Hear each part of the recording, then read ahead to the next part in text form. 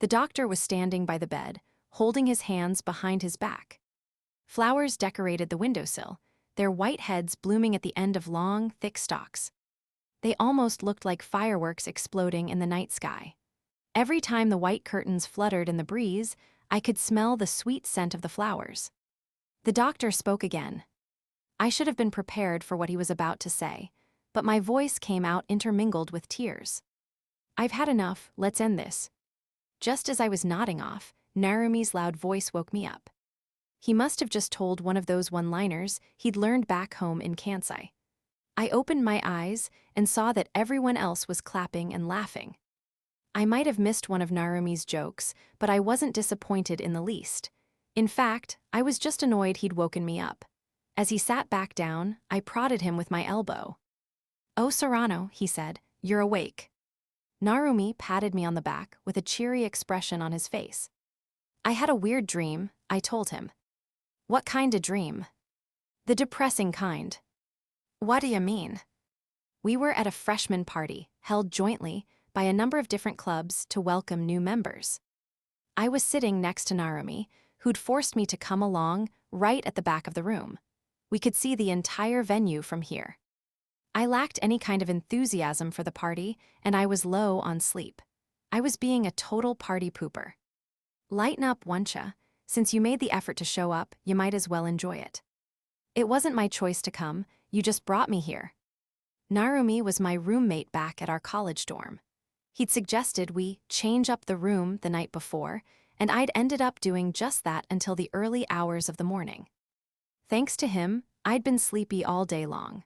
I thought I'd finally get the chance to sleep once my lectures were over, but he'd ended up dragging me to this freshman welcome party. Beside me, Narumi looked around the room with a chipper expression. How much stamina does this guy have? I pondered that question as I took a sip from my glass of oolong tea and glanced around the room. The scene unfolding in front of me was surreal. The super mega joint freshman welcome party had started out pretty sedate. The president from each club had said a few words, then raised their glasses in such a grandiose toast you'd have been forgiven for assuming they were drinking champagne. So how had things ended up like this? The large room, filled with around 40 freshmen, had descended into chaos. No one was staying in their seats. Instead, they all drifted around like zombies, holding their drinks in one hand. Noodles had been added to the hot pot, sitting on one of the tables to turn it into champon, but nobody had even bothered picking up their chopsticks. It just kept simmering until the noodles lost all their elasticity. Anyway, some flirty guys were chatting enthusiastically with the girls, raising their voices to make themselves heard, while a group of nerdy-looking people sat hunched over in the corner. I also spotted some girls with thick makeup on, laughing and clapping their hands like broken toys, though I had no idea what they could be finding so funny. We were in a bar, in a room partitioned off by a set of sliding doors, and the excited atmosphere made it seem hot and stuffy. Everyone was talking so loud, I felt like it was getting a bit hard to breathe with the amount of carbon dioxide in the room.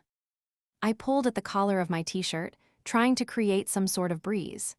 Between the heat and the air quality, the discomfort index was off the charts, so I was desperate to get outside.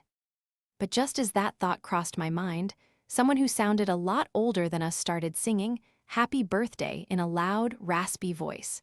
It was coming from the room next door, the one separated from ours by the sliding doors, which prompted our table to start clapping and singing, too, as if it was some sort of call-in response.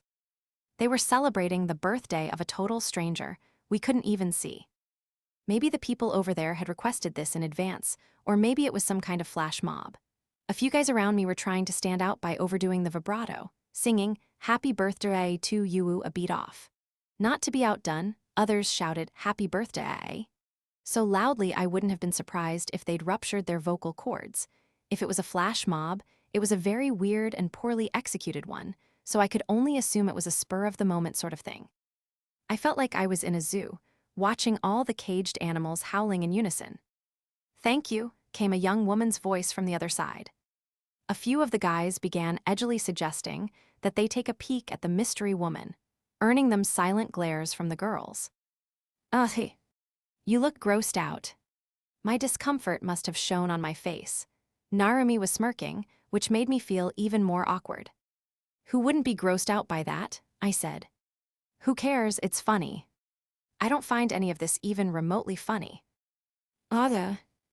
Narumi's teasing annoyed me a little, so I subtly pointed to a table 2 away from ours. I mean, don't you find that a little gross? A group of boys were swarming all over a girl there. The topic of conversation had shifted from join our club to prying into her love life. When the tantalizing revelation came to light that she was single and living alone, the discussion eventually descended into an unabashed self-promotion session. If she mentioned she didn't like smoking, all the guys would immediately put out their cigarettes. If she said she liked the veins on a man's arms, they'd all roll up their sleeves. It's not that gross, is it? You must be a total saint, Sorano. Are you making fun of me? Narumi waved a hand dismissively. Nah, still, I guess you're just one of those people. He gave me a knowing smile. What do you mean by that? I asked. I mean, look at ya. You got your back against the wall, refusing to move from your spot. Everyone else is out there trying, desperately to connect with other people. It's that desperation I find so. But before I could finish my sentence, I heard a clap from a table in the back. Can I have everyone's attention? I think he was the president of some club, but I couldn't remember which one. It might have been something music-related or an athletic one. I didn't think it was the tennis club, but then again, it may well have been. Anyway, a guy with light brown hair and a playboy vibe had risen from his seat. I have an important announcement to make. His voice was brimming with confidence, the kind that made someone sound like they'd never had a hard day in their life. To be honest, I found his overconfident attitude pretty annoying. Maybe other people found it funny, though, because I could hear a few chuckles. His exaggerated pauses had attracted people's attention, or so I thought. Instead, people had started digging into the now cold champagne, and slurping sounds echoed from all corners of the room. Still, the guy wasn't going to let a little noise stop him. He certainly wouldn't come out of this looking any cooler, but he was going to make his announcement no matter what. Either he'd drunk too much to hear properly, or he was made of incredibly tough stuff mentally. Freshman Yuuko Hayase. As it turned out, Hayase was one of the slurpers. She put some more noodles into her mouth and made a face that seemed to say, "Huh, me." When the people around her urged her to stand up, she did so, covering her mouth with one hand while she chewed. She used her other hand to try to comb her hair a bit, as if uncomfortable. Curious gazes converged on the new student. The guy ran a hand through his hair and gave her an intense look. The girl, on the other hand, didn't take any notice of him. She just glanced around the room, clearly embarrassed. It didn't seem like they were going to gaze dramatically into each other's eyes anytime soon. He took in a sharp breath. I've never fallen in love at first sight before, but I honestly don't think I can keep this in. Will you go out with me? Who did this guy think he was? Any sober person would be completely disgusted. Yet the inebriated crowd erupted into applause. Say yes, say yes. The crowd started chanting in English. For some strange reason, they were using a foreign language to demand a response. What's it matter? Just go out with him. Someone jeered irresponsibly. Go out with me too, another added opportunistically. Ignoring the bystanders, the girl bowed her head deeply. I'm sorry, but no. It was a decisive rejection. Just those few words would have sufficed, but she doubled down, saying, "You're not my type at all." It was merciless, as if she'd kept hitting him when he was already down. Seriously? Asked the guy who'd been rejected, unable to believe what he was hearing. Seriously, she answered timidly. The room erupted into noise once again, and the applause resumed. Everyone was clapping and laughing, even Narumi sitting next to me. You're such a spoilsport, Sorano, he said, hitting me on the back. I've never liked people who try to stand out, I told him. Why not? It's funny. I guess I just hate how desperate they are, like they're trying too hard. Maybe they're just trying to reinvent themselves in college. That's what this place is for, right? Even so, I don't like it when people try to make waves. Personally, I don't even want to cause the tiniest ripple. I felt that way with all my heart. Being impressive or memorable required a certain amount of effort. It was easier to stay below the radar. I always made sure nothing I said was so strange it was off-putting, and I tried to read the room in order to fit in. But I hated taking the initiative socially. If you hadn't invited me today, I wouldn't have shown up. As soon as I blurted out my true feelings, I regretted it. I never usually said things like that. Was I really so annoyed? I hadn't meant to say that. My regret appeared unnecessary, though. The large, laid-back man next to me made a completely unrelated suggestion. Hey, let's go over there for a bit. He was looking at the table where the girl, who just rejected the momentous confession, was sitting. Seriously, I thought, stumped. Most of the tables were swarmed by guys, creating small colonies around the women there. Yet no one seemed interested in the girls at Hakes's table. It made no sense. Even from a distance, they didn't seem unattractive.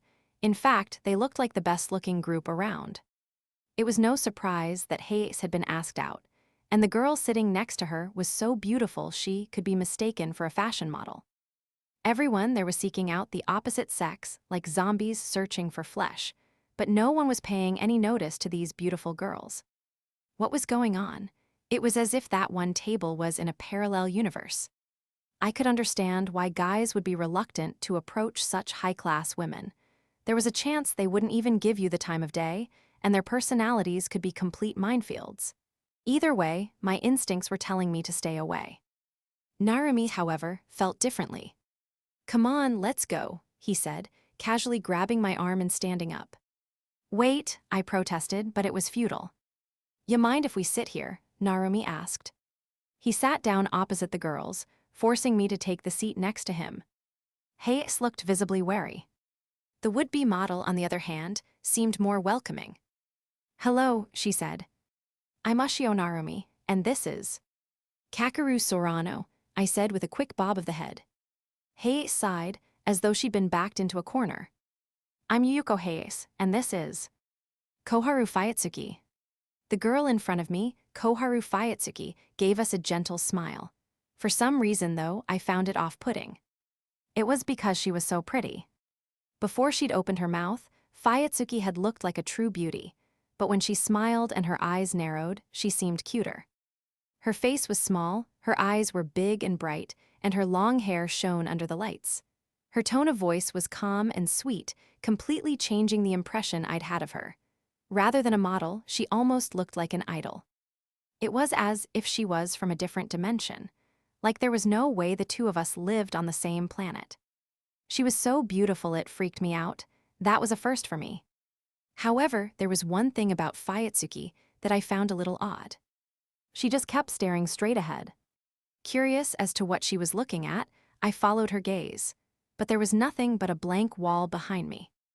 I wondered if there was something on the wall, but no matter how hard I looked, I couldn't spot anything. I found myself under some sort of strange illusion that if someone as beautiful as her was looking at the wall, then there must be something there.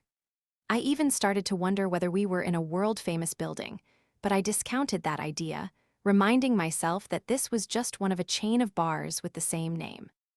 When I shifted my gaze away from the wall and back to Fuyutsuki, I found her feeling around on the table with her right hand. Directly in front of her was a glass filled with orange juice, but she was struggling to pick it up. She looked like she was navigating her way through a dense fog. I couldn't help but wonder what she was doing. Hayes tapped Fuyutsuki on the shoulder and whispered in her ear. "It's right in front of you, Koharu." "Thanks, Yuuko." Fuyutsuki extended her arms straight out in front of her, gently touching the glass and grabbing hold of it. As I sat there confused, struggling to work out what the problem was, Narumi casually asked, "Do ya have bad eyesight, Fuyutsuki?" I was shocked. How could he ask such a personal question to someone he'd only just met? Fuyutsuki didn't seem bothered by it, though. She put down her glass and smiled sweetly. "Yeah, I'm blind." As soon as I stepped out of the bar, the cool breeze brushed against my cheek. My body was still hot from being inside, so it felt good. There must not have been a ton of oxygen in the room, because even the exhaust fume-filled air along the highway now seemed refreshing. The rowdy group we'd been with was probably on their way to an after-party already. I could hear laughter echoing in the distance, most likely theirs. As we were leaving, Hayes had leaned in and whispered to me, careful not to let Fuyutsuki hear. Those guys switched tables as soon as they found out Koharu couldn't see. So that's why your table was like a remote island. A remote island? Asked Hayes, her eyes wide. It was like an island, separated from the mainland, don't you think? What are you talking about? Hayes said, laughing. Having left the bar we'd been at in Tsukishima, we found ourselves heading down Kiyosumidori Avenue toward Monza Nakacho. Narumi and I were heading to our college dorm across the A bridge, while Hayes said she was going to catch the subway after dropping Fuyutsuki off. Fuyutsuki was following the yellow tactile paving, using a stick called a white cane. Hayes walked beside her, keeping a hand on Fuyutsuki's elbow. Narumi, meanwhile, chattered away at the two girls. The sound of cars drowned out their voices as we walked along the highway. Looking up, I noticed it was a clear moonlit night. There were no stars in sight. The brightness of the moon and the city lights was probably to blame for that. Even so, the scattered lights of the apartment buildings looked like real stars. The huge moon peeked out through high-rise buildings, looking as if it were suspended in a star-filled sky. So this is what the city looks like at night, I thought, but then something else struck me. Fuyutsuki wouldn't be able to see the moon, would she? She's blind. What would I do if I lost my sight? Probably shut myself in my room, cursing my fate with every fiber of my being. It wouldn't surprise me if I lost all hope. I'd feel guilty burdening other people whenever I had to eat or take a walk. I can't even imagine how hard it would be. There was no way I'd act as cheerfully as Fuyutsuki did. Why had she decided to come to the freshman party even though she couldn't see? Narumi had asked her that during the event, which shocked me. He never sugar-coated things, but Fuyutsuki hadn't seemed to mind. You came because it was a new experience, huh? As I was mulling over her words, I heard a voice beside me speak up. What was that? Gah, I accidentally blurted out. Hayes was looking at me, blinking in confusion. Huh, do you hate me or something? She asked. Of course not, I told her. I'm just kidding. Hayes sulked for a moment, but then immediately let out a giggle. The four of us had spent the entire end of the party chatting together, and the wariness she'd initially displayed seemed to have evaporated. Is it okay for you not to hold her hand? I asked Hayes. Fuyutsuki was walking along the yellow tiles unaided, forging straight ahead.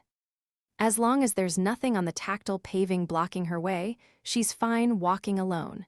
She doesn't like people touching her when she hasn't asked for help, Hayes explained. Are you two old friends? Why do you ask? I mean, you're acting as her chaperone. I kind of figured that was the case. Oh, that's what you mean. I only met Koharu at the entrance ceremony. I'm Hayes and she's Fuyutsuki, so we're Fu and Ha, right?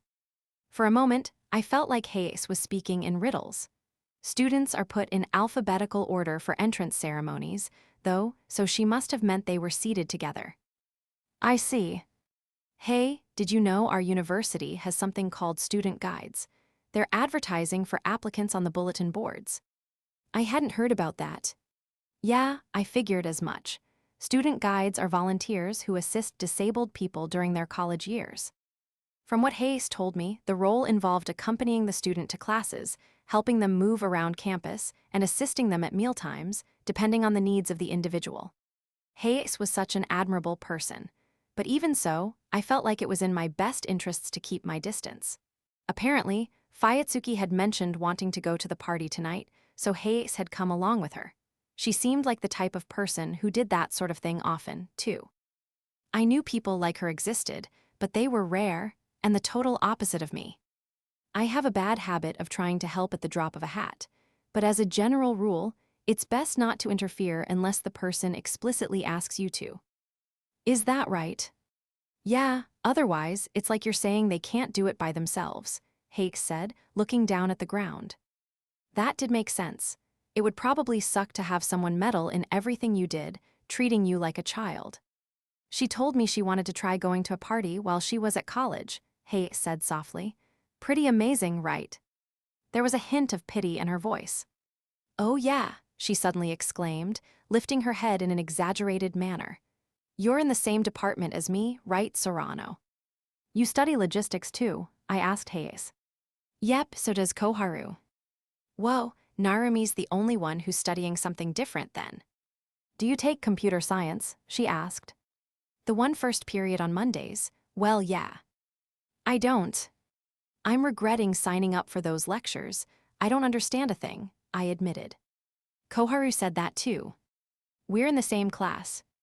Now that I thought about it, there might have been someone who looked like Fuyutsuki sitting in the back. I tried to remember but couldn't, probably because I hadn't been all that interested.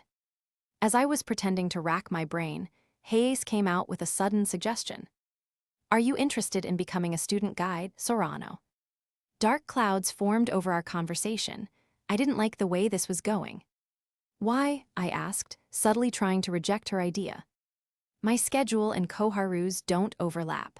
I was hoping you could help us out, even if it's just during that one lecture. Well, the thing is, you only have to help her if she looks like she's struggling, okay? Hayase was being very forward, pushy even. I actually found it pretty amazing. As I was reeling from the mild shock, I heard a crash ahead of us. A bike had fallen over, and it seemed to have startled Fuyutsuki. It looked like she'd accidentally knocked it over with her white cane on the tactile paving, where it had been parked. Are you okay? Asked Hayase, rushing over. Sorry about that, I didn't notice it was there, said Narumi. I almost took a step forward, but I stopped when I saw Narumi pick the fallen bicycle up off the ground. I'm sorry, Fuyutsuki said. All I did was stand frozen to the spot, watching her. It's fine, seriously. Anyone could have knocked over this junky old thing. Was its stand broken or something? Narumi was struggling to get the rusty bike to stay upright. Hayase came back over, frowning. Lately, I've become much more mindful not to park my bike on the tactile paving, she said. More people need to know how important it is. Yeah, I responded almost automatically. Yeah, Hayase repeated, slightly irritated. Then, maintaining that same level of annoyance, she returned to our previous topic of conversation. So, what do you think about the student guide idea? I'd hoped the incident with the knocked-over bicycle would have put the issue out of her mind, but unfortunately for me, it hadn't. I pretended to think things over for a moment. Give me some time to consider it, I replied vaguely. I meant it as another indirect refusal, but Hayase wasn't going to back down.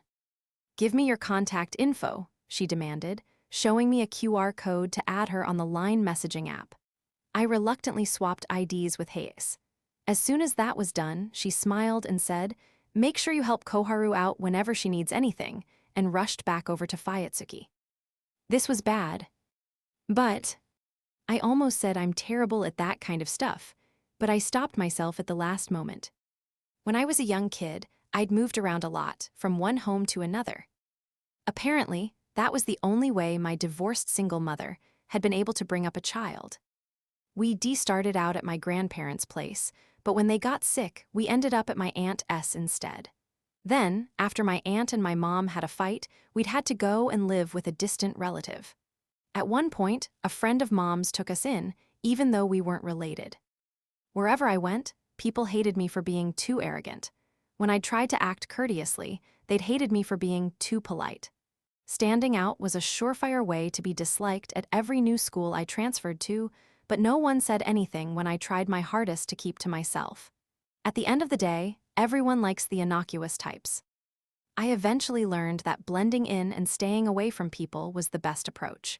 Before I knew it, I became a pro at reading people's facial expressions, staying under the radar, and identifying safe zones. I looked up to find the moon obscured by fog. I could only make out its vague outline. The dull moonlight gave the throng of apartment buildings a mysterious glow. I found it a beautiful sight, but the cold, inorganic nature of the concrete caught my eye, making me feel a bit uneasy. Oh, it's this building, right? Said Hayase, coming to a stop. We were at one end of the A bridge. The university was just across the other side. What a nice place, exclaimed Narumi, looking up at the apartment complex. In front of us stood two buildings, each around 50 stories high. They looked like your typical high-rise apartment blocks. There was a short staircase and wheelchair ramp that led to a long promenade, and at the end of it was the entrance adorned by a waterfall flowing down a large pane of glass. It was immediately obvious that these were luxury apartments. Fuyutsuki gave off neat and clean vibes, but this confirmed my impression that she was a pristine rich girl.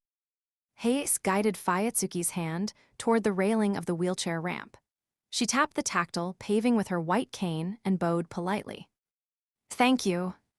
Have a good night." "See ya." "Good night." We exchanged goodbyes and waved to one another. That was when it happened. We heard the boom of something exploding, and red light reflected in the windows of the apartment building. Boom, boom, the explosions continued, one after another. Each time the sound cut through the night sky, the building's windows were dyed in vivid color, yellow, blue, then red again. Narumi pointed to the other side of the A bridge. "Looks like they're over there." Hayes walked from the ramp back to the sidewalk, then looked up at the sky. "Isn't that the university? Are they allowed to let off fireworks there?" "Wait, what fireworks?" said Fuyutsuki excitedly. She must have wished she could see them for herself, because she came running down the ramp, guided by the rail. Suddenly, her hand slipped, and she lost her balance. "Watch out," I cried, instinctively catching her. I helped Fuyutsuki get her feet back under her again. When I touched her palm, it felt cool against my hand. "Your hands are so warm, Sorano," she said, seeming totally unperturbed. "You could have hurt yourself," I told her. "Sorry." "No, it's fine." By the time I'd helped her to the sidewalk, the fireworks had already ended. "We missed them, didn't we?" she asked with a playful smile. "Can you see them?" I asked, finding her reaction a little odd. "No," she replied, turning her face toward me, "but I love fireworks." "You do? Even though you can't see them?" I kept that question to myself, though. "One day, I want to set off fireworks with friends," she said, beaming. Fuyutsuki couldn't see the world around her, so how could she enjoy fireworks? She would be alone, surrounded by pitch-black darkness. All alone, listening to the explosions echoing around her. So why, then, did she sound so happy talking about them? Was she pretending, or was it genuine? She was such a mystery to me. "Sorano," Hayes whispered in my ear. "Koharu's cute, don't you think?" "Yeah, sure," I replied ambiguously. I knew it'd be bad to say no. "She's cute and she's cool." Hayes kept nagging me until we eventually parted ways. She said things like, "You only have to help out when you feel like it." And on several occasions, the words "I can't" almost escaped my lips. The best policy was to ignore her. So that's what I did, just let it go past.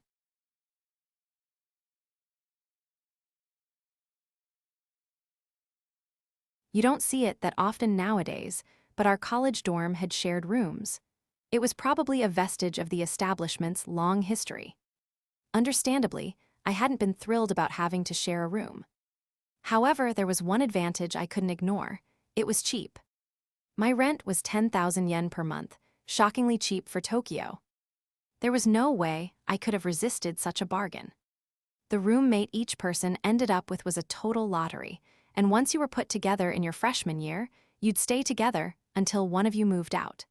It seemed like it was common for roommates to live together for all 4 years. While Narumi could be pushy, I knew he was a good guy deep down. He'd wake me up when I looked like I was going to oversleep, and I'd started to appreciate having him around. "Don'cha have class first period, Sorano? You stayed up late again, yeah," he said, offering me some instant miso soup as soon as I woke up.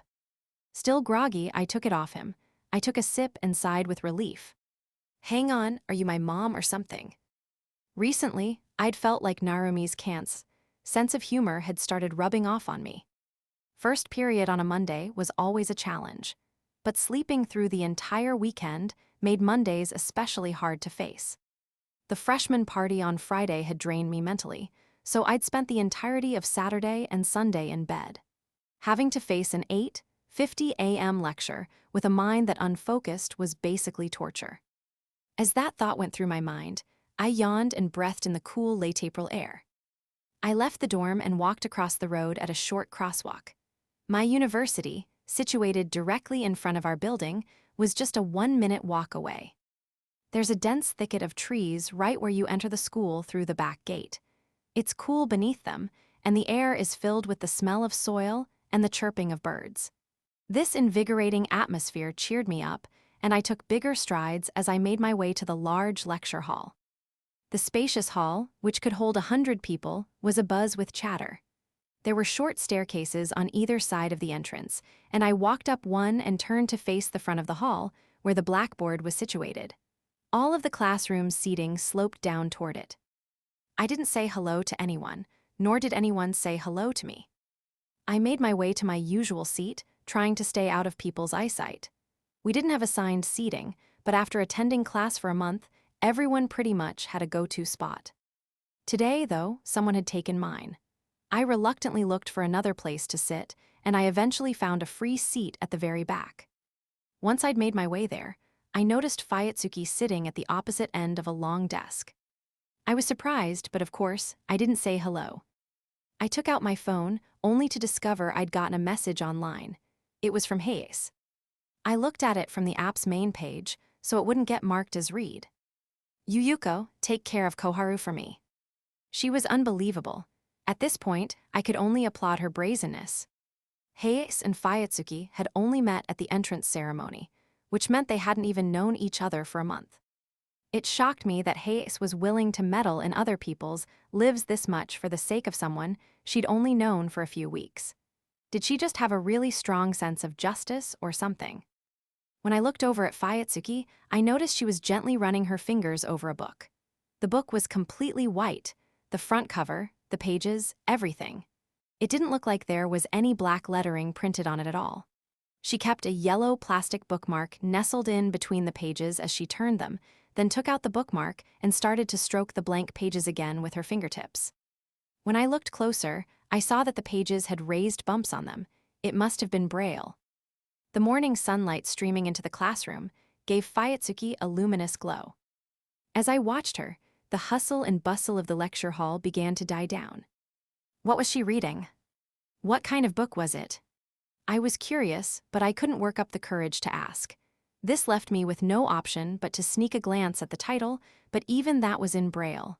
I had no way of reading what it said. Whatever, I decided to pretend I hadn't seen her. It turned out, though, that I couldn't stick with that plan for long. Fuyutsuki attempted to insert the bookmark between the pages behind the one she was reading, but it bounced off the edge of the book and slid in my direction. She didn't seem to notice. I picked it up and glanced at her as if to say, "Is this yours?" But of course, there was no way for her to know that. I tried sliding the bookmark back to her, but even then, she still didn't notice it was there. I pondered over what to do next. However, it didn't take long for me to realize that I had no other options, so I psyched myself up. "Good morning," I said to her. It had taken me a lot of courage to get these words out, but she didn't reply. Fuyutsuki continued silently reading her book. "Good morning," I repeated. She said in a startled, high-pitched voice. I was a little flustered on my end as well, but I gradually began to grasp the problem. Oh yeah, she can't tell which way I'm facing or whether I'm looking at her.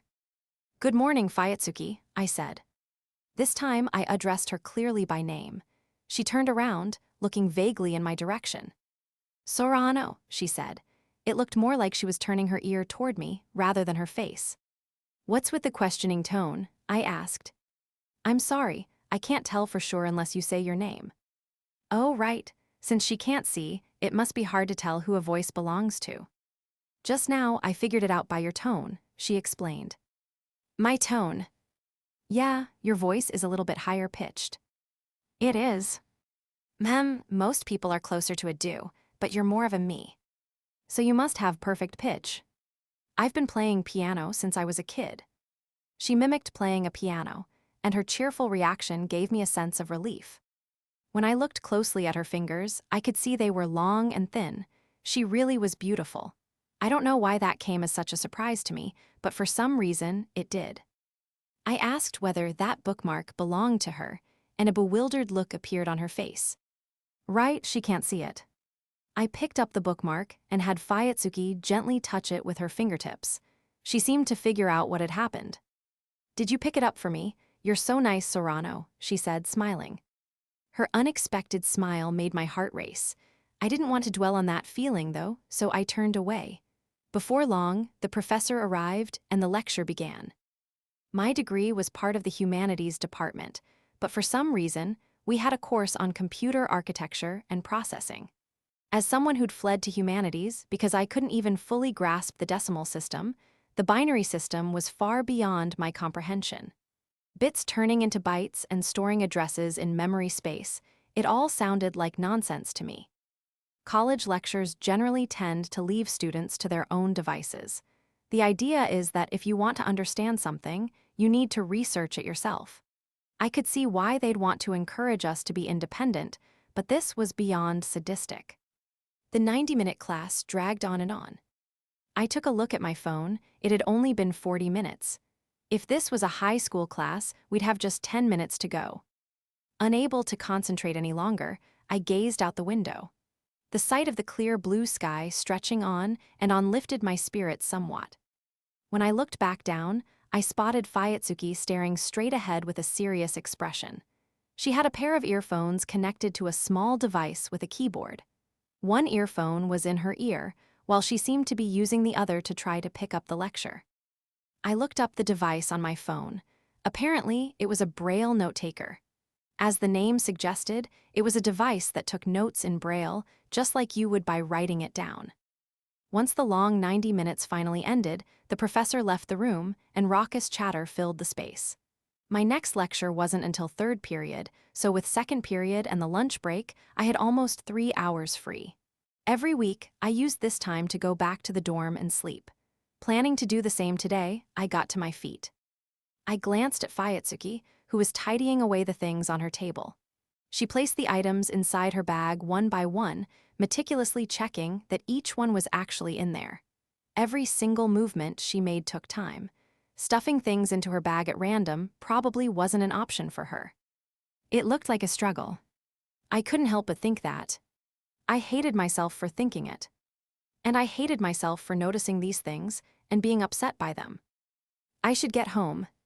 But just as I turned my back to her, I heard a clattering sound. I looked behind me. Fuyutsuki had knocked over her white cane, which had been propped up against a chair. It slid down the stairs, coming to a stop at the bottom of the first flight. Fuyutsuki crouched down, feeling around on the floor, slowly searching for her white cane. But she wasn't going to find it. That much was obvious. If I was told to close my eyes and look for something, I wouldn't be able to find it either. I looked around, but Fuyutsuki and I were the only ones left inside the classroom. This whole situation sucked. I hated how I faltered for a moment in times like these. I waited for someone else to step up, which made me feel like such a lowlife. On one hand, it was a relief that no one else was around. This kind of situation made me worry about other people's opinions, which disgusted me even more. If Hayes or Narumi were around, they would have gone to pick up her cane without a second thought. It was so easy to imagine them doing it. Fuyutsuki, wait, I'll pick it up for you. Thank you so much. Got it. Seriously, thank you. All I'd done was pick up something she'd dropped. Did she really need to act so grateful? It's no big deal, I assured her. I should have attached a bell to it. Nah, once it had fallen over, it wouldn't make a sound anyway. Oh, you're right, ahaha. When she laughed like that, Fuyutsuki looked like any normal girl. Yet when I saw her walking with her white cane again, I couldn't help but think about her eyesight. Do you have a class during second period? She asked me. No, nothing. Do you have any plans?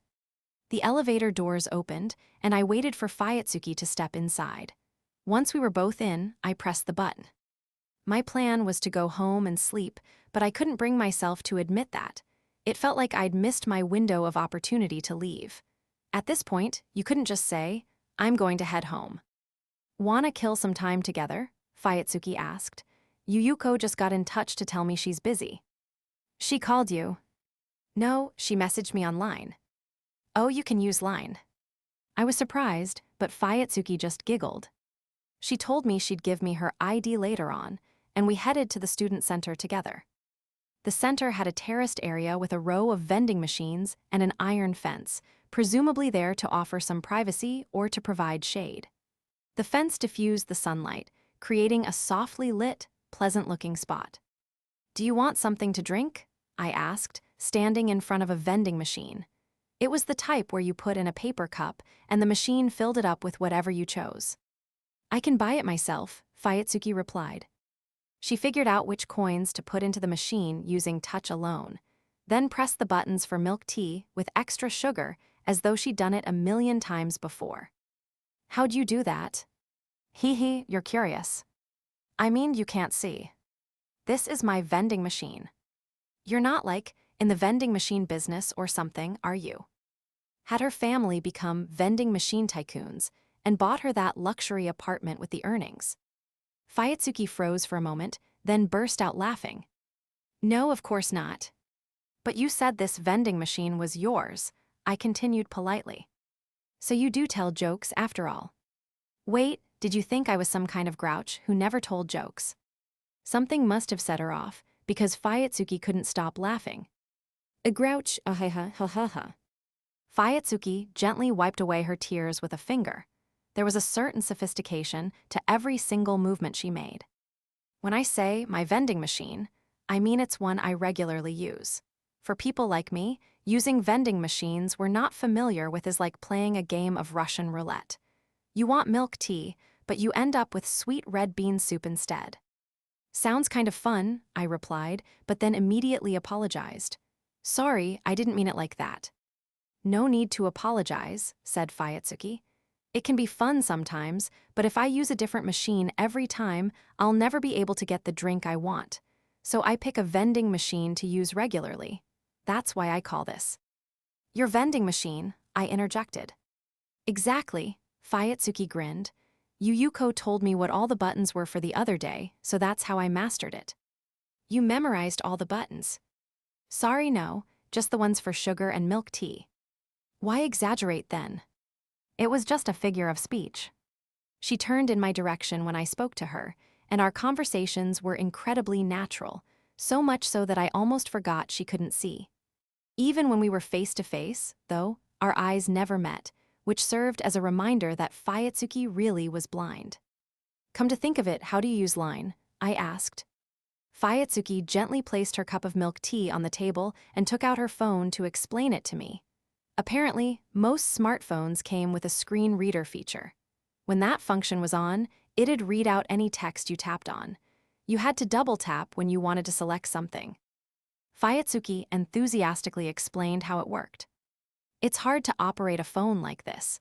Different things happen depending on whether you use 2 fingers or 3. Oh wow, that sounds tough. There are other commands for sliding 4 fingers across the screen and tapping it 3 times as well, so it takes a lot of practice to get used to. It was a challenge, but people really can do anything when they have no other choice. Fuyutsuki talked about her struggles excitedly, as if she didn't consider them to be struggles at all.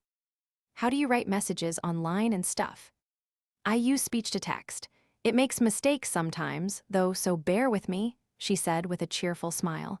It almost felt like her happiness knew no bounds. Narumi asked me for my line the other day, too, she added. True enough, I could see his profile pic on her phone screen. Then, still smiling, Fuyutsuki said something that sent a chill through me. Believe it or not, we visually disabled people do the same things as everyone else. I didn't know how to react to her openly calling herself disabled. There were plenty of other ways she could have expressed herself, visually impaired, handicapped, but she'd chosen to refer to herself as disabled. She said it so openly, too, as if it was no big deal.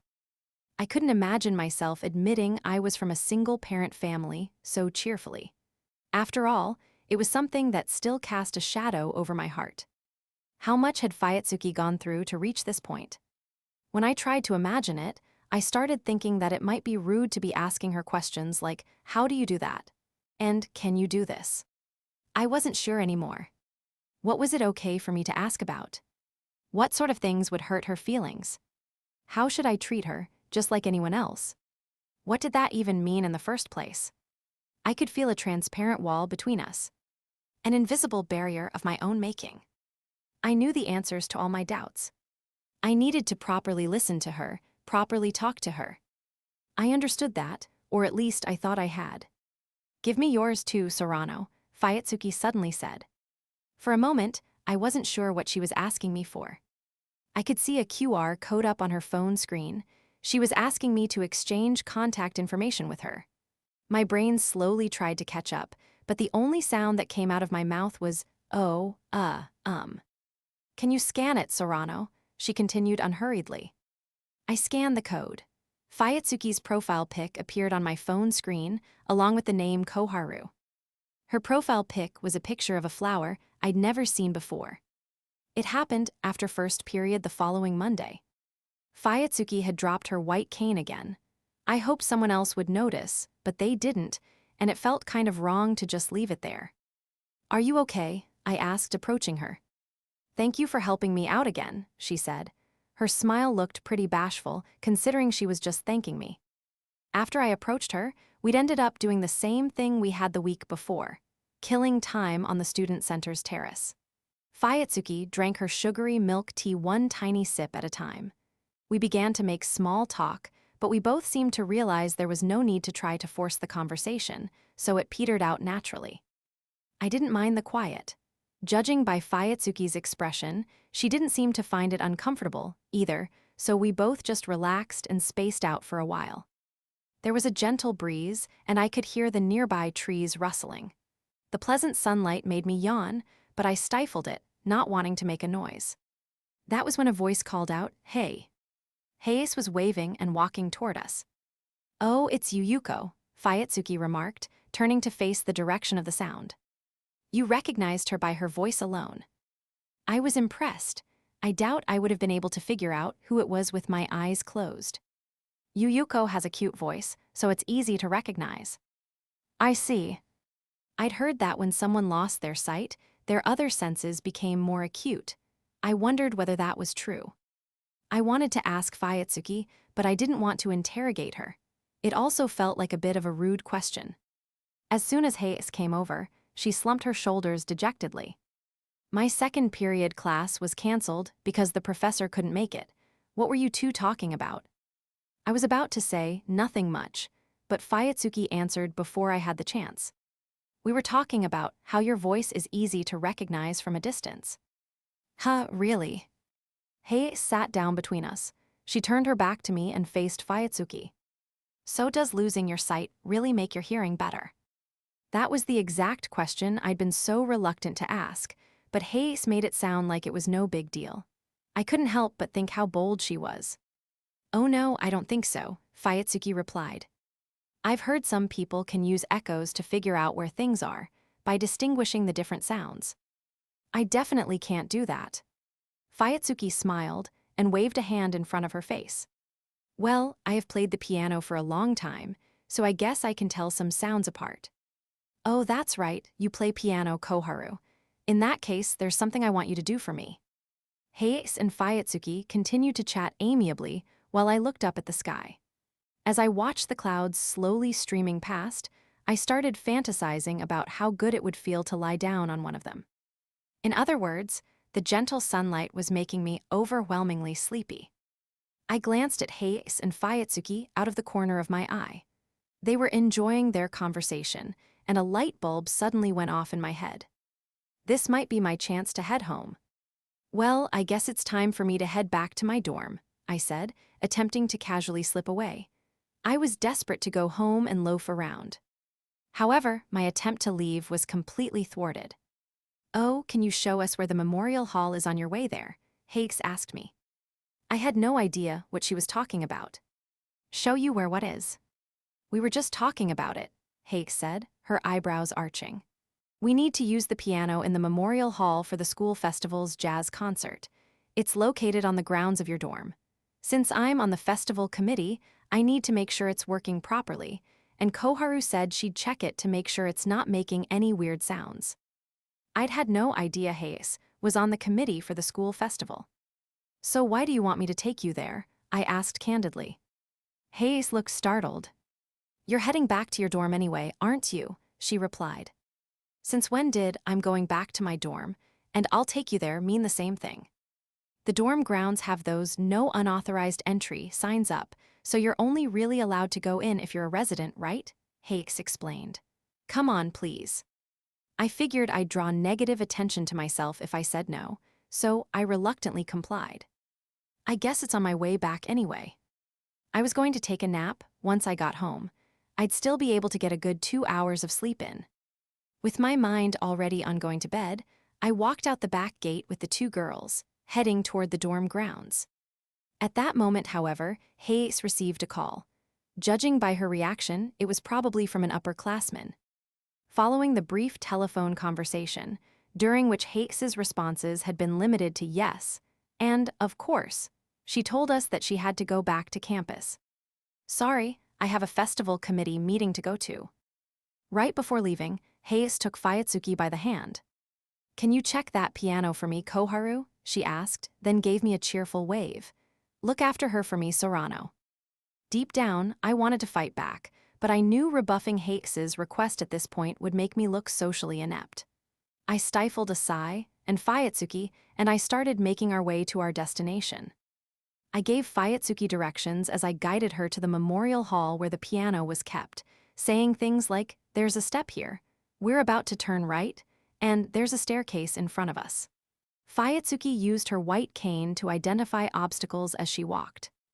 Was it okay not to offer her my hand while we were walking together? It felt like that to be the safer option, but I was reluctant to touch her. We found the piano in a big, eerily quiet room inside the memorial hall. Sunlight illuminated the dust particles floating in the air, making the whole room sparkle. The large grand piano was sitting in a corner by itself, its shiny black surface covered in a thin layer of dust. I led Fuyutsuki over to the keys. She ran her fingers over them. Wow, she exclaimed with childlike wonder. Do you need help sitting down? I asked. Thanks, but I'll be fine. She sat down on the piano bench. I watched from right beside her as she pressed a key with her index finger. I know it's a weird question to ask at this point, but how can you play piano if you're blind? I can only play songs I memorized back when I was able to see. Oh, I guess there are blind pianists after all. Those people are on another level. I wouldn't be able to learn a new composition without seeing it. Fuyutsuki giggled. A lot of my memories and habits from when I was able to see have stayed with me. I still glance at the spot where the sheet music would be while I'm playing, and I turn to look at people when they speak to me. When there are fireworks, I can't help but look up, so sometimes, people think I'm able to see. I can still visualize what things look like, which makes me grateful that I was able to see at one point. The fact that Fuyutsuki was able to say how grateful she was that she'd been able to see, despite having lost her sight, left me speechless. Would it be appropriate to say, that's great? Or would she think I was unfairly assuming most people wouldn't be that positive? I froze, unsure how to respond, but then a sharp, high-pitched sound brought me back to my senses. Oh, it's a grand piano, Fuyutsuki remarked. You can tell. It feels totally different. The keys come back up much faster. Well, it makes me nervous knowing that you're listening, Fuyutsuki said, before playing a few chords to test the piano out. It looked like this was second nature to her. Then she adjusted her posture and the position of her seat. All right, is it okay if I start playing? Sure. Fuyutsuki placed her long fingers on the keys and took in a deep breath. As she exhaled, she slowly applied pressure. A gentle melody began to fill the silent room. Fuyutsuki's fingers caressed the keys, producing a rich sound. I was amazed at how talented she was. The piece of music she was playing made me think of the ocean. I could feel the waves gently lapping at my feet, soaking up to my ankles in the water as the blue sky stretched out above me. I could see the surface of the ocean glistening in the distance, and I spotted seabirds flying around. These thoughts flickered across my mind as I gazed absent-mindedly out to sea, and white-crested waves suddenly swept onto the shore, the foam shimmering brightly around my feet. At least, that was the way her serene performance made me feel. How was it? Fuyutsuki asked me once she'd finished her song. What was I supposed to say to that? I really do love Bach, I replied offhandedly. Fuyutsuki burst out laughing, her mouth wide open. Sorry, but that wasn't Bach. Mozart. Ooh, you're so wrong. It's got to be Chopin then. Fuyutsuki laughed again. You really crack me up, Sorano. It's a piece called Arabesque of Waves by Akira Miyoshi. How am I supposed to know that? Most people who haven't studied classical music only know composers whose pictures are displayed in school music rooms. Beethoven, Bach, Mozart, Chopin, and the like. It's a song that's often picked for piano competitions. I played it too when I was in 5th grade, and I've loved it ever since. I like to play it at a slower tempo than the sheet music suggests, though. Honestly, I thought you were really, really good. I praised Fuyutsuki, surprised that an elementary school student would be able to play a piece like that. She thanked me and gave a satisfied smile. Then she cheerfully asked whether I minded if she played a little more. Go ahead, I said, and Fuyutsuki continued playing for the next 30 minutes. The piano might require a bit of tuning, but I think it's good enough, Fuyutsuki said buoyantly. She was walking next to me, having played to her heart's content. Do you play often? I asked her. Just this electric keyboard I have at home. I play that all the time. I didn't have enough time to get a nap in anymore, so we decided to head back to campus and grab something to eat at the cafeteria. We left the grounds of the dormitory and waited for the light to change at the crosswalk near the back entrance. Thank you, Fuyutsuki said. No worries. I'm not just talking about the piano, she continued. When my cane fell over earlier, I tried to pick it up, wondering why I hadn't attached a bell to it yet, but in the back of my mind, I had the feeling you'd get it for me. And you did. I was so happy. This unexpected confession caught me totally off guard. But there was no guarantee I'd pick it up right. No, but you did. Fuyutsuki was beaming. You were called on during the lecture, so I knew you were there. I was hoping we might be able to have tea out on the terrace again, but calling out your name in the lecture hall would have been so embarrassing. I'm really glad we got to talk to each other again. You have my line now, so you can just message me. You don't have to call my name out in the classroom. Fuyutsuki's sudden broad smile and her comment about how happy she was to talk to me again made me feel so embarrassed that I forgot how to sound polite. Really, I can? She asked, surprised. Sure. Okay. For some reason, she was still beaming, and I thought what a strange person she was. The pedestrian signal turned green, and the sound of a bird chirping came from the crosswalk button. Shall we go? Fuyutsuki asked, hearing the noise. For some reason, her voice sounded just as chirpy as the birds. It was the end of May, and about a month had gone by since I first met Fuyutsuki. We made a habit of hanging out on the terrace together, whenever we had free time after lectures. Ever since I'd told her to contact me online, she'd started going out of her way to message me the day before, asking would you like to have some tea on the terrace. That had made it hard to turn her down. And so here we were, killing time together on the terrace once again. I was eating my ramen from the cafeteria, while Fuyutsuki drank her usual sugar-heavy milk tea. She never ate lunch. Apparently, she didn't need to after the hearty breakfast her mom made for her every morning. Fuyutsuki had told me she lived in that apartment block with her mom. There was a hospital she had to visit regularly because of her eyesight, so they'd bought a second home in its vicinity. She said the word second home so casually that I'd responded with shock. I have a real-life millionaire sitting here in front of me. Fuyutsuki puffed out her cheeks, jokingly mad at me. Once I'd finished my ramen, I soaked in the sun and spaced out. There was an early summer breeze in the air, and the blue sky lifted my mood. Kakeru. I thought you, disappeared somewhere. Oh right, I guess I went into my shell. That was mean of you. According to Fuyutsuki, whenever I was quiet and withdrawn for a moment, it seemed as though I'd actually disappeared. Apparently, I was quite unique in the way I could erase my presence. For some reason, I found I'd grown fond of the way she began our exchanges with Kakeru. I couldn't remember exactly when it had happened, but one day, Fuyutsuki suddenly asked if we could call each other by our first names. For me, addressing someone by their last name was the most I could manage. Naturally, I declined, but from then on, Fuyutsuki began calling me Kakeru anyway. In all honesty, I'd never expected to develop this kind of relationship with Fuyutsuki, where we could joke around with each other. Yet I felt strangely comfortable with her. We must have fit each other's rhythms or something. It was the first time in my life I'd had fun talking with a girl. I've been meaning to ask, what's that book you're always reading? This one, replied Fuyutsuki, getting it out of her bag. Yeah, that's it. The title's written right here on the front, she said. Come on, you know I can't read Braille. It's the Diary of Anne Frank. Oh, no way. Huh, have you read it? Nope. What was with that reaction then? Fuyutsuki asked with a laugh. Is the book interesting? Seeing how strong-minded and determined she was, it sort of makes me want to try my best, too. There's this one passage I really like, so I end up reading it over and over again.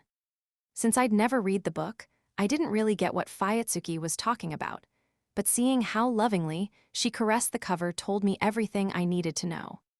It must be a really special book, the kind that leaves a lasting impression.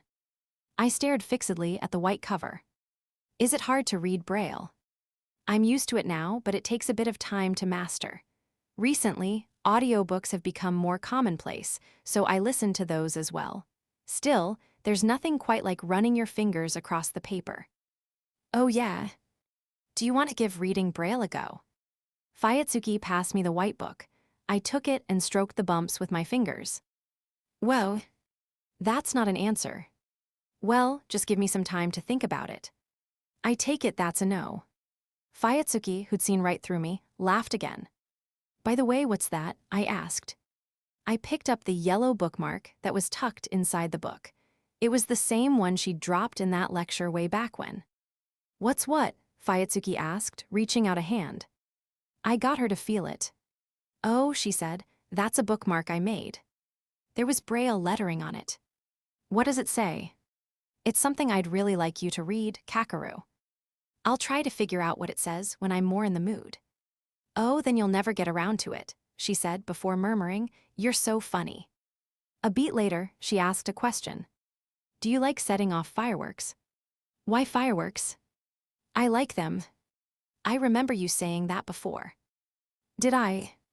On the night we'd met, Fuyutsuki had said it was her dream to set off fireworks with friends. Even though you can't see, I asked myself the same question I had when she'd first told me, but once again, I kept my thoughts to myself. I'm from Shimonoseki, I told her. Well, we moved around a lot, but we ended up there. The swift currents of Shimonoseki's Kanman Straits immediately came to mind. There's this festival called the Kanman Straits Fireworks Festival, where they set off fireworks on either side of the strait.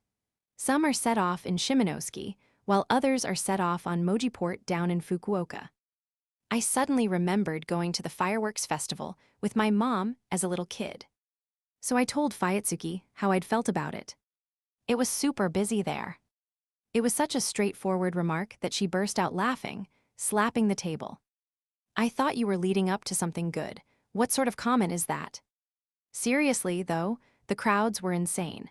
It's the second busiest fireworks festival in the whole of Japan or something. It's so typical of you to focus on that part, Fuyutsuki said, still laughing. I'd love to go there. I bet it's amazing. They must take turns launching fireworks on either side of the water, one after the other. But it's so busy. At that point, Fuyutsuki said something crazy. Don't you think it's nice how people crowd together to watch fireworks? I couldn't help but let out a huh. Fuyutsuki exaggeratedly spread out her hands. Everyone's looking up at the night sky, laughing excitedly. You're surrounded by tons of people, all doing the same thing. When you think about it like that, fireworks are pretty incredible, right? Lazia. I was speechless. Her way of looking at it was so different from mine that it bewildered me. Fuyutsuki was amazing.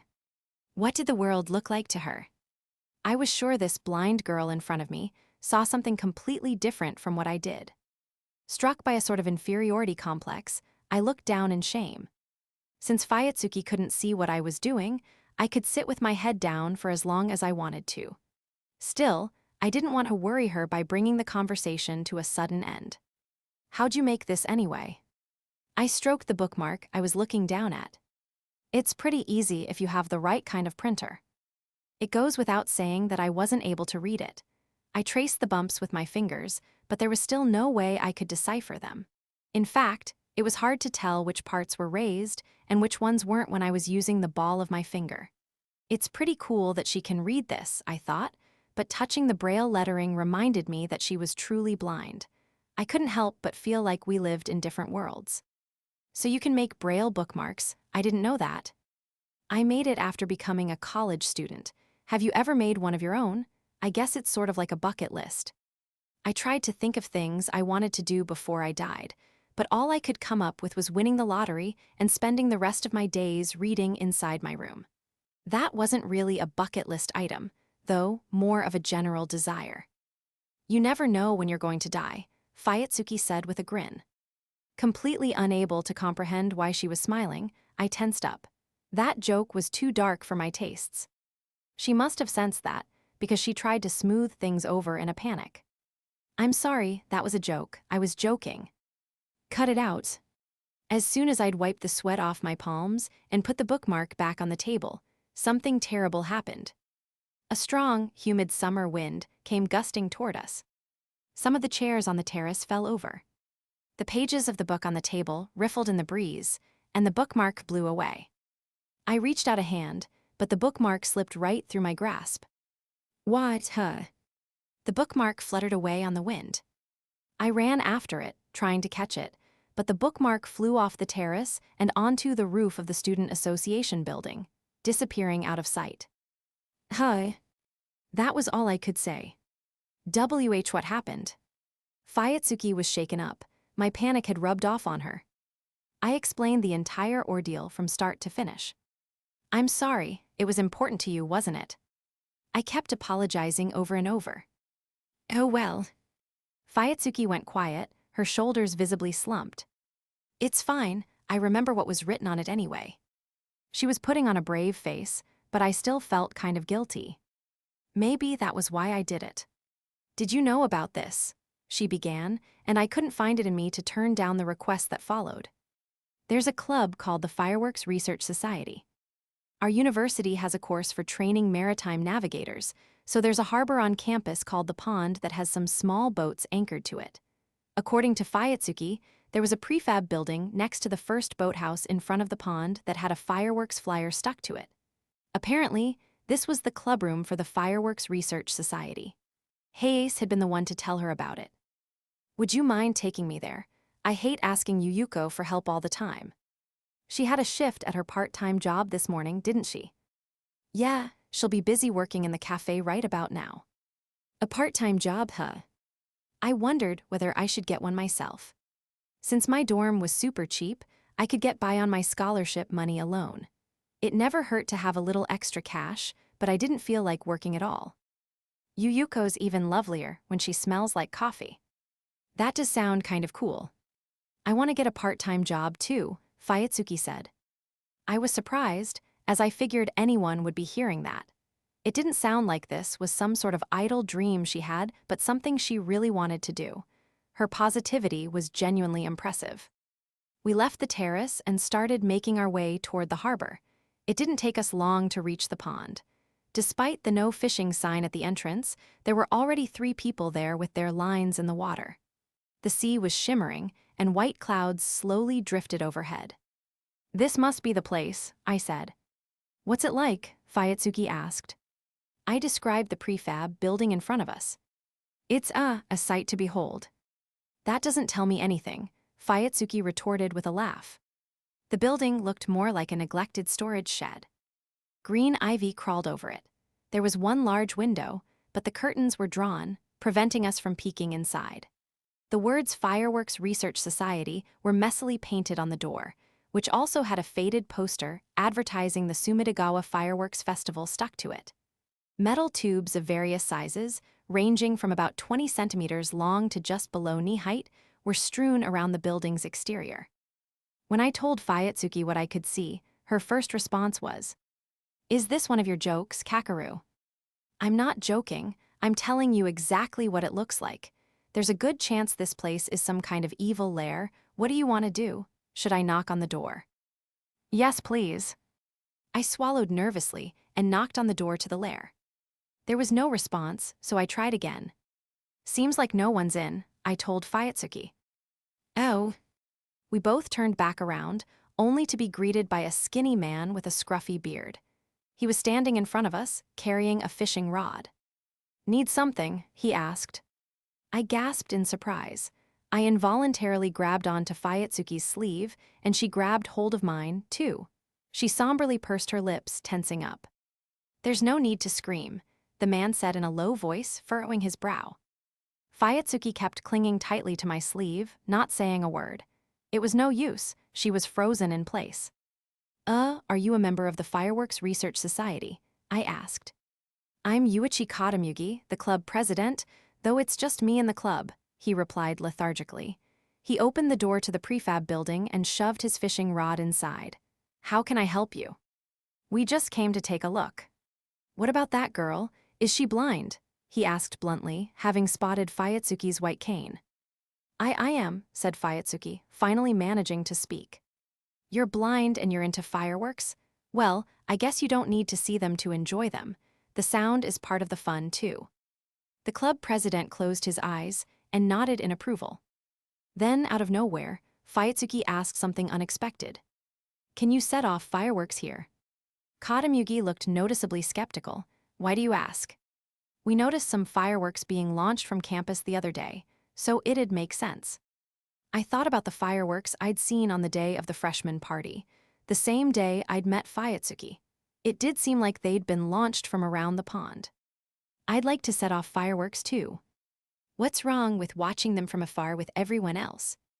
"I'd prefer to experience it up close if I can." Easier said than done. Fireworks are dangerous. If you can't see, you could end up hurting yourself. As he spoke, Katamugi rolled up his sleeve, revealing burn scars pockmarking his arms. They must have been caused by fireworks. He was probably trying to give us a visual warning of the risks involved, and if Fuyutsuki could see, I'm sure it would have gotten the message across. However, her expression was blank. Seeing her lack of a reaction, the guy said, "Oh yeah," and rolled down his sleeves again. "What's the matter?" Fuyutsuki asked. "Nah, it's nothing," he replied dryly. "Please tell me," she urged, but Katamugi just turned his back to her. Fuyutsuki looked like she wanted to say something else, but I stepped in. "Come on," I said, and the two of us decided to go back to the terrace. "Did something happen back there?" she asked. "What do you mean?" "It went all quiet.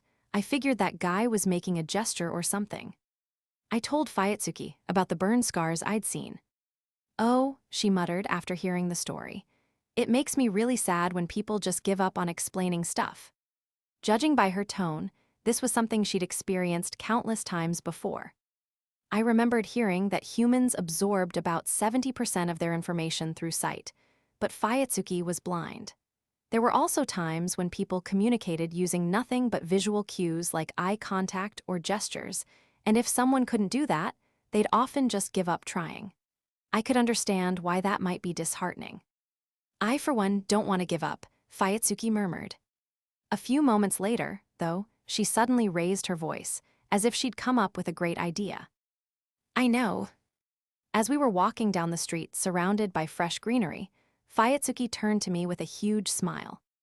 The way she'd shifted from her earlier downcast expression to this radiant grin startled me. The sunlight filtering through the leaves illuminated her pretty face. I couldn't help but think how cute her smile was. However, what she said next brought me back to my senses. "Let us have our own fireworks display." "Absolutely not." It sounded like such a hassle. Fuyutsuki said, coming a stop. "I mean, don't you find this frustrating?" I didn't feel that way in the slightest, but Fuyutsuki continued undeterred. "I heard they have fireworks stores in Asakusabashi." It's still a firm no from me. "Just let me say one more thing." "Oh yeah, and what's that?" "You're a really nice guy, Kakeru." "Huh, are you already assuming I'll take you there?" Fuyutsuki stifled a laugh, then grinned and said 4 simple words. "I lost my bookmark." "Lazia." This time, I was the one who came to a stop. Was this her way of saying I couldn't refuse? "Please," she implored again, beaming at me. In the end, I gave in. "When do you want to go?" I said, utterly humiliated.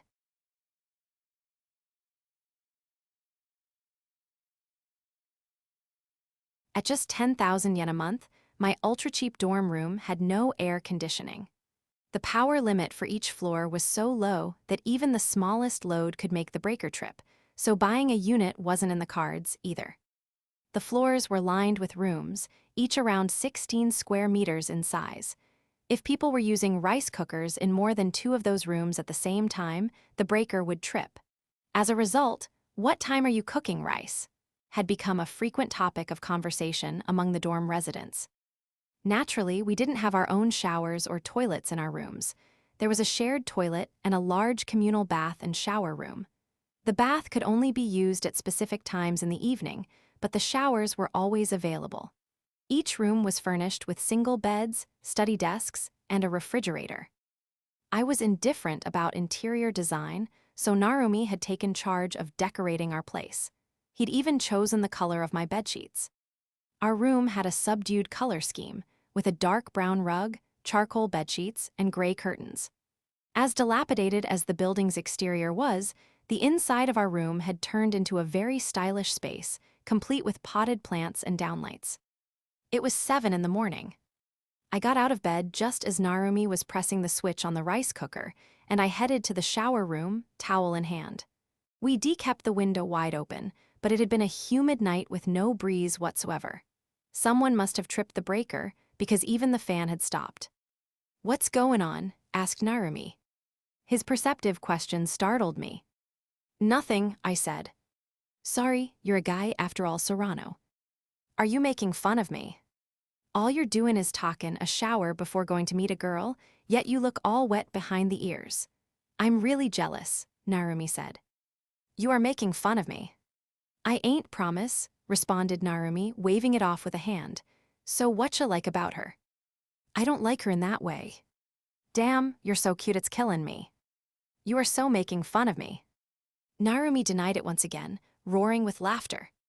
"Fuyutsuki just wants me to keep her company," I said before asking, "Do you want to join?" on the off chance he could come. Narumi furrowed his brow and shot me a look. "Man, you're such a chicken." "Shut up. Chicken, chicken, chicken. Shut up, shut up, shut up. Well, I can't make it anyway. I got work." "Isn't that in the evening?" "I thought you were interested in datin' her, Sorano. That was the impression I got, at least." "Huh, all we do is chat, though. I've never even thought about it." "Yeah, sure. I mean, I still don't know how to deal with her. You know, with her eyesight and everything. I don't have the confidence to handle it as well as you do." "What do you mean, deal with her?" There was a rare hint of annoyance in Narumi's tone. "Ah, my bad, I didn't mean it like that. It's just you speak to her so normally. So why don't you act normally too?" "I don't even know what that means." Was I supposed to avoid mentioning her eyesight when we chatted, or choose streets that were easier for her to walk on, or keep my hand on her? Or was I supposed to question every little thing and run all my doubts past her? Since the opportunity had arisen, I decided to voice all my concerns to Narumi. His response was a simple one. "Why don't you just ask her? Wouldn't that make things awkward?" "It's worse having someone keep their distance from you, though," Narumi responded, scratching his head. "I learned that firsthand." I bought some chicken nuggets at the convenience store right outside the dorm. I'd been craving them ever since Narumi called me a chicken. I headed toward Tsukishima, eating as I walked. The sky was blue, and clouds gently drifted by. As I was crossing the A bridge, I looked out over the vast expanse of water and saw a fish jump into the air where the river met the ocean. The water's surface rippled gently, giving off a silver shimmer. The swift currents of the Kanman straits back home in Shimonoseki gave them a refreshing feel, as if the waters carried away everything, both the good and the bad. In contrast, the calm seas around Tokyo seemed to hold on to everything. Ah, is this why so many people are drawn to Tokyo? I wondered, overcome by an unfounded sense of awe. We were supposed to meet at 9, but I was aiming to arrive 5 minutes early. When I'd offered to pick Fuyutsuki up in front of her apartment, she'd complained, "That doesn't seem very date-like." "We're just going shopping together," I told her, but she laughed at me.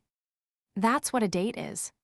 In the end, Fuyutsuki had insisted on meeting at the foot of the A bridge. I gazed out at the glittering sea as I crossed the bridge, but it didn't take long for bright spots to form in my eyes from the strong glare coming off the water. When I looked back ahead, trying to give my sore eyes some relief, I noticed that Fuyutsuki was already on the other side. There were trees at the foot of the bridge creating a gentle shade, and sunshine poured down on Fuyutsuki through the leaves. She was dressed in a white blouse and a sheer skirt, and she had a leather bag slung over one shoulder. Fuyutsuki stood there in silence, looking almost ethereal to my dazzled eyes. I couldn't help but notice how breathtakingly beautiful she was. "Hey Fuyutsuki, it's me Sorano, did I keep you waiting?" A lot of dates begin with this cliched line, but it's usually the girl saying it to the guy. "I've been waiting for 2 hours already," she replied. "Well, that's your fault then, right?" "No way, I'm blaming you." She laughed, then told me she was just kidding and suggested we get going. "Okay, Tsukushima Station is this way," I said. "Which way is this way?" she asked. "Sorry, I mean we're turning right." Under normal circumstances, pointing in a certain direction would have been enough to get the message across, but that didn't work with Fuyutsuki. Nor did she notice me staring at her face from the side as we walked. "I thought you were interested in datin' her, Sorano." Narumi's words suddenly came rushing back.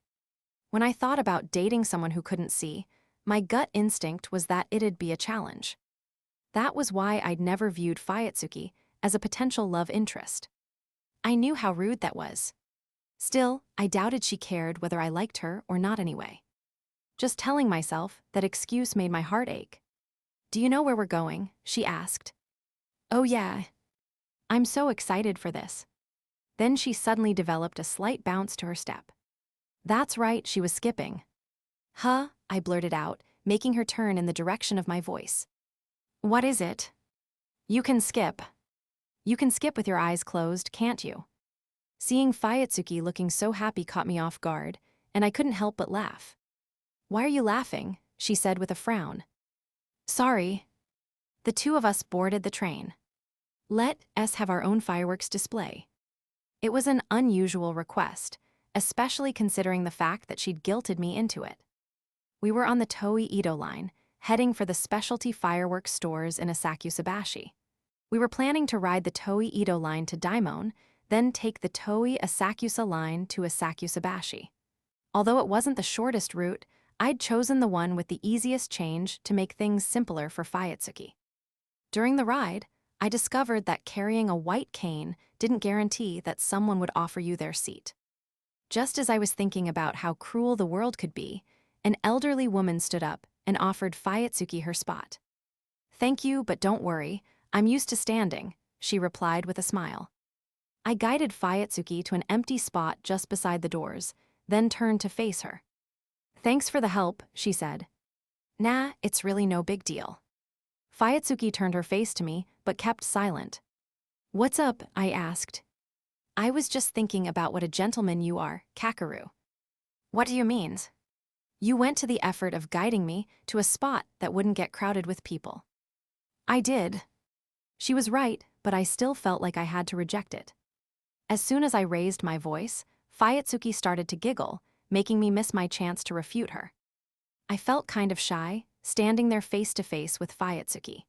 Maybe it was just because she was beautiful, or maybe it was because I admired her for all the qualities I lacked, but whatever the reason, my heart raced whenever I looked at her. The train clattered along. Whenever the evenly spaced lights of the subway flashed by the window, they briefly illuminated Fuyutsuki's face. I spoke louder than normal so I wouldn't be drowned out by the sound of the train. "You know, I've been wondering this for a while, but why do you want to set off fireworks?" "I've always loved them," Fuyutsuki replied with a smile. "But you can't see them anymore. That's the part that intrigues me. Fireworks aren't just for looking at, you know." "Well, no, but still.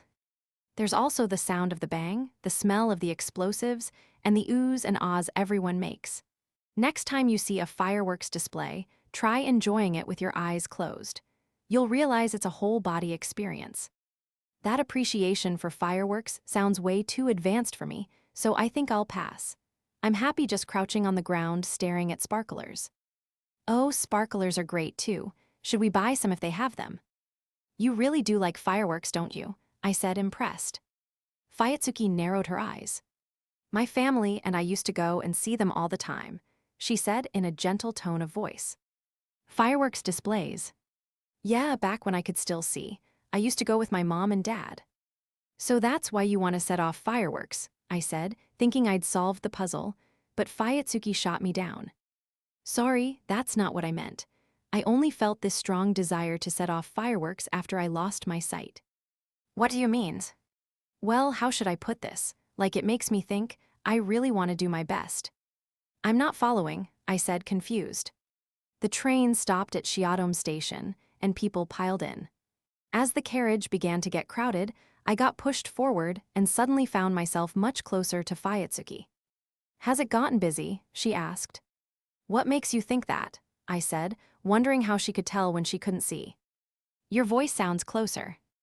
Fuyutsuki's face was now right in front of mine, and she blinked in surprise.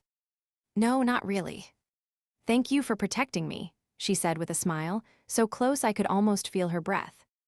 I held my own breath for as long as I could until we reached our station stop, trying not to breathe on her. It normally would have taken around 30 minutes on foot to get from the station to Asakusabashi, but since Fuyutsuki couldn't walk very fast, it ended up taking us about an hour. Are you tired? I asked her. I'm fine. I'm exhausted. What was that? Off we go. Fuyutsuki walked along the yellow tactile paving, tapping the ground with her white cane. I wondered if I'd be able to walk with my eyes closed, but it took me only a second to conclude that I wouldn't. We're taking a left here. I'd looked up our destination in advance, and I continued guiding Fuyutsuki, holding my phone in one hand. A man came walking straight toward us, his eyes glued to his phone. I had a bad feeling about what might happen and grabbed Fuyutsuki's arm, but just as I did, the man bumped into her with a thud. He only glanced briefly at Fuyutsuki before striding away. Huh? I was furious. How could he just look at her and walk away? He'd crashed into her, for God's sake. Can't you tell she's blind? Just as I was about to yell that at him, Fuyutsuki grasped tightly onto my sleeve. Let it go, she said, shaking her head from side to side. But it's fine, this happens all the time. I was still angry. But he was probably holding his phone, right? I'm sure he got a message from someone he cares about. Fuyutsuki was smiling. You sound angry, please don't get mad, she said, giving me another smile. How was Fuyutsuki so strong? It felt as though she'd scolded me, and I gave a vague reply. I understand, I told her, though I wasn't quite sure what I was understanding. I could feel my anger dissipating. At the same time, the fact that I'd almost shouted, she's blind, at a passerby made my chest feel tight. I'd nearly let my anger drive me to say something really insensitive. Noticing that Fuyutsuki looked a little tired, I suggested we take a breather. Want to stop by a cafe? I asked. We went to a place nearby, one of a chain of coffee shops that had originated in H.I. Prefecture.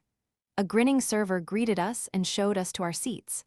Once we'd gotten ourselves settled, another smiley server came to take our order. Our eyes met and I froze. Hayase. It was Yuuko Hayase, wearing an apron and a headscarf. Huh, what are you doing here? She asked, the surprise clear on her face. Oh, Koharu. Ah, Yuuko. Good morning, Fuyutsuki responded with a smile. Her voice was slightly higher than normal. So Sorano, you're hanging out with Koharu, are you? Hayase asked, giving me a smug look. I'll get an iced coffee and set menu C, I told her. There's no reason to rush your order, she replied. I thought you were supposed to be working, I said, earning a giggle from Fuyutsuki. Fine then, Hayase proceeded to write down what I wanted. So what brings the two of you here today? Fuyutsuki wants to put on a fireworks display, I explained. Fireworks, responded Hayase, understandably doubtful. Do you want to help us set off the fireworks, Yuuko? Sure, I'd love to. When is it happening? When should it be? Fuyutsuki asked, shifting the question to me for some inexplicable reason. Huh, you're asking me. Fuyutsuki covered her mouth with her small hands, smiling gently. The expression on her face made my heart skip a beat. We're here to buy the biggest fireworks we can find today, she declared enthusiastically. And her budget is 1 million yen, I joked. Don't underestimate the Fuyutsuki family fortune, she quipped back. Me and Hayase went and seriously, at the same time making Fuyutsuki chuckle. Hayase's eyes widened in surprise, seeing our usual banter. Since when did you two get so close? Do we seem close? Fuyutsuki asked. I bet Sorano always looks grumpy, doesn't he? I dunno about that. He's got a pretty huge grin on his face right now. A blatant lie from Hayase. You do, let me touch your face. No way, come on, just focus on ordering, I said. I couldn't quite grasp why Fuyutsuki wanted to touch my face, but more importantly, we couldn't hold Hayase up here forever. Sorry, I can't see the menu. As I was looking at the menu for Fuyutsuki, Hayase suggested the iced milk tea. I knew H was famous for its generous serving sizes, but still, it was huge, about twice the size of a normal iced tea. Would you be able to drink one that size? I asked, pointing at the photo on the menu. Fuyutsuki just looked confused. I apologized, but she looked just as confused as to why I was apologizing. Oh, sorry. It was one of those moments. I'd mishandled the situation and made things awkward. I really didn't like it when that happened. The hot milk tea comes in a regular size, said Hayase. I'll have that one then, said Fuyutsuki with a smile. A short while later, Hayase came back over with our order. She'd even given us a complimentary boiled egg, likely as a gesture of hospitality. The table was now filled with coffee, milk tea, thick slices of toast with butter and sweet red bean paste, and a boiled egg. Thanks, I said. Hayase told us to take as long as we wanted, then left with a wave. Fuyutsuki slowly reached out for the table. The milk tea is right in front of you, I said, spreading butter on my toast. I'm okay, she replied. She carefully touched the saucer, then eased her fingers through the handle of the cup and gently lifted it with both hands. As soon as she took a sip, Fuyutsuki stuck out her tongue. It's so hot. Be careful. It's delicious, though, she assured me, laughing. The smile she was giving me felt kind of unfair. The two of us never had that moment where we locked gazes, yet for some reason, every now and then, I got the feeling we were looking into each other's eyes. Whenever that happened, I got nervous, and my chest felt tight. I channeled all my focus into spreading the red bean paste on my buttered toast, and before I knew it, I'd created a whole mountain of beans. Are you sure you don't want anything to eat? I asked. I'm fine, don't worry about me. Not even a bite. Are you going to feed me? No chance. Manny, what do you want to do for lunch today?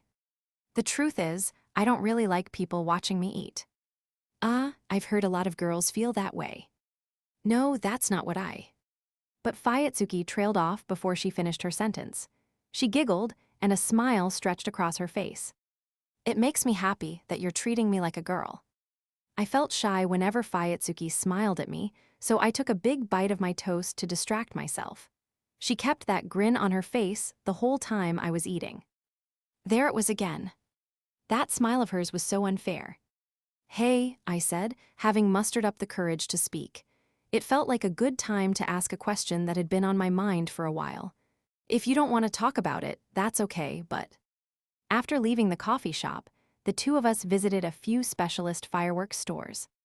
They had a wide range of handheld fireworks on offer, as well as large, 50-centimeter-long fireworks designed to set off at home. The selection was impressive, just as you'd expect from specialist dealers. After looking at several stores and describing the range of fireworks to Fuyutsuki, I bought the ones she said she wanted. We ended up with quite a lot, and I was weighed down by the heavy plastic bags. Are you sure you want to take these home with you? Fuyutsuki asked. It'll be fine. We might be able to set them off on campus, so it makes sense to keep them in my dorm. It's closer. Thank you. As we were chatting in front of one of the fireworks stores in Asakusabashi, we realized we were blocking the entrance for other customers, so we went to stand under a nearby tree instead. So when should we set them off? Fuyutsuki looked like she was about to jump for joy. We probably need permission to launch fireworks on campus, I said. Should we ask you, Yuuko? Despite being right by my side, Fuyutsuki was speaking in a really loud voice.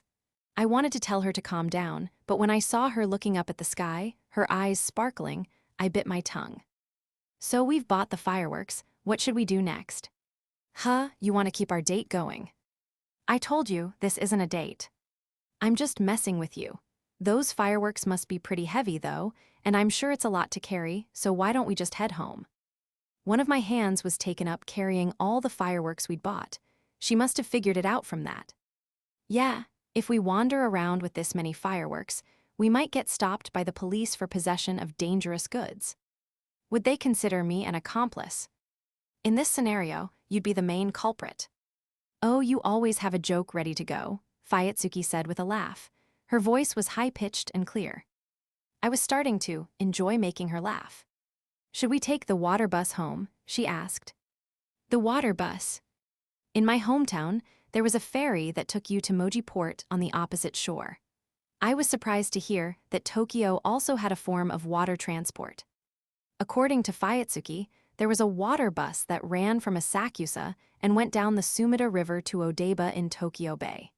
She told me she'd taken it in the past and that it would take us back to Tsukushima, so she wanted to ride it home. You can ride a water bus. I almost verbalized the question, but I stopped myself. Fuyutsuki might have been blind, but she could still ride a boat, hear it cutting through the water, feel the wind, and enjoy it in all sorts of other ways. Wait a second, I'll look it up, I said, pulling out my phone. To my surprise, there was a water taxi stop nearby. Oh, there's a stop in Ryogoku, just over the Kurami Bridge. It looks like it goes all the way to the university. Thank you, Fuyutsuki said, a smile spreading across her face. What for? I asked. It was kind of you to look that up for me. She was still smiling. I couldn't bring myself to look at her face any longer. Nah, it's the normal thing to do. Only someone with a level 2 kindness license would call that normal. A what license? Fuyutsuki giggled, and I began leading her to the water bus stop. We joked around as we walked, but it didn't take long for us to arrive at our destination. We bought our tickets at the terminal building and boarded the water bus at the dock behind it. We got on from the back of the boat.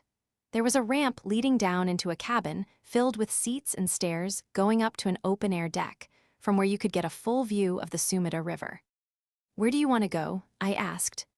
The open-air deck, Fuyutsuki replied without hesitation.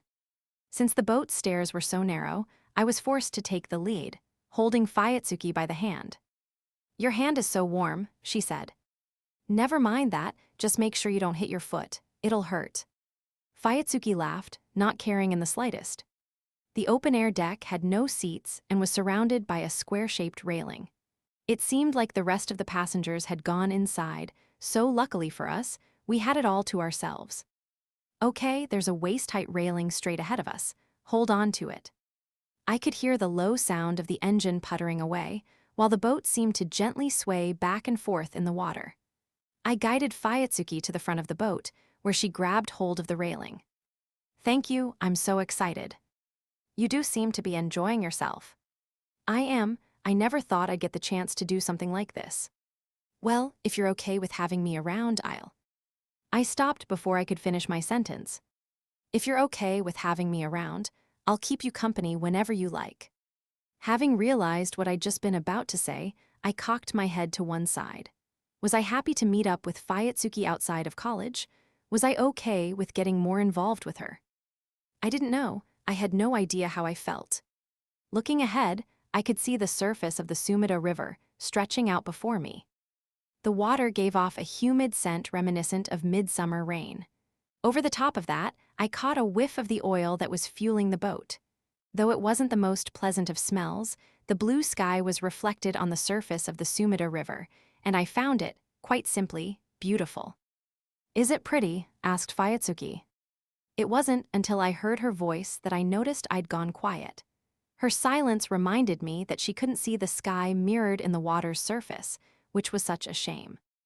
You can't see this view, can you? No, but I'm still having fun. I think I saw the view from this very spot when I could still see. I was just recalling what it looked like. What did it look like then? I think it was cloudy. Today, it's really sunny, and the sky is blue. That blue color is reflecting off the water's surface, and it looks really beautiful. Fuyutsuki turned toward me. I appreciate you telling me things like that, even when I don't ask. It's really kind of you. Well, I did just get my level 2 kindness license. Fuyutsuki burst out laughing. Just then, an announcement that we would soon be departing sounded from inside the boat. "Hold on tight," I said. "I've got this," Fuyutsuki replied, taking one hand off the railing to clench her fist tenaciously. "I said hold on," I retorted, making her laugh yet again. The water bus flew down the Sumida River faster than I'd expected. A strong breeze blew toward us, accompanied by the loud noise of the engine. The boat swayed gently from side to side in rhythm with the waves it was making, and every now and then, small splashes of water hit my cheeks, which felt refreshing. "That breeze is so nice," I said.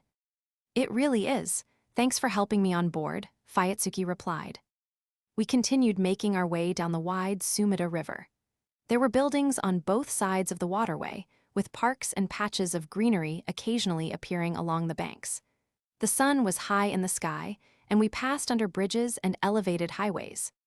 I described the scenery to Fuyutsuki as it went by, detailing everything I saw and felt so she could experience it, too. "Whoa. What is it?" "The bridge in front of us has Aitai Bridge written on the side, so I'm guessing that's its name, but it's lower than the others. We better crouch down so we don't hit our heads." Fuyutsuki squatted down, still clutching onto the railing, and I did the same.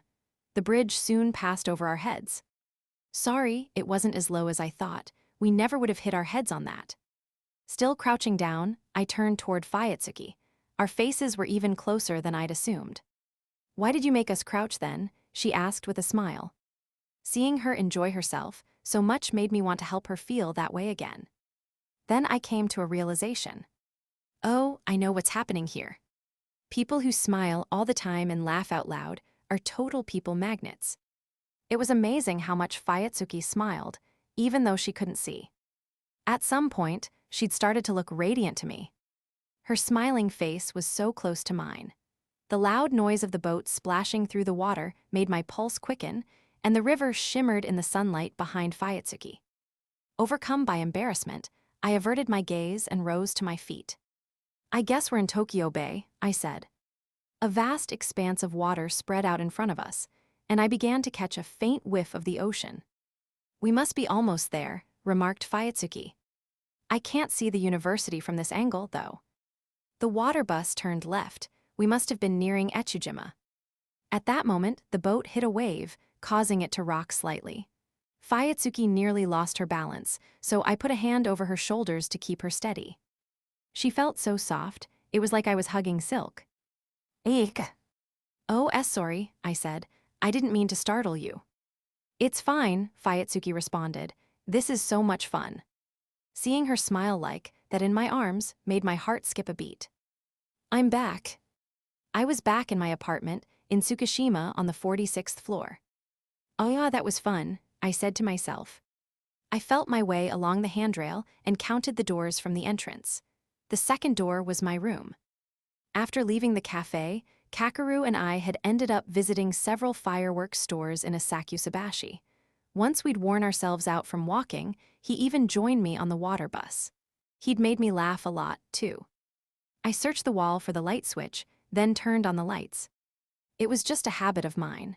I couldn't see whether they were on or not, but the idea of the lights being on made me feel like I'd actually come home. "Welcome home, you haven't eaten yet, have you?" Mom called out. "Hi Mom, what's for dinner?" I was thinking of making tempura. Yay. I was starving after walking around the entire day. I got hungry, just like everyone else did. It was just that eating in front of other people was so hard for me. I ate at home without anyone's help, of course.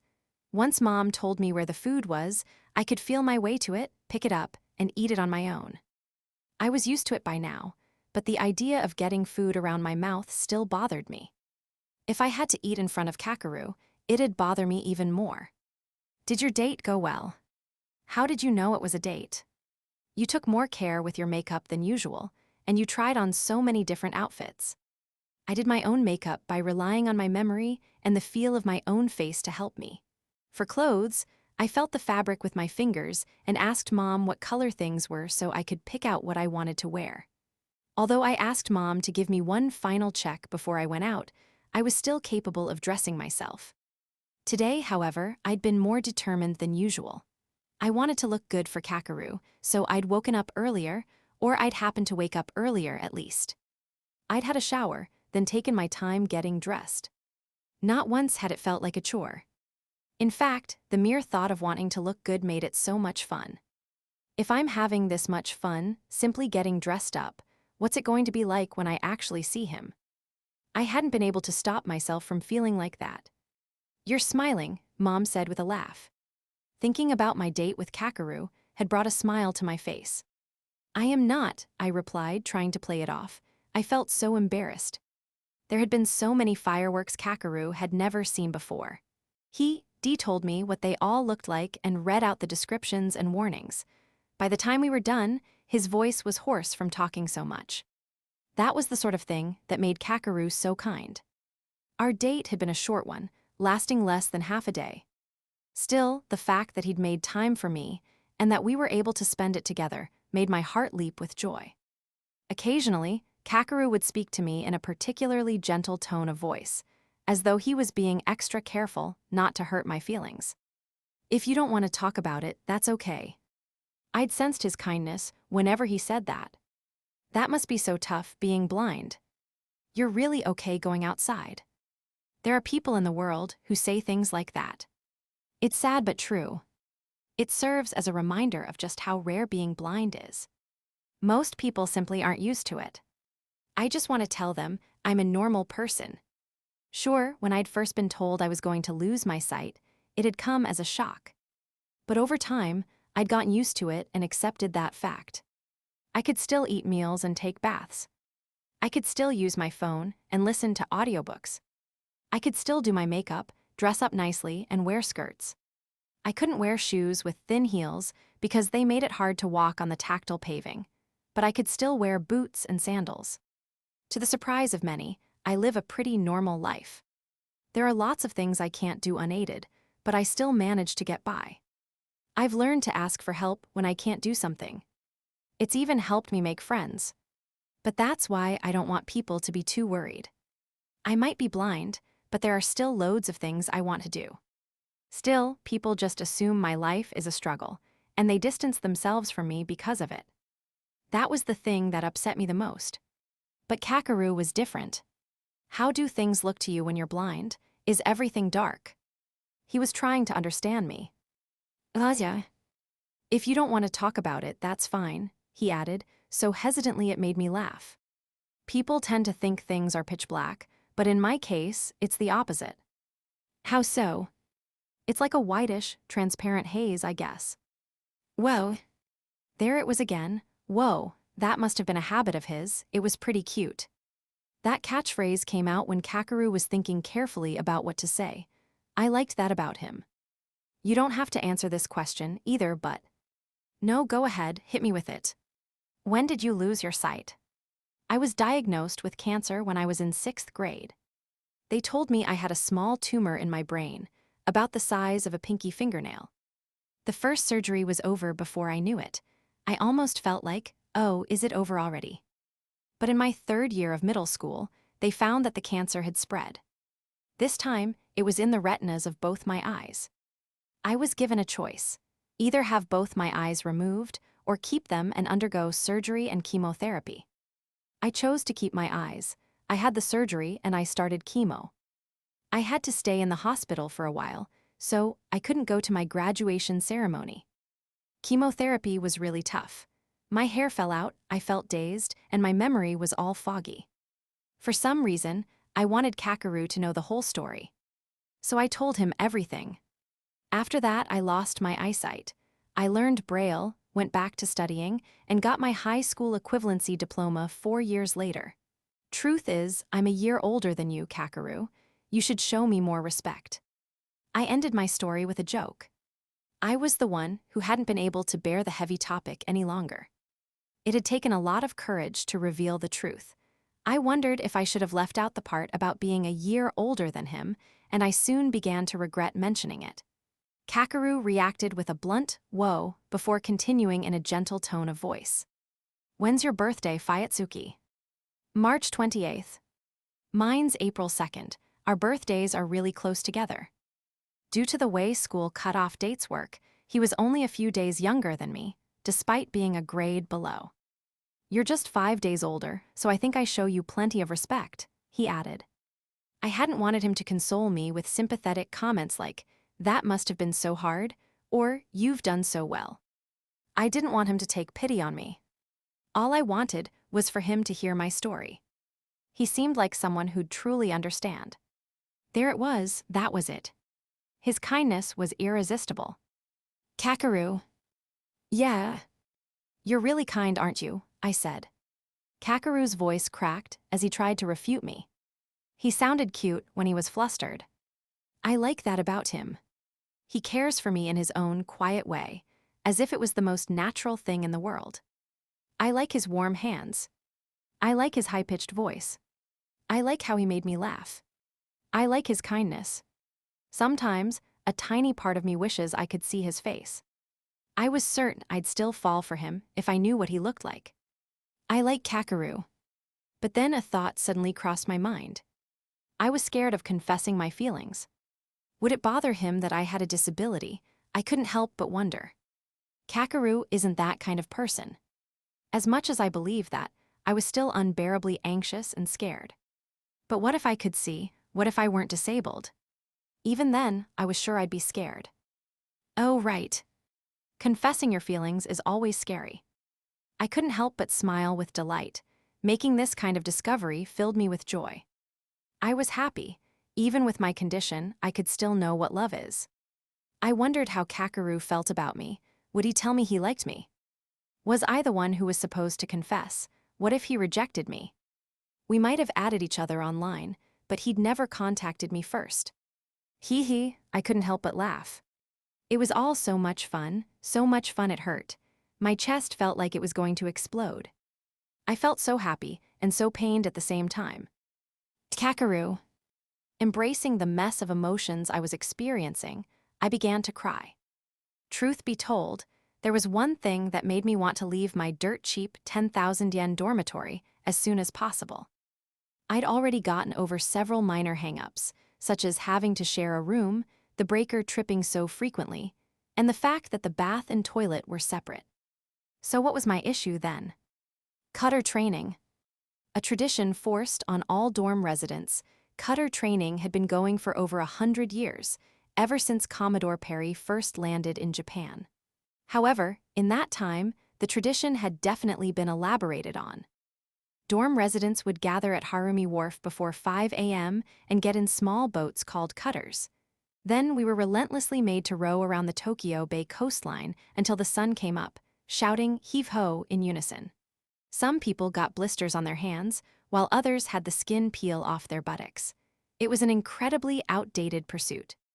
All of this was to prepare for the cutter rowing experience that our dorm held at the college festival in early June. The cutter-style rowing boats had 6 benches seating 2 rowers each.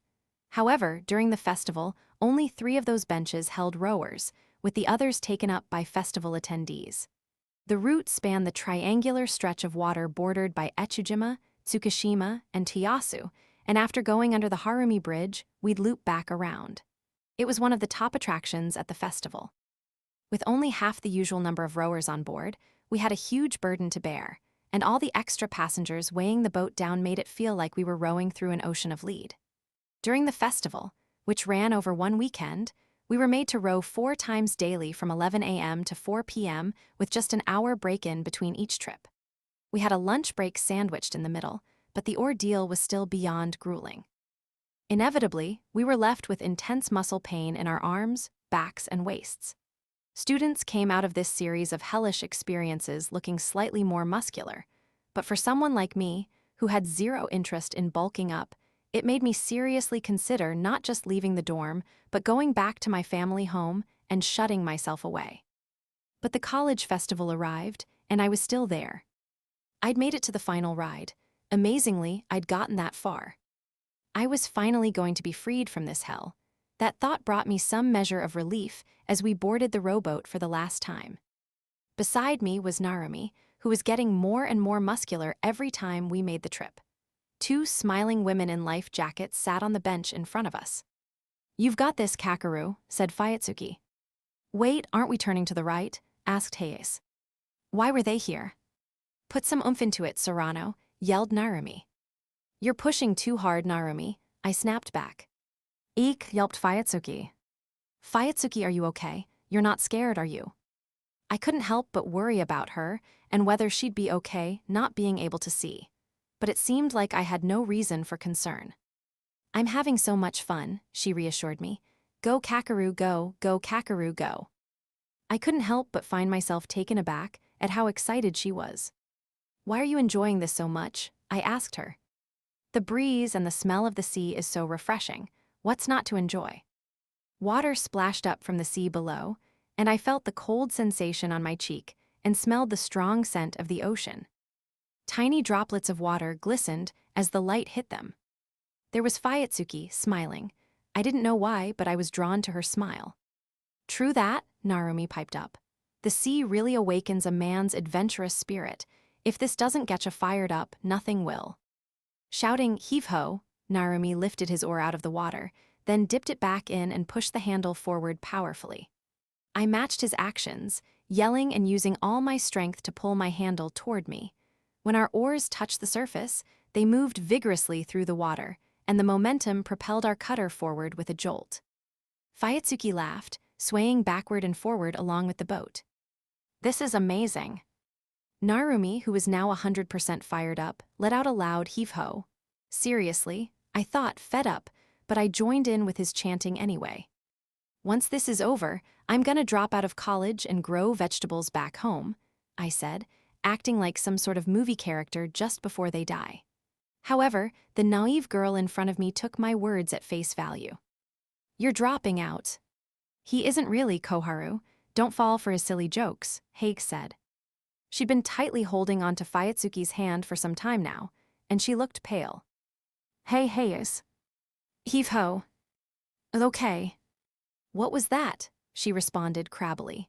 I'd been trying to ask if she was okay, but it must have been drowned out by Narumi's shouting.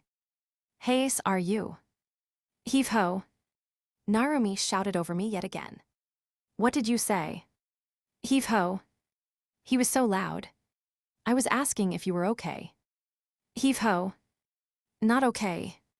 He'd yelled over Hayase this time. Narumi's shouts were starting to get a little much for me.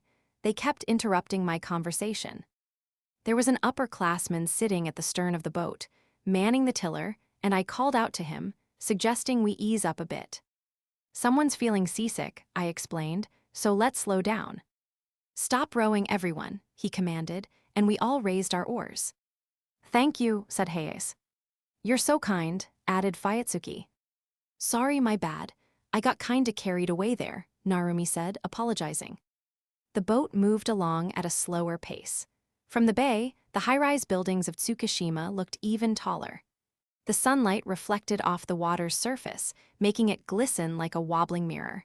There was a gentle breeze in the air, and Fuyutsuki held down her hair as the wind moved around her. I gazed at her, mesmerized. When I realized what I was doing, I felt so embarrassed. The fact that I'd been doing it involuntarily made my cheeks burn even more. Did you know that every year, there's a fireworks display at the end of the student festival? Fuyutsuki asked with a gentle smile, her eyes narrowed. I'm on the festival committee, so I'd really appreciate it if you could take Koharu, said Hayase. I've got night shift starting at 7, said Narumi. He was going to his part-time job after this hell. The fatigue detecting system in his brain must have been totally busted. Okay, I'll go with you, Fuyutsuki. We can meet up later on. Wait for me on the terrace of the student center. Sure, she replied. Maybe it was just my imagination, but she looked really happy. Come to think of it, we still haven't set off the fireworks we bought. Yeah, if I'd known they were going to have some at the festival, I wouldn't have needed to buy so many. What do you mean? I asked. Hayase smiled at me, looking a little exasperated. Oh well, at least you got a date with Koharu out of it, she teased. Next, Narumi chimed in with some unnecessary information.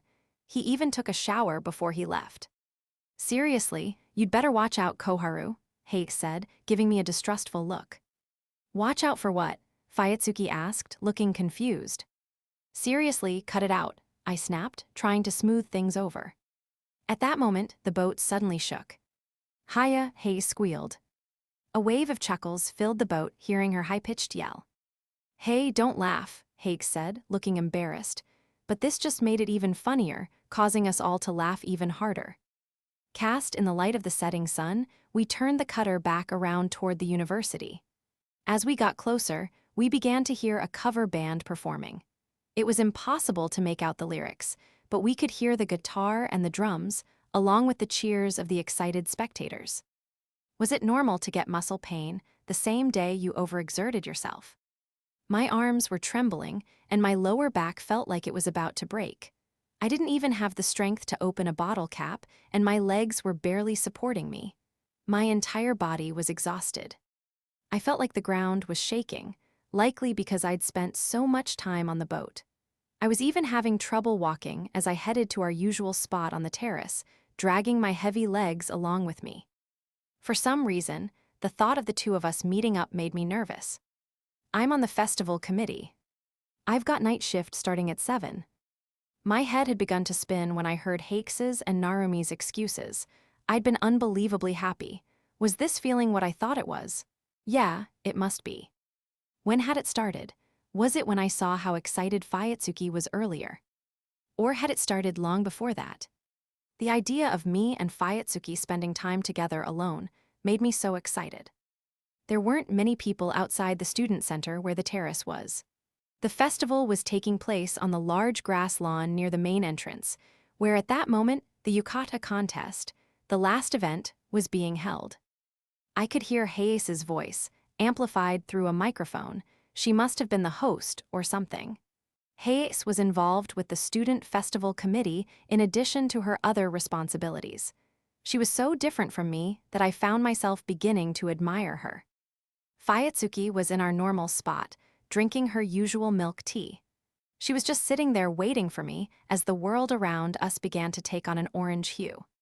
The moment I saw Fuyutsuki, my heart skipped a beat. Clutching my chest, I called out to her. Sorry, did I keep you waiting? No, it's fine. I haven't been waiting long. Has your milk tea gone cold?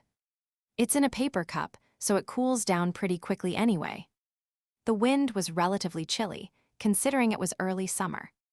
A cheer erupted in the distance, coming from the yukata contest, and Hase's lively voice echoed through the twilight. Kakeru.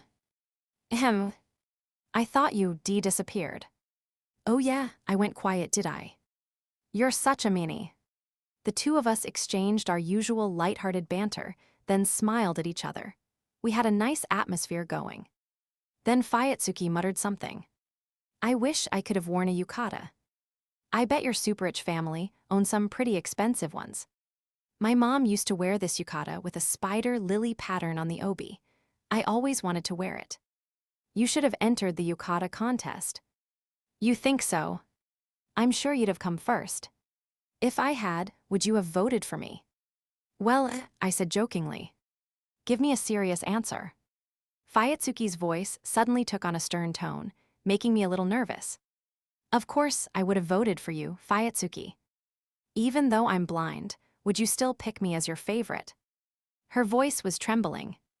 It sounded feeble, as if it could dissipate at any moment. I'd never seen Fuyutsuki look so anxious. Does having a disability really matter in a yukata contest? I wondered if this straightforward response would bother her, and as soon as I said it, I felt a surge of anxiety. Of course it mattered. Deep down, everyone knew that. It was impossible not to take note of such differences. But I would have voted for you regardless. Fuyutsuki's face looked red. Was that because of the sunset? That sounds almost like a confession, said Fuyutsuki, teasing me. It was so unfair of her to mock me like that. No, that's not what I meant. I'm just saying you'd look good. I'd look good. She stared at me, a bewildered look on her pretty face. I felt self-conscious.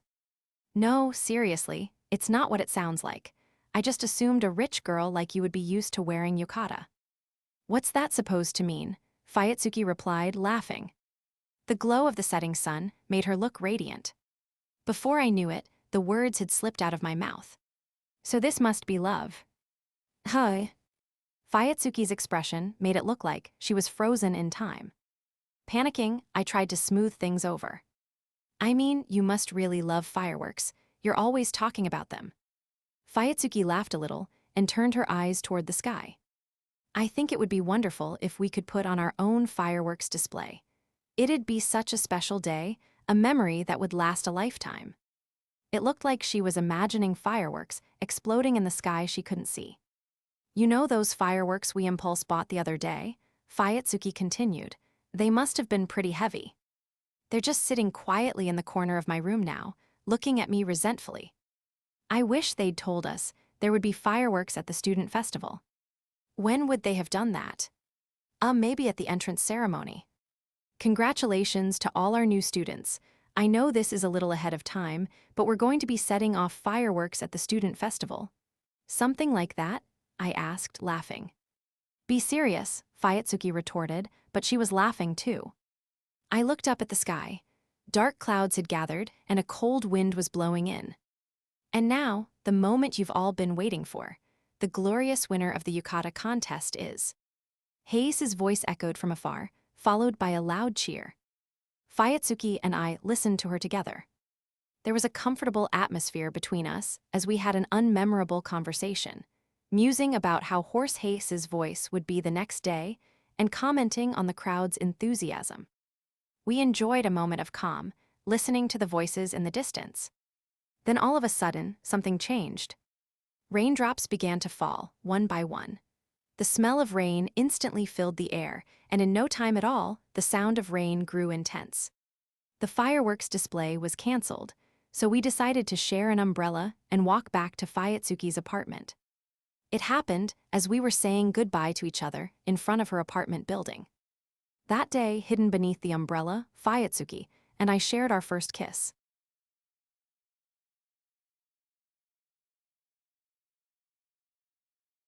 Tsukishima was home to Monja Street, a street lined with restaurants serving savory Monja pancakes, where the smell of sauce drifted through the air. It was nearby, so I'd always planned to visit at some point, but the opportunity had never really come up. Eventually, I'd completely forgotten that Tsukishima was famous for it. The day after Fuyutsuki and I kissed, I visited one of Tsukishima's Monja restaurants. It was my first time kissing anyone before, so I was unsure how to process the events of the previous day. After anxiously puzzling things over, I concluded that I had no choice but to ask Narumi for advice. After listening in silence, he came up with a suggestion. How about we go get some Monja? The Monja restaurant we went to was small, with only 6 seats. It was full when we arrived, but luckily we managed to take the places of some customers who were just leaving.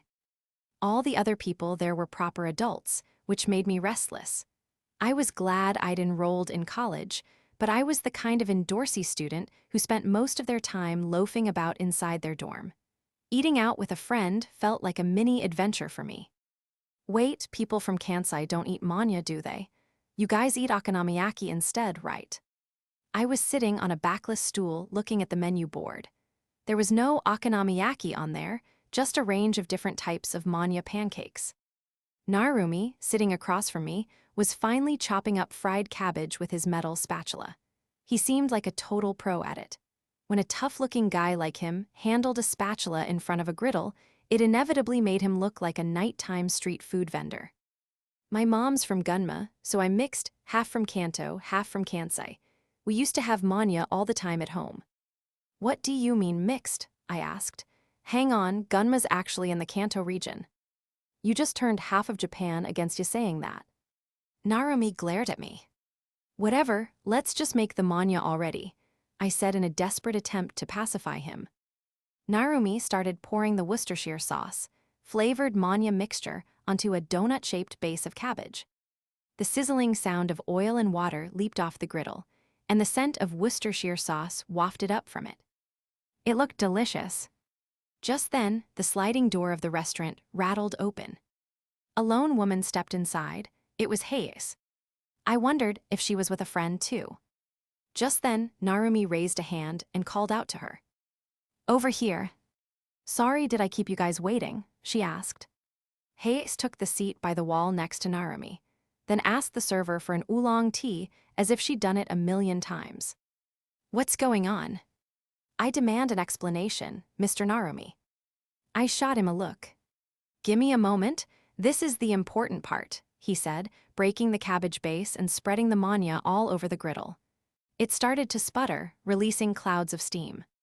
After 3 more minutes, you have to poke it with the small spatula. Hayase watched Narumi. "You sure know what you're doing. I thought people from Kansai didn't eat manya though." "I asked the same thing just before," I said. Narumi ignored my comment. Judging by the look on his face, he was pleased that he'd been asked. "My mom's from Gunma, so I'm mixed, half from Kansai, half from Kanto." "What do you mean mixed, ahaha?" Hayase laughed so hard, she ended up staring at the ceiling. "Wait, Gunma's in Kanto." I asked the same thing. Was this Narumi's go-to conversation whenever he was in front of a griddle? The thought brought a smile to my face as I sat there in front of it. I looked at Narumi, expecting him to snap at Hayase like he had at me. But he didn't. "My mom's folks live way out in the sticks." "Hey." Wasn't Hayase making an enemy out of half of Japan, too? Just then, the serving lady came back with Hayase's drink. "Cheers." Hayase and Narumi clinked their glasses against mine. "It's just about ready," said Narumi. We poked at the pancake, which had turned crispy on one side with our small spatulas. I put a small piece of the hot manya in my mouth, burning my tongue. The scent of the sauce went up my nostrils, and the savory taste of cabbage spread throughout my mouth. "Tastes pretty good," I said. "Yeah, it's delicious," Hayase added, looking surprised. "Right," replied Narumi. He seemed pleased with himself. "That reminds me, Sorano, where are you from again?" asked Hayase. "The western tip of Honshu." "People don't really eat manya in Shimonoseki, do they?" Narumi chimed in. "Do y'all just grill soba on roof tiles?" "Huh, what are you talking about?" asked Hayase. "It's called Kakeru soba." It cracked me up when he showed me a photo. "They grill green tea soba on roof tiles," Narumi explained. He looked it up on his phone, then showed a picture to Hayase. "You weren't kidding. Why grill the noodles on a roof tile, though?" "They conduct just the right amount of heat. Every family near where my parents live has a tile of their own. So it's like the local equivalent of a Dutch oven." There was a local dish that grilled soba noodles on a tile, but the part about every household having a tile was obviously a joke. The fact that Hayase took it seriously made me laugh. "How's it anything like a Dutch oven?" "Oh, you were lying to me." I was clearly joking. "Anyway, let's eat some manya." Sure enough, Hayase realized I was lying, and Narumi laughed along with me as he started to dig in. After enjoying our regular manya, we devoured the crispy noodle manya, and another called the super tasty manya with mentako, mochi, and cheese in it. We'd originally come to the restaurant to talk about the Fuyutsuki situation, but with Hayase around, I didn't know how to bring it up. Having missed my chance to broach the topic, I polished off one manya after the next, making the same comment, "This is great," over and over as I did. "Sorano, are you okay?" I heard Narumi ask. He sounded concerned. "Never been better." "You're eating way too much," remarked Hayase with an air of exasperation. I'd ended up eating way more food than I usually would. Maybe the manya was just that tasty. The other 2 were already full, but I suggested ordering another one anyway. I'd gotten carried away and eaten so much it had started to hurt. "All right, it's about time you told us about Fuyutsuki," Narumi said. He must have sensed my reluctance to bring it up, but at that moment, I wasn't in any condition to talk. "Just let me rest a bit," I said. I caught the server's attention and asked for some more oolong tea. "I came along because I heard you had something interesting to share, but it seems like this just turned into a manya party," Hayase said with a laugh, holding her glass of tea. I took my refilled glass and guzzled the contents down, but there was something off about the taste. "Is this alcohol?" I'd never drunk alcohol before, but the oolong tea had a sort of hand sanitizer smell to it and tasted weirdly bitter. "Sorry, did I give you someone else's oolong tea highball?" the serving lady asked, rushing over in a fluster. She soon came back with my tea. "Are you all right, Sorano?" I heard Hayase ask, sounding concerned. "I'm fine." Your eyes are startin' to glaze over, Narumi said with a grin. It must be because I'd drunk half the glass in one go. My thoughts were clear, but my vision was swaying, and I almost felt like I was in a dream. It was like I was having some sort of out-of-body experience, looking down at myself through a shaky camera. Is this what it felt like to be drunk? Uh-huh. I found myself laughing, even though nothing was funny. Uh-oh, said Narumi. I dunno if you're in a state to talk about Fuyutsuki now. Don't worry, it's fine, I can talk. Well, maybe being slightly tipsy is what you needed, said Narumi, looking straight at me. So tell us what happened with Fuyutsuki. I already told you. All you said was, I kissed Fuyutsuki. What should I do now? How am I supposed to offer any advice based on that? No, I didn't kiss her. She kissed me. Either way, just hurry up and tell us, said Hayes. She seemed like she really wanted to know. After the student festival fireworks were canceled due to the rain, Fuyutsuki and I had decided to shelter beneath the outdoor stairs right next to the terrace. I could think of two options we could take. We could either continue sheltering from the downpour, or I could walk Fuyutsuki back in the rain. Logically, I knew taking Fuyutsuki home was the right thing to do. The truth was, however, that I wanted to spend a little more time with her. The temperature had dipped on the terrace, and it was getting cold. Neither of us had an umbrella. That was when it happened. Achoo, Fuyutsuki sneezed adorably. We discussed heading back to the dorm for a while, and I invited Fuyutsuki to my room. I covered her with the shirt I'd been wearing and walked hand in hand with her. By the time we reached the dorm, both of us were soaked from the rain, so we wrapped ourselves in bath towels to dry. You got pretty wet back there. Are you okay? Did you manage to dry off? I asked. I'm fine, thank you for the towel, Fuyutsuki replied. This is sort of awkward to ask, but has the rain made any of my clothes go see-through? Fuyutsuki brought her long hair to the front, exposing the nape of her neck. I knew she wanted me to look at her clothes rather than her neck. I genuinely did, but I couldn't help but take a glimpse. The rain had made her thin white blouse look translucent, revealing the camisole she had on underneath. The combination of her bare neck and the camisole peeking out through her clothes was pretty alluring, and I could feel some weird feelings begin to stir within me. I pretended to stay calm, unsure of what to say. I couldn't just say, your blouse is see-through. A blunt statement like that would just come as a shock. It's fine, it's not see-through, I assured her. That said, you do look cold. Wrap this towel around your shoulders. I put the towel around her. This is so awkward. Fuyutsuki was sitting on my bed. Unsurprisingly, I'd never been alone with a woman in my small room before. I'd been the one to invite her in, but I'd begun to feel oddly nervous and found myself focusing on the sound coming from the clock on the wall. With each tick of the second hand, I could hear the beating of my own heart. After a few minutes of silence, Fuyutsuki said, So this is your room, Kakeru? Why yeah, I share it with Narumi. That's my bed you're sitting on. This is your bed. Fuyutsuki lay down and buried her face by my pillow.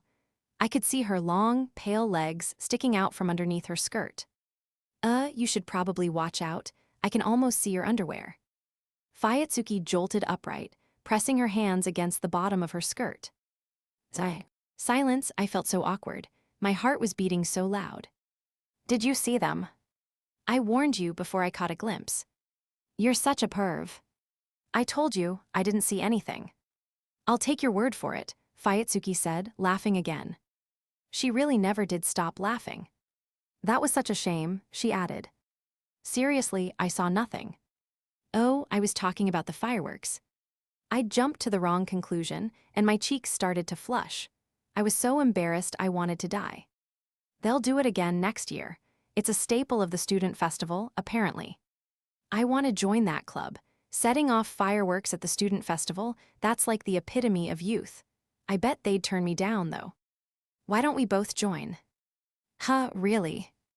Doesn't bother me. It's a promise. That settled, Fuyutsuki turned toward the window. What's up? I asked her. The rain doesn't sound as loud as it did before. She was right. The rain I could see through the window wasn't as heavy. I thought now might be the best time to take Fuyutsuki back to her apartment, so we went outside. What's more, I was at my limit. If we'd stayed together any longer, I might have lost control of myself. I'd kept having to swallow my saliva watching Fuyutsuki's bare feet move across the carpet. Fortunately, my sense of reason won out, but only just, and the thought of what might have happened made my heart race. Sharing my umbrella, Fuyutsuki and I walked together beneath the streetlights. It was hard for her to use her white cane, so she held on to my arm, and we looked like we were taking part in a three-legged race. The misty drizzle seeped into the umbrella, getting my cheek wet. Fuyutsuki smiled beside me. I could smell her shampoo mixed in with the scent of the rain. I recited a Buddhist chant to try to distract myself, but as far as I could remember, it was only 7 syllables long. I then tried to recall the digits of pi, but I only knew it up to 8 decimal places, so that kept my mind occupied for all of 3 seconds. See, come to think of it, what are we going to do with all the fireworks we bought? I asked Fuyutsuki. Let's set them off in the summer with everyone. Can you go out at night? Yeah, I mean, the social where we met was at nighttime, wasn't it? Good point. Okay, then let's invite Narumi and Hayase. Sounds good, she said with a satisfied smile. Fuyutsuki opened her mouth again. Hey, Kakeru. This time, however, she sounded somewhat hesitant. You don't have a girlfriend or anything, do you? A girlfriend? Yeah. No, I don't. Oh, good, Fuyutsuki responded, sounding relieved. What does she mean by that? What do you mean? Oh, you know, you're so kind to me, so I'd feel bad if you had a girlfriend. I mean, you're letting me cling on to your arm right now. Is that it? I asked before I could stop myself. What do you mean? Replied Fuyutsuki, looking confused. Oh, I mean, you know, it just made me wonder whether you liked me. Wait, what? The two of us just kept letting out all sorts of strange sounds. We were getting nowhere. Guess I'm not very good at these kinds of jokes, I said, making it look like I'd been kidding. Fuyutsuki had gone red in the face, and she softly pinched my arm as if she was a little annoyed. Manny. That hurt. It's what you deserve, she said. Then Fuyutsuki seemed to have some kind of idea. All right, she said quietly, sounding determined. What's up? Did you know that even if you're blind, there's a way to see a person's face? There is. She gave me a satisfied smile. We touch people's faces with our hands to see what they look like. So basically, you want to do that to me. We were standing face to face outside Fuyutsuki's apartment. May I? She asked. Fuyutsuki gently touched my chest. She ran her fingertips upward, eventually reaching my face, where her small, cold hands cupped my cheeks. Can you crouch down a little?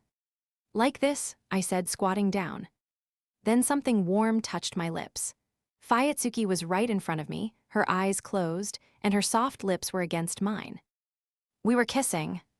When I realized what was happening, my heart started beating so hard it felt like it was going to explode. 1 second passed, then 2, then 3. Fuyutsuki let out a small, then moved her lips away. Kakeru, how are you with these kinds of jokes? Fuyutsuki's words made my heart throb so intensely it hurt. I was frozen, unable to say a word. Good night, Fuyutsuki said, grabbing hold of the ramp's railing. Ba-dump, ba-dump, ba-dump. My heartbeat was so loud. Night, I mumbled to Fuyutsuki, but all I could do was watch her walk away. I could still feel the sensation from earlier on my lips, and a sweet scent came from them, presumably left behind by her lipstick. So that's what happened, I concluded, having summarized the events of that fateful evening. Damn you livin' your best life, Narumi grumbled, his pupils dilated. Hayase meanwhile shouted, that ain't the way I thought it'd play out, in a fake Kansai accent and lay face down on the table. How come you weren't the one to chase after her? Is that really what's important here? Well, whatever. Just give me a sec to calm down, Hayase said, before looking up at me with a stern look in her eyes. Isn't the guy supposed to be the one to confess his feelings, though? Sure, but we live in a genderless world nowadays, chimed in Narumi. Sorano's got his own way of doing things. But he took her to his room and still didn't make a move. I couldn't have. Why not? I mean, Fuyutsuki can't see. What? Exclaimed Hayase, infuriated. I must have hit a nerve. You couldn't make a move on her because she's disabled. Huh, that's not what I meant. I'd be lying if I said I hadn't thought about that in the past, but I still felt like Hayes was getting the wrong idea. Y'all need to calm down, said Narumi in an attempt to diffuse the situation. His voice was louder than both Hayes's and mine, though, and it reverberated around the restaurant, attracting glances from nearby customers. When Narumi realized, he apologized to the room. Explain, Sorano, he said, turning things back to our previous conversation. Well, Fuyutsuki. Yes, said Hayes. She was leaning against the wall with her arms crossed and a grouchy look on her face. Every now and then, she'd interject in a low voice. She's blind. Huh. So I thought she'd be scared. Huh, what do you mean? I mean, she'd be scared if I suddenly just touched her. And if I started chasing after her or something, that'd really freak her out. Hayes's eyes widened hearing that. She started laughing and clapping her hands. Oh, ha ha ha. Hey, you don't have to laugh so hard, said Narumi. But he's just so innocent, responded Hayes between bouts of laughter. Even Narumi, who'd been quietly sitting there with his arms crossed so far, started chuckling. His whole body shook with laughter. Are you making fun of me? I said. Not at all. Course not. Their voices overlapped, and the pair exchanged glances with a snicker. You so are. The two of them burst out laughing, clutching on to their stomachs. I honestly wished they'd go to hell. Just let me ask you one thing, said Hayes.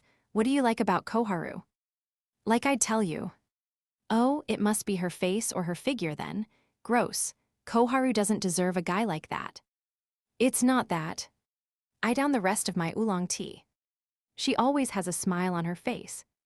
Oh, said Hayes, propping her elbows up on the table. She looked at me with a gentle smile. If I lost my sight. Yeah. I doubt I could be that positive. I get that. I mean, I couldn't even stay positive when my parents got divorced. Oh yeah. I couldn't stop feeling sorry for myself, wondering why I had to suffer when it wasn't my fault. Oh right. Fuyutsuki is so much freer than someone like me, who spends all their time trying to gauge people's expressions. It's incredible, really. I feel like she has everything I lack. She's taught me that happiness depends on your mindset. Maybe it was the alcohol that was making me blurt out my true feelings, but I didn't really mind. I hear you, said Hayes. I really like her. She made a whistling sound, teasing me, but I ignored it. She's made me realize it's what's on the inside that counts. Hayes looked at me with a kind expression on her face. I know what you mean, she said. Koharu has been like that the whole time I've known her. She dresses nicely every day, she dragged you out because she wanted to set off fireworks, and she attends all her lectures. She never uses her eyesight as an excuse for anything. Even I oversleep sometimes, and I haven't got any way to justify it. She's seriously incredible. Hayes had a distant look in her eyes, and I figured she was picturing her friend's face in her mind. I had a feeling that even in her imagination, Fuyutsuki would be smiling. It's hard to explain, so I'm not too sure how to put this, Hayes continued. She's always honest with herself and straightforward. She's the complete opposite of me, so I totally get why you admire her. Koharu's just cool, isn't she? I could tell Hayes was trying to convey how incredible Fuyutsuki was. It was Fuyutsuki's eagerness to pursue whatever she wanted and her refusal to make excuses for herself that drew me to her. That was probably what impressed Hayes, too. At that point, Narumi slapped his knee and spoke up. All right, you gotta tell her how you feel then. I don't know about that. Why not? It's the perfect moment, Hayes urged. In what way? I asked. Figures it'd be too high of a bar for ya, Narumi said with a sigh. It's not that. Are you sure you like her? Hayes asked, trying to provoke me. Of course. I get why you're having trouble working up the courage. I mean, she is blind and all, said Narumi with another dramatic sigh. I told you that's not the issue. Do you actually like her, though? Asked Hayes again. What? Fine, I'll tell her. When? Countered Hayes. I dunno. Okay, then do it now, even if it's just practice. We'll film it. A practice? Oh, I get it now. You're all talk and no action. Poor Koharu. A sound like blood vessels bursting reverberated around the inside of my head. I tilted my glass toward me to take a swig, but it was empty. I put some ice in my mouth, crunched it up, and swallowed. Then I rose to my feet and yelled loud enough for the entire restaurant to hear. "Attention, everyone." They all turned to look at me. I saw pair after pair of curious eyes. I hesitated for a moment, but there was no turning back now. "I have an important announcement to make." I felt like that sleazebag who'd asked Hayes out at the welcome party. The restaurant fell silent, and everyone kept their eyes fixed on me except for one table, where someone was pouring a fresh batch of batter onto the griddle in front of them. I could hear the sizzling sound, and the smell of the sauce drifted toward me. I knew I didn't look cool, but there was no stopping now. "Kakeru Sorano." "Oh, you messed up your own name," Hayes interjected. "Yeah, for real," added Narumi. I was hoping to make a once-in-a-lifetime confession, but thanks to the alcohol, I'd ended up tripping over my words. The looks Narumi and Hayes were giving me clearly said you messed up, and a wave of embarrassment came over me, making me feel like I was about to cry. Damn it, I'm gonna do it. I'm just gonna go ahead and say it. Kakeru Sorano, like Koharu Fuyutsuki. I want to go out with her. Silence enveloped the room. It felt as though the tide had gone out. And then, woo-woo-woo-wow. People started to clap, and the restaurant filled with thunderous applause. "That's youth for you," one customer shouted out to me. "Go out with me too," another man jeered, leaving me baffled. "Is that good enough for you?" I asked Narumi. He was sitting right in front of me, looking stunned. Yeah, pretty gutsy of you, man." Hayes giggled and fiddled with her phone, which had been pointed in my direction. Then, for some inexplicable reason, she turned the screen toward me. "I sent that to Koharu." "What?" I looked at Hayes's phone. Sure enough, she'd sent a video to a person named Koharu. What? I rubbed my eyes and took another look at the screen. She sent a video to Koharu, and the message had been read. "Are you serious?" "Very serious," said Hayes, before bursting into laughter. "You've gotta be kidding me," I snapped, but Hayes just continued to laugh. Narumi joined in, as did some of the other customers, and I wanted the ground to swallow me up. Several days went by. There was still no response from Fuyutsuki.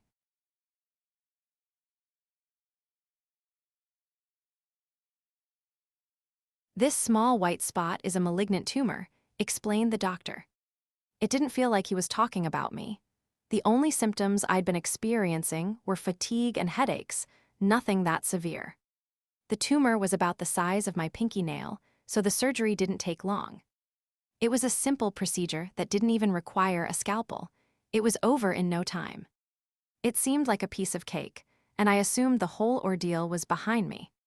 A few years later, however, they found that the cancer had moved. "We need to start chemotherapy." Those few words from the doctor marked the beginning of my nightmare. I had to inject myself with a powerful drug to stop the cancer cells from multiplying. The bad cells stopped growing, but normal cells slowed down, too. What did that mean? First, I was hit with severe nausea and diarrhea. My hair fell out, so I started wearing a knitted hat, even when I was inside. I started having trouble sleeping, which made me feel dazed. My memories started getting hazy. Apparently, I was suffering from something called chemo brain. I struggled to remember what had happened a few days earlier, or even the previous day. Wait, what was I thinking about just now? My thoughts were all over the place, and it drove me insane. Gradually, even that feeling faded away and I stopped thinking altogether. I became numb. I was totally out of it. Then, out of nowhere, I was struck by an intense sense of anxiety. I spent almost every day crying by myself. I was clearly depressed. Why was I the only one who had to endure so much suffering? I cursed my fate. I cursed myself. I started to think I'd be better off dead. I thought about wrapping a towel around my neck, jumping from a rooftop, cutting my wrists, biting my tongue off. I thought about dying every single day. But my family wouldn't let me think like that. Stay alive. Keep on living. I shouldered the weight of their pleas alone. Can you imagine what that's like? How agonizing it is to have people wish for you to live, rather than die. Oh, I see what this is. It's a living hell. Hayase had heard nothing from Fuyutsuki since sending her the video of my confession. And if that wasn't bad enough, I hadn't seen Fuyutsuki in a week. It wasn't because I felt too embarrassed or awkward to face her, I literally hadn't seen her. Narumi and Hayase were in the same boat, and we'd been keeping in frequent contact. Yuuko, have either of you guys heard from Fuyutsuki? Ushio, nothing here. Sorano, same. I messaged her hey, but she left it unread. Unsurprisingly, she wouldn't answer my calls either. I couldn't contact her online or over the phone. Nor was she coming to school. What in the world was going on? I was apprehensive beyond words. Fuyutsuki hadn't been at our first period lecture that Monday. The terrace where we usually went was empty, too. The area was silent, as though Koharu Fuyutsuki had never existed at all. I was sitting alone on the terrace, drinking soda from a bottle and watching the clouds drift by. The sweet drink fizzed on my tongue and ran down my throat. Every Monday after first period, the pair of us would kill time on the student center terrace. I'd assumed we'd carry on doing that forever. Fuyutsuki would sit by my side drinking sugary milk tea while I'd eat an early lunch from the university cafeteria. We'd chat about nothing, and Fuyutsuki would laugh. For some reason, I'd thought things would always stay that way. Where are you, Fuyutsuki? I remembered her telling me once that she didn't like soda. Remember how I told you that vending machines are like Russian roulette for me? I don't drink carbonated drinks, so whenever I end up with one, it makes me feel like my throat is burning. I thought about that as I watched the clouds float by. A single fluffy cloud slowly drifted from right to left. Birds were singing, and I could hear the cheerful voices of girls walking through the campus. I wish I could hear her voice. The words had slipped out unconsciously, and as I realized what I'd said, a wave of embarrassment crept over me. I pulled out my phone and opened Line to distract myself. Sorano, are you coming to class today? The message I'd sent the day before was still marked as unread. Was she ignoring me? Had she blocked me? Unpleasant thoughts bubbled up inside me.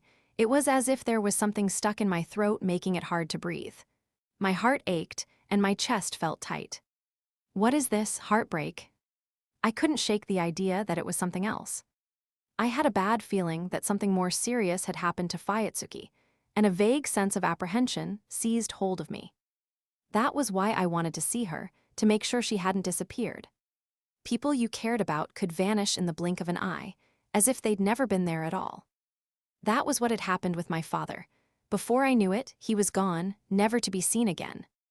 It felt as if someone had said, "If she means that much to you, I'll take her away," then torn out something hidden deep inside me. What had I done wrong? What did I do to deserve this? I must have done some pretty terrible things in my past life. I was so distressed that all I could do was cling to concepts beyond my control, like past lives and fate. I hung my head on the verge of tears. Good morning. As I was staring at an ant on the asphalt below, I heard Hayase's voice. I looked up to see her standing there with a gloomy look on her face. You okay, Hayase? Her complexion worried me. Maybe it was her makeup, or maybe it was the dark circles under her eyes, but she looked like an extremely sick panda. I never thought I'd see you looking so down in the dumps, Hayase. You think I look strong.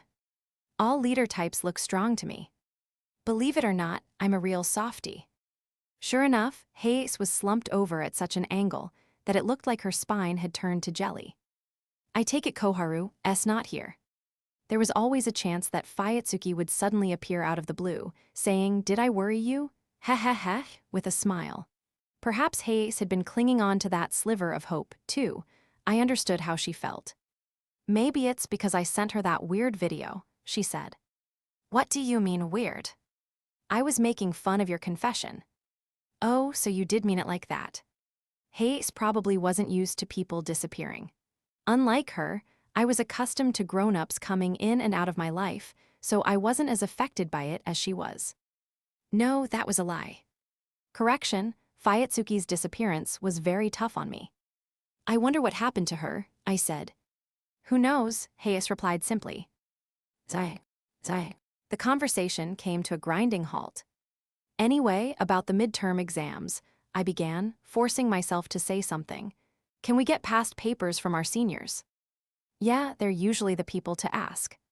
Could you photocopy yours for me? I'll treat you to some snacks from the student center. Sure. I'd expected Hayes to complain about what a poor trade-off that was, but her head was in the clouds. She didn't react to my attempt at a joke, probably because she was too busy worrying about Fuyutsuki. Instead, she just stared blankly at a line of ants on the ground. Then I heard someone call out, Sorano. It was Narumi. He was running over to us, waving. His burly build made him look like a rugby player, and the other people on campus tried to get out of his way when they saw him coming. If he collided with them, they wouldn't get knocked over so much as run over. Narumi came to a stop and tried to catch his breath with his hands on his knees. What's up? I asked. Why are you running? Said Hayes. Ha, I ran here from Tsukishima, he said, delivering the information in fragments between pants. It sounded like he'd run all the way here from Tsukishima Station, over half a mile away. There probably should be a law to prevent people as brawny as him from running on the sidewalk. Just as I was about to make a joke about that, Narumi said something completely unexpected. I saw Fuyutsuki. The moment he said that, Hayes and I exchanged a look. Where? She was walking from Shintamicho and went into a big hospital. The word hospital sent a sudden chill down my spine. I couldn't help but think of Fuyutsuki's past.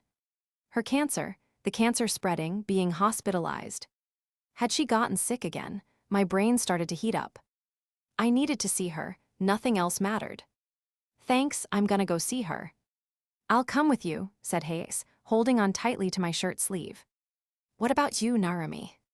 Sorry, I've got a compulsory class I can't skip. That's okay, the two of us will go, I told him. By then, Hayes and I were already running. You know where you're headin', Narumi shouted after us. I looked behind me, waving my phone. Don't worry, I'll check the map, thanks. Be careful. We ran as fast as we could until we were out of breath, then switched to speed walking and eventually started running again. My sides hurt and I could taste blood. My lungs were aching. I didn't care, though none of it mattered. I just wanted to see Fuyutsuki as soon as possible. The thought of seeing her even a second faster made it all feel worth it. Shintamicho was one subway stop from Tsukishima Station.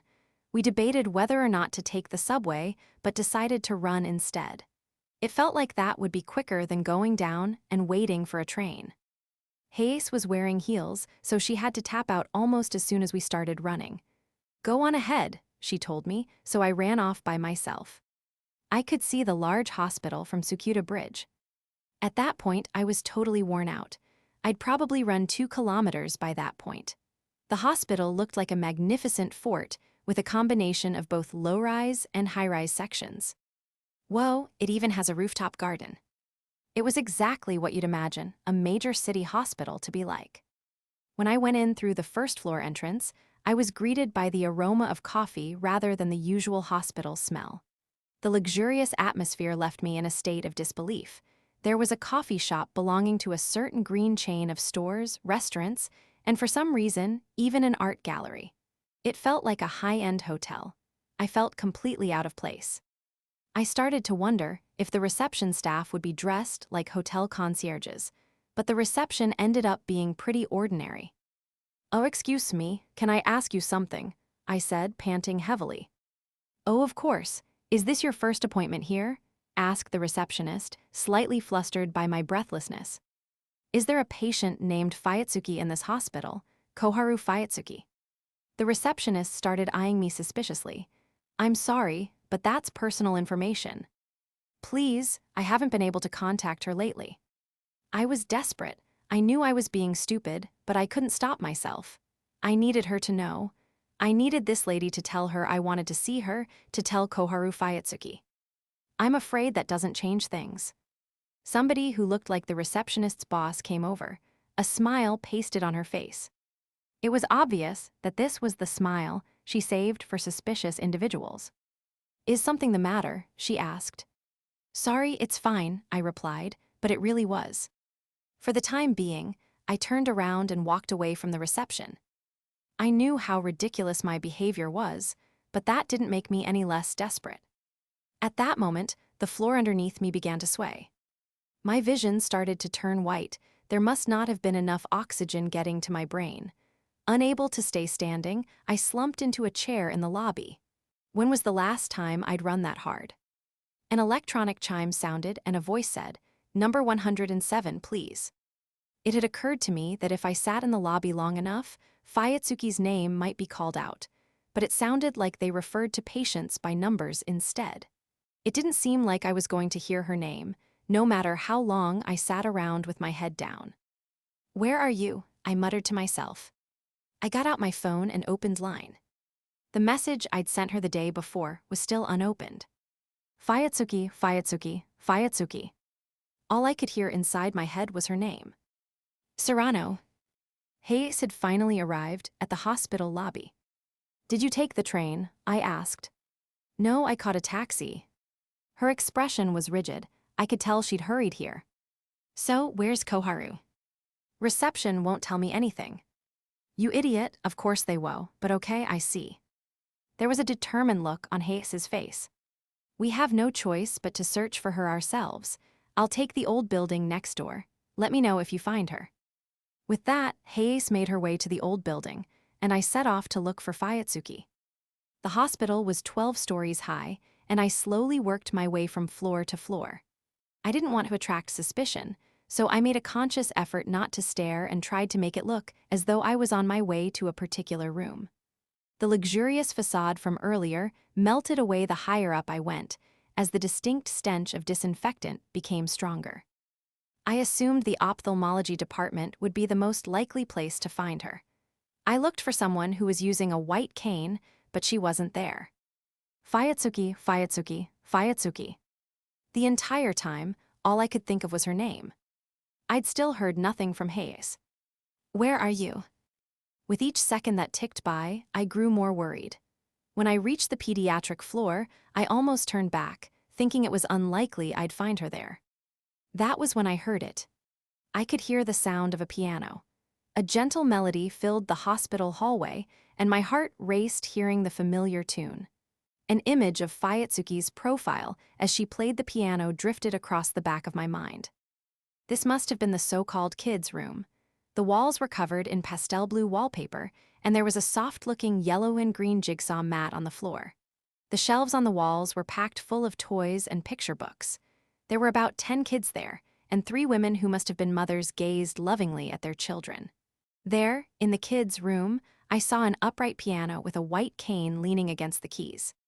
My heart skipped a beat. Fuyutsuki was playing the piano. She was putting her whole body into it, and her long hair swayed from side to side as her fingers flowed across the keys. What was that song? It was something they performed regularly in churches. "What a friend we have in Jesus." The voice singing had an airy, gentle quality to it, with the singer stretching out their notes like a true professional. All the kids started to sing along in unison. The moment I heard Fuyutsuki's voice, I felt a surge of relief from the ends of my toes to the tips of my fingers. I felt like I was going to topple over. I'd found her. I'd finally found her. Thank God. She hadn't disappeared after all. I was so glad she wasn't gone. All our sins and griefs to bear. Not noticing I was there, Fuyutsuki continued sing in a carefree tone, her voice as clear as a bell. I couldn't believe how good she was. Hata ahata. Quiet laughter escaped my lips as my vision began to blur. My tear ducts were hot, and my cheeks felt damp. I took out my phone to share the news with Hayase. "Sorano, she's here." "Yuuko, where?" "Sorano, the kids' room in the pediatrics ward." "Yuuko, what's she doing there?" "Sorano, singing for the children." Then Hayase sent me a sticker I'd never seen before. Looking at it, though, I couldn't for the life of me figure out how she was feeling. I met up with Hayase, and we waited together for Fuyutsuki to come out. She must have spent 15 minutes singing to the kids. "Thank you," they all shouted when she left, and Fuyutsuki told them she'd see them again soon. "Let's go," I said to Hayase. She nodded and followed behind me. What were we meant to say to Fuyutsuki? It had only been a week, but I felt like we hadn't seen each other in years. My heart was racing. This is crazy. What am I going to say? Fuyutsuki. The sound of my voice startled her. Seeing her react like that, something felt off. Sorry, Fuyutsuki. It's me, Sorano. I'm right behind you. I knew people were supposed to say their names when they were calling out to her.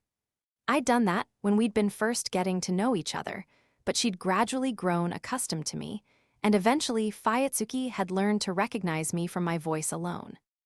But this time, she hadn't. She hadn't said, "Oh, Kakeru," in that carefree way she usually did.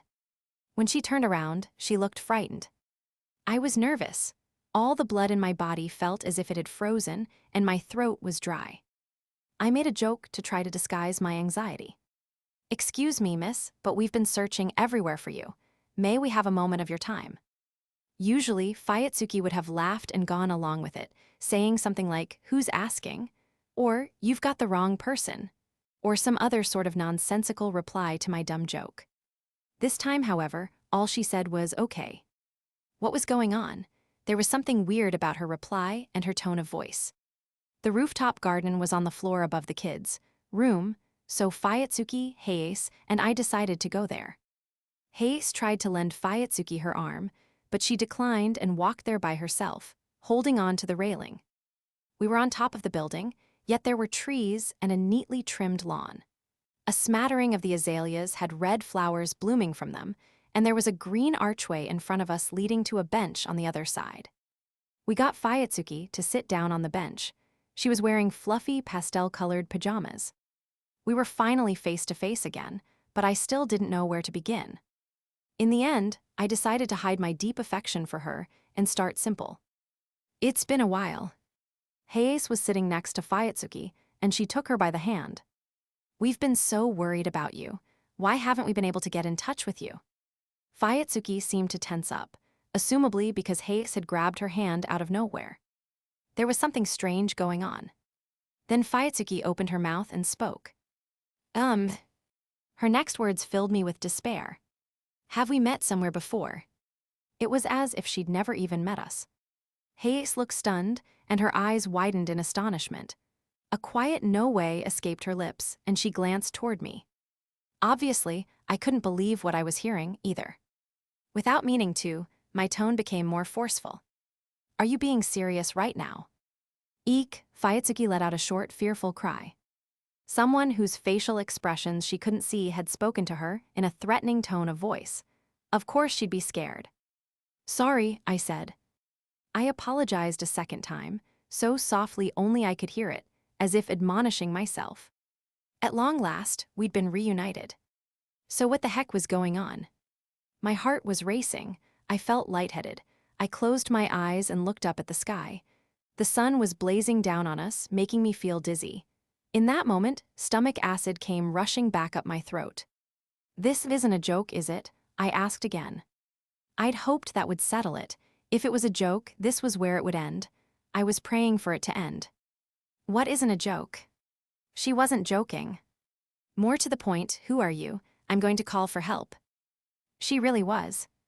Confronted with the reality of the situation, Hayes began to tear up. "All right, then." The words formed naturally on my tongue. Once I'd accepted this was how things were, my nerves actually began to settle. "Nice to meet you. My name is Kakeru Sorano, and this is Hayase." After talking to Fuyutsuki, I decided to return to the dorm for a while. It was evening by the time we left the hospital, and the Sumida River was tinted orange underneath Tsukuda Bridge. It wasn't fully dark, but nevertheless, the streetlights on the bridge were already on. I must have looked extremely depressed because a toy poodle that was out on a walk barked at me. Feeling helpless, I picked up a small stone that was lying on the ground and threw it into the river from the bridge. "I want to try too," said Hayase.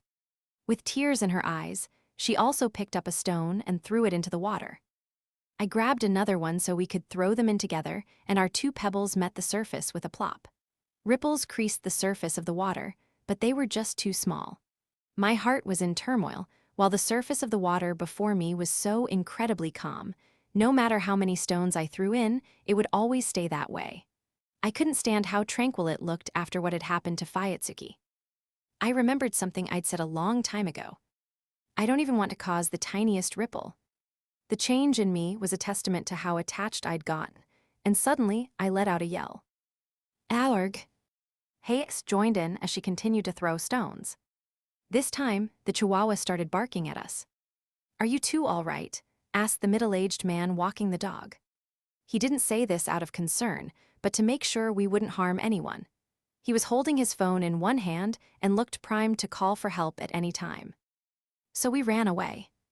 Hayes came back to my dorm room with me. It wasn't something we'd decided on, exactly. I'd just been in a daze, and by the time I'd snapped out of it, we were standing in front of the dorm. The moment I opened the door, I was hit by the strong smell of garlic. Apparently, Narumi had been making gyoza. Hey, you want some? He seemed so carefree, it almost made me cry. It stinks, Hey snapped angrily, her voice laden with tears. There were 50 gyoza dumplings, laid out on the round table in the middle of the room. Okay, let's go through everything that happened. Narumi dipped a dumpling in vinegared soy sauce, then stuffed it into his mouth along with some rice. On Shunde, Fuyutsuki and Suano, Narumi began. Swallow your food before you speak, I said. How is this idiot so laid back? Remarked Hayes. She placed the tips of her fingers to her temples. Narumi swallowed with an audible gulp. All right, let's recap, he said. Fuyutsuki and I had kissed after the student festival on Sunday. So Monday, none of you guys saw her, did ya? Nope, I said with a shake of my head. She wasn't in our lecture either. Then, on Sunday night, I sent her that confession video from the Monja restaurant, said Hayes with her arms crossed. There'd been no sign of Fuyutsuki for a week after that, and she'd been impossible to contact. And when we finally met up again, she'd acted like she lost her memories. I told her we were friends, but she kept denying it. Doesn't she have a phone? All she needs to do is check her line messages, and she'd know you were tellin' the truth. I thought the same thing, Hayes said, so I asked her to show us her phone, but... What happened? Asked Narumi, seeing Hayes hesitate. Her phone screen was all smashed up, I explained. Yeah, Hayes nodded. The screen was totally destroyed, it had a whole web of cracks in it. Koharu said, I can make calls, but it's hard for me to operate the screen. She missed the point, but it did sound like something Koharu would say. Narumi laughed loudly and slapped his thigh. It sure does. This is no laughing matter, shouted Hayes. She was sitting with her legs to the side, and she almost rose to her feet in anger. I know things ain't looking too bright, but gettin' all annoyed won't help anything. If you'd actually seen her, you wouldn't be saying that. A sob escaped Hayes. I just feel bad for Koharu. Hey now, there's no need to cry, said Narumi. I understood why she was crying. It had really stung when Fuyutsuki had said, Who are you? With that innocent look on her face. It felt like everything we'd been through had been wiped clean. We'd had so much fun, we'd laughed so much, we'd done so many exciting things together. I couldn't just say, oh, okay then, and accept that all of that had been lost. What on earth had happened? How had Fuyutsuki ended up like that? She'd done everything she could to go to college, even after suffering from a painful disease and losing her eyesight. If there was a god out there putting her through even more excruciating challenges, then they were just too cruel. Come on now, there's no point cryin', said Narumi. We want to do something about it, right? What are we supposed to do? Asked Hayes. There must be something. Sure, but what? She shouted hysterically. Zai, zai, zai.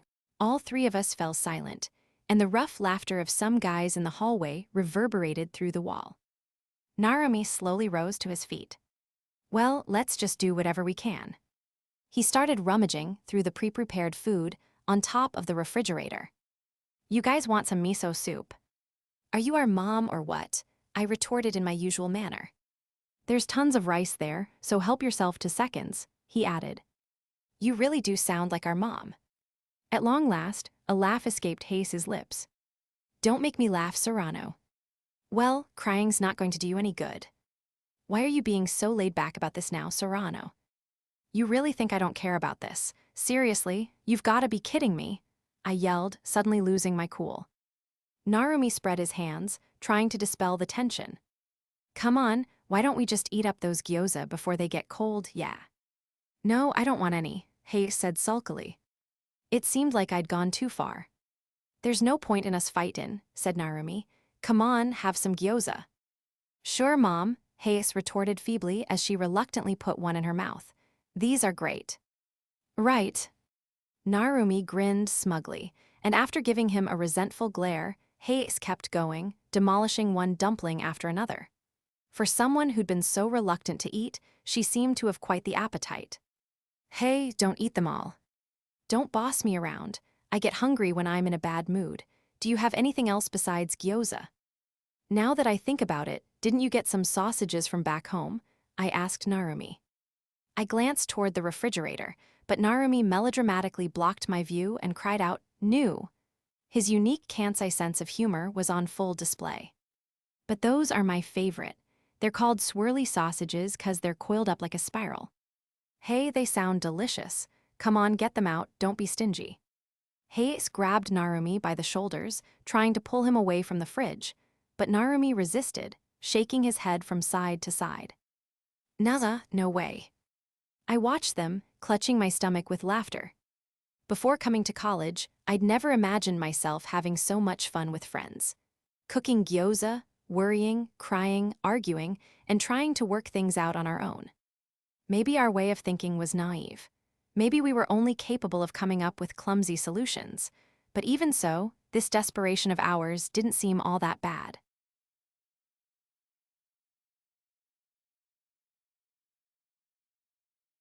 From that point on, we never saw Fuyutsuki at college again. I found out that she always sang to the children at the hospital at around 2 p.m. The walls, hallways, and staff uniforms of the hospital were all white, and everything smelled like disinfectant. In contrast, the kids' room was decorated in pastel colors, which created a surreal atmosphere that made it feel worlds away from the rest of the hospital. Through the glass, I watched Fuyutsuki singing happily as she played the piano. Not even the sight of the children playing and singing brought me any comfort. Watching Fuyutsuki only filled me with a sense of unease. She was always wearing fluffy pajamas, which suggested she was a patient there. I couldn't bring myself to talk to her. Had she really forgotten everything? It was so hard to accept. Couldn't this all be a joke, a lie, an act? I couldn't let go of that possibility. I was grasping at straws. Which was why I eventually decided to speak to her. Hey, I said, but she completely ignored me. It was as though she hadn't heard me at all. She didn't even notice I was there. It hurt so bad. It was so painful. I wished I was dead. I was filled with regret. I felt more and more like I wanted to die. At the same time, though, I felt like I wanted to be near Fuyutsuki. I'm such a weirdo, I thought, chiding myself. I couldn't believe someone like me, who'd never had any attachments, was clinging on so tightly to Fuyutsuki. It happened during lunch break. I'd picked the minced meat cutlet set meal, Narumi had chosen a large serving of katsu curry, and Hayase had ordered tempura soba. It was the busiest time of the day for the cafeteria, and we were holding our trays, looking for an empty table in the crowded room. We finally found seats, but as soon as I took a bite of my meal, I regretted ordering so much food. I hadn't worked up that much of an appetite. Hey, look at this, Hayase said, loud enough to be heard over the hubbub of the cafeteria. She showed us her phone screen. It read, "Student volunteer wanted." You're not doing more volunteer work, are you? Asked Narumi, stuffing his mouth with curry. He made it sound as if Hayase was addicted to volunteering. Read the whole thing, she said. It's for that hospital. Yeah, they're asking for somebody to help entertain the children in the kids' room. They'd have to read books and do picture story shows. I felt like a ray of hope had just shone through the clouds. This could be my chance to get close to Fuyutsuki. As that thought crossed my mind, I caught a whiff of the sauce covering my minced meat cutlet and suddenly felt hungry. Why don't we go for it? We might get to talk to Koharu. But you know, Narumi said, still shoveling food into his mouth, if we go and wid Ulcheria Machivs. Swallow your food before you talk. Narumi swallowed hard, then started his sentence again. If we go in with ulterior motives, we won't get past the interview. He made a good point.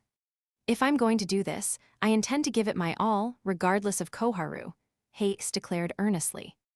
Gone was the sensitive and frail panda-like version of Hayase I'd seen the other day. She gazed at me with a dignified look on her face. Let's just apply. I mean, we already found Koharu. I found myself responding with a slightly excited yeah. I couldn't stop these feelings welling up inside me.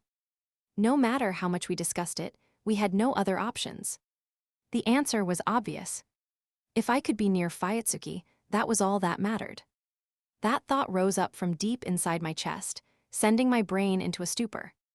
The back of my nose felt hot. I could tell how excited I was. The next day, Hayase, Narumi, and I decided to apply for the student volunteer position at the hospital. All three of us passed the interview without any trouble. Our university's reputation, not to mention the help we received from volunteering fanatic Hayase, played a big part in that. However, passing the interview didn't mean we could just start the next day. There were lots of clerical tasks we had to complete, such as filling out forms, getting antibody tests done, and buying volunteer insurance. We also had to attend an orientation session where they taught us about volunteering. The hospital instructed us on how to avoid upsetting the children. We weren't allowed to discuss their illnesses, for example, and taught us the proper way to wash our hands to prevent the spread of infection. One thing a nurse told us during the orientation really struck a chord with me. This is a tough job, but please keep at it. That was when I realized this volunteering gig wasn't going to be a cakewalk. On our first day as volunteers, the three of us were joined by two older women who seemed to live nearby. There were 13 kids in total. Some had arm injuries, others had leg casts, and a few wore knitted hats. They ranged in age from about 5 to 9 years old. According to one of the nurses, children who stay long-term in the hospital's pediatric ward often have serious illnesses. We were clearly instructed not to mention their ailments, as the time we spent with them was meant to help the kids forget the hardships of their hospital stay, even if only for a little while. The kids' room was filled with excited squeals. That day, we were all doing origami. Roar! Or at least, we were supposed to be doing origami. Instead, Narumi was surrounded by a group of boys who were climbing on his back and kicking him. Could you pass me that origami book? Hayase, meanwhile, was surrounded by girls. She could have just made simple things like planes or cranes, but instead, she was staring at the book and trying to fold things like roses and lilies that were beyond her skill level. At the hospital, the children's playtime was called kids' time. These sessions were held on a daily basis to make sure they never got bored in the hospital. Before we started, the nurse in charge had introduced me to Fuyutsuki. She plays the piano during kids' time, but she also happens to be one of our patients. The moment the nurse said Fuyutsuki was a patient, my entire body tensed up. I had suspected as much, but hearing it said so plainly made me feel like a weight had settled on my chest. Fuyutsuki seemed a little taken aback when the nurse told her that some more student volunteers would be joining. "Nice to meet you," I said to her. "Nice to meet you too," she responded quietly. Fuyutsuki pursed her lips tightly.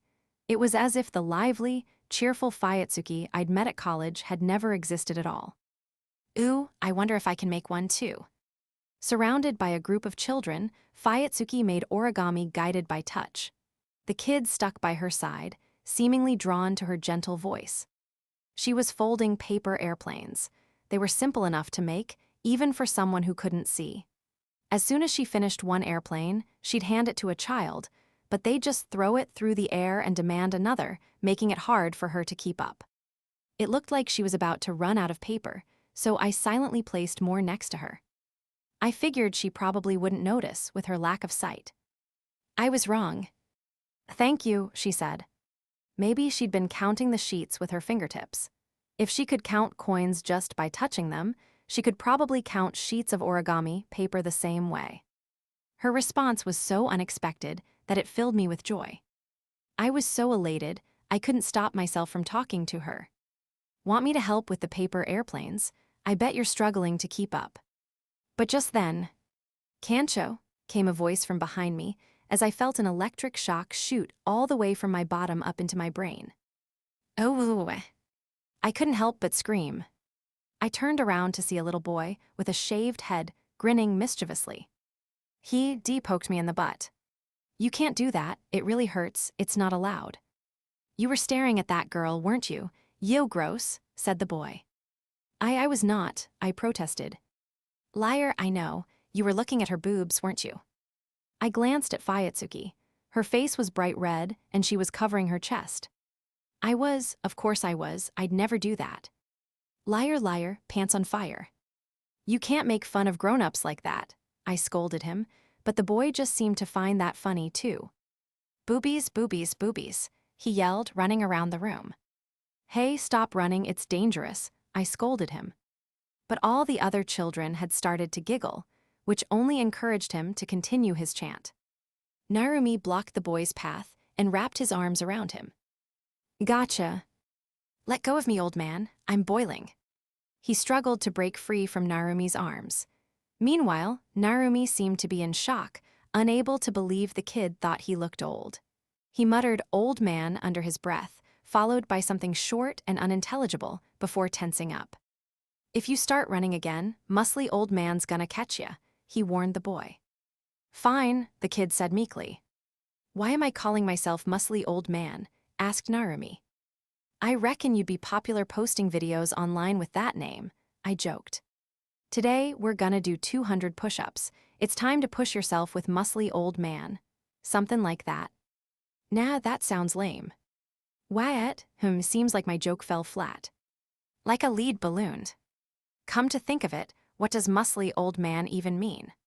Hey, you two, get back to folding origami, Haig scolded us. Okay, Narumi and I replied in unison. One of the older ladies, who'd been listening in on our conversation, smiled. You two sound like a comedy duo. That was the moment. Fuyutsuki burst out laughing. Her whole body was shaking with laughter. It had been so long since I'd seen her laugh that seeing her like that triggered a wave of nostalgia. I thought back to all the happy times we'd had together on the terrace. She looked just like the Fuyutsuki I'd known back then. My vision began to blur as tears welled up in my eyes. After playing with the children for about 2 hours, we sent them back to their hospital rooms. As we were cleaning up the now empty kids' room, I overheard the volunteer staff talking to one another. Come to think of it, Sumar wasn't here today, was she? I heard she started her treatment. Oh, that's going to be so tough on her. Their conversation made my heart ache. 2 weeks had gone by since I'd started volunteering. Every time I tried to talk to Fuyutsuki, our conversations never went anywhere. In fact, it felt like she was avoiding me. June had come to a close, and the rainy season had finished earlier than it usually did. Summer was just around the corner. I was doing kids' time by myself that day. While I was tidying up, Fuyutsuki called out to me. Sorano, are you there? My heart nearly jumped out of my chest.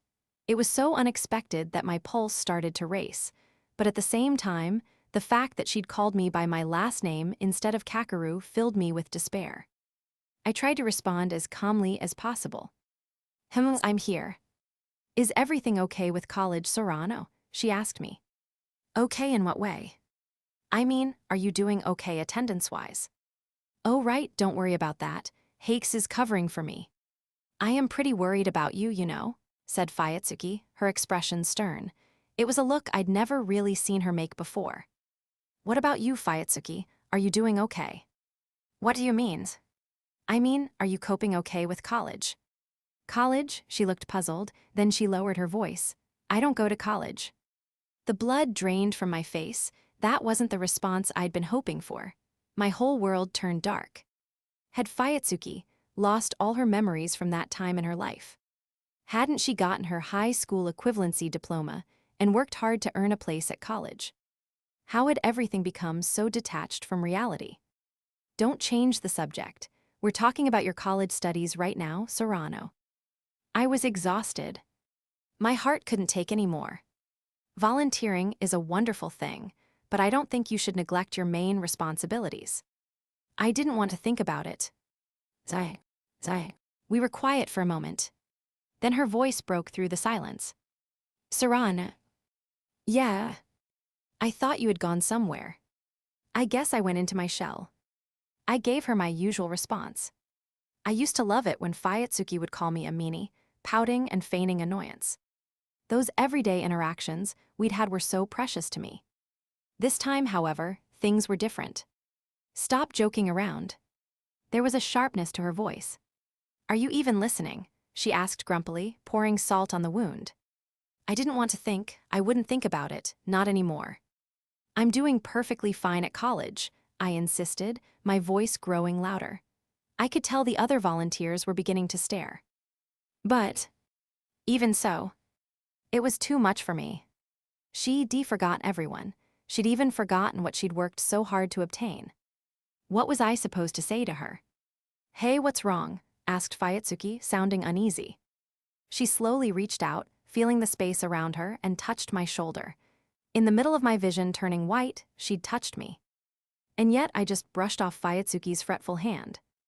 I was just about to shout, it's nothing, when Fuyutsuki spoke up. Why don't we talk outside, okay?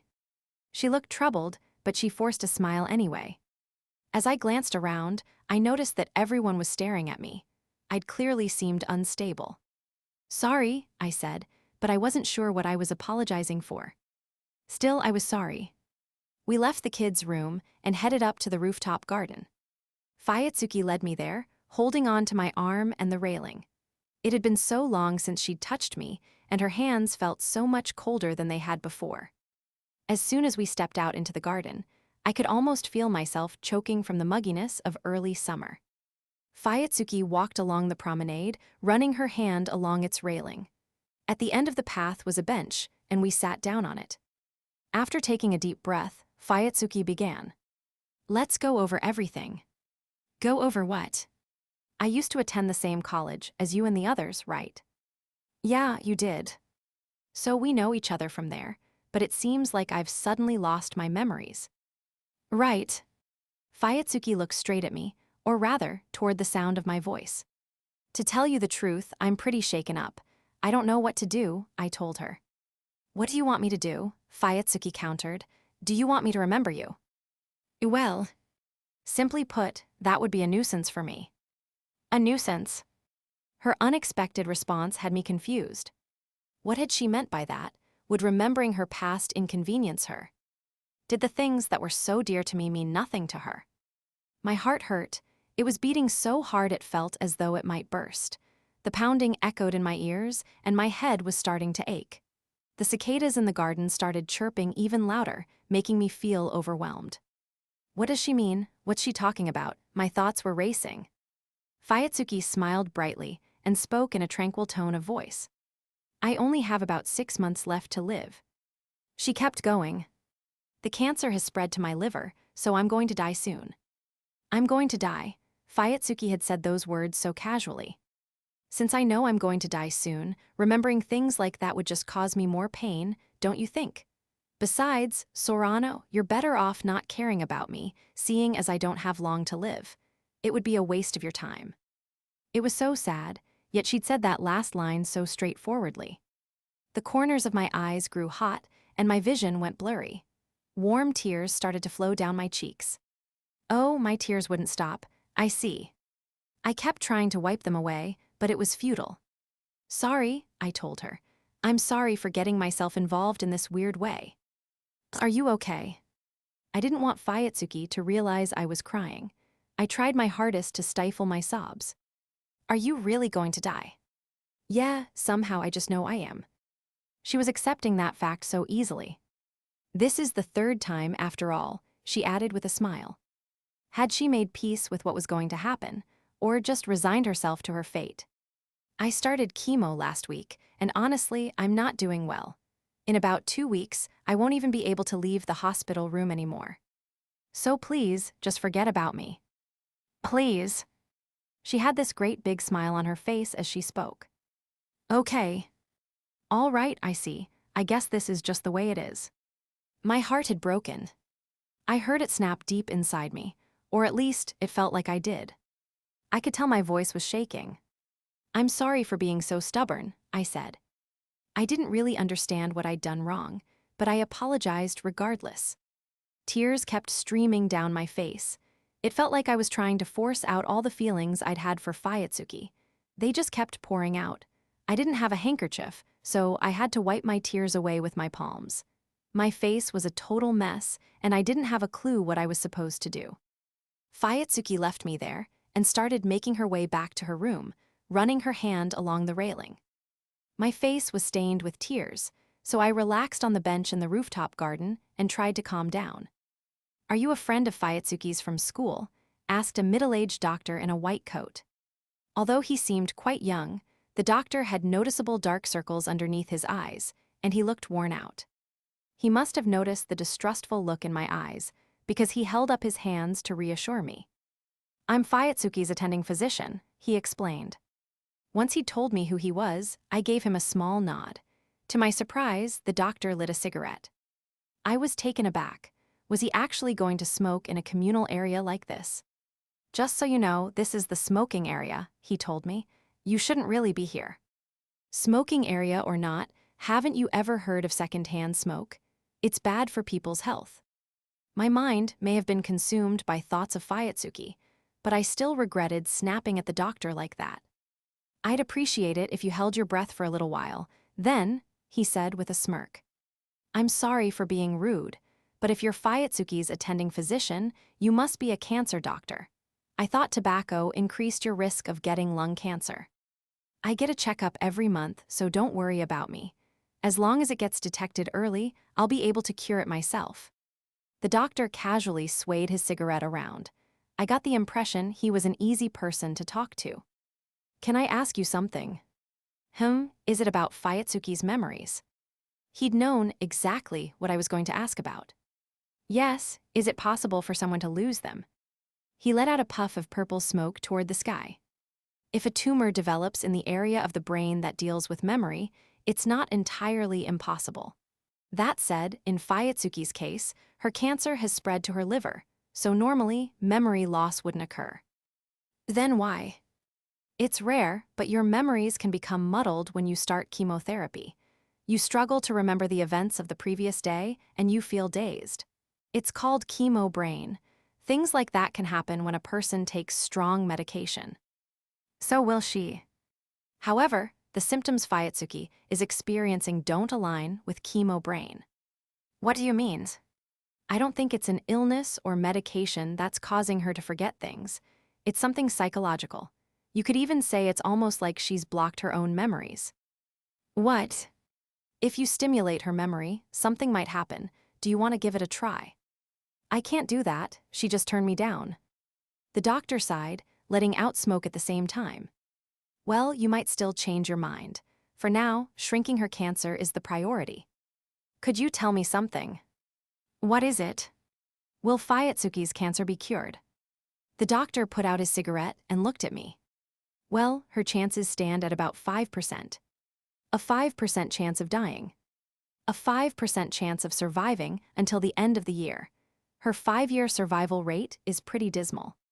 The doctor spoke in detail about her cancer, but none of it registered with me. Fuyutsuki had a 5% chance of surviving the year. She wasn't going to last 5 years. Her light could go out at any time. That's why she'd asked me to forget her. My chest tightened painfully. As the doctor was leaving, he gave me a determined look. "I'll cure it, though." 3 days had gone by since my encounter with the doctor. I couldn't just quit volunteering, though, so Hayase went in my place. Going to see Fuyutsuki was painful. Even just looking at her was painful. 4th period had just finished, and I was sitting in the sun in our usual spot on the terrace. The sun was beaming down, and I could feel it burning my skin.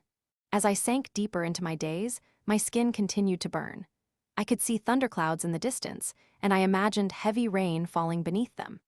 Picturing the juxtaposition of the clear skies with the torrential rain got me in a strangely philosophical mood, probably because I'd just had my philosophy I lecture. Suddenly, a voice interrupted my contemplation. "Are you okay?"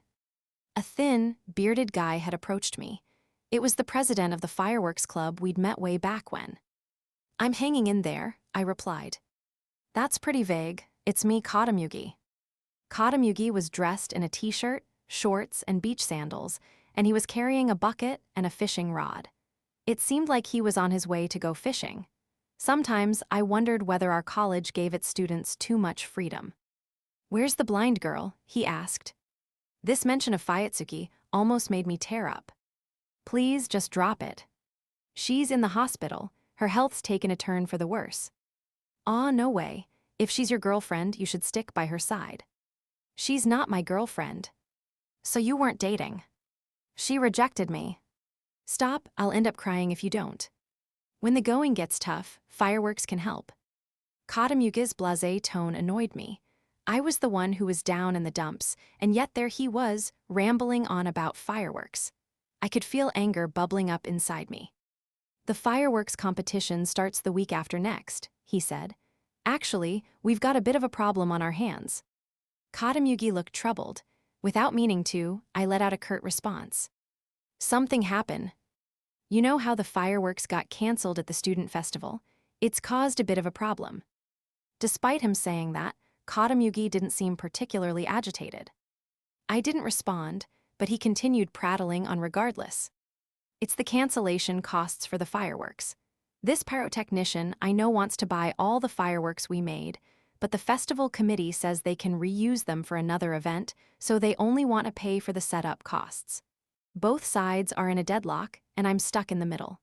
I wish they'd put themselves in my shoes," he said, but I was completely uninterested in his meaningless chatter. "I'm surprised the university lets you set off fireworks at all." I responded to his pointless chatter with a similarly pointless comment. However, Katamugi seemed pleased that I'd asked him this, and he proudly began to explain the necessary procedures and applications required for launching fireworks. Oops, I thought, regretting saying anything. I got him going now. I wasn't giving him my full attention, but from what I gathered, you had to file a notice with the prefectural government and undergo a fire safety inspection before you could set off fireworks. It didn't sound like it was as easy as I'd initially assumed. "But there is a loophole," Katamugi continued, looking pleased. "If you have, say, 50 size 2 shells, 15 size 3 shells, 10 size 4 shells, with waterfall-style and set-piece fireworks in between, creating a 3-minute program of 75 fireworks in total, you can do it without any paperwork." "Oh wow, I didn't know that," I said, feigning interest. As monotonous as my reply sounded, Katamugi seemed pleased that I'd said anything at all. For some reason, he'd taken a liking to me. "I'm about to go fishing. Wanna come?" he asked with a guileless look in his eyes. It was hard to deal with someone like him when I felt so down.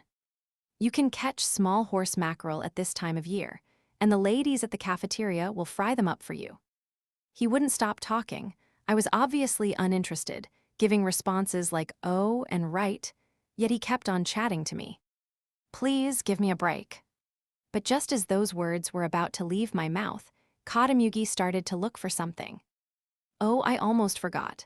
He shoved his hands into his pants pockets, muttering, "Is that it? And where is it?" Then searched his fishing gear bag and his backpack. "Well, I guess I should head back and start that report," I said. I found myself suddenly irritated, and I started to rise to my feet. But at that moment, he found what he'd been looking for. "Here it is, found it. Doesn't this belong to your girlfriend?"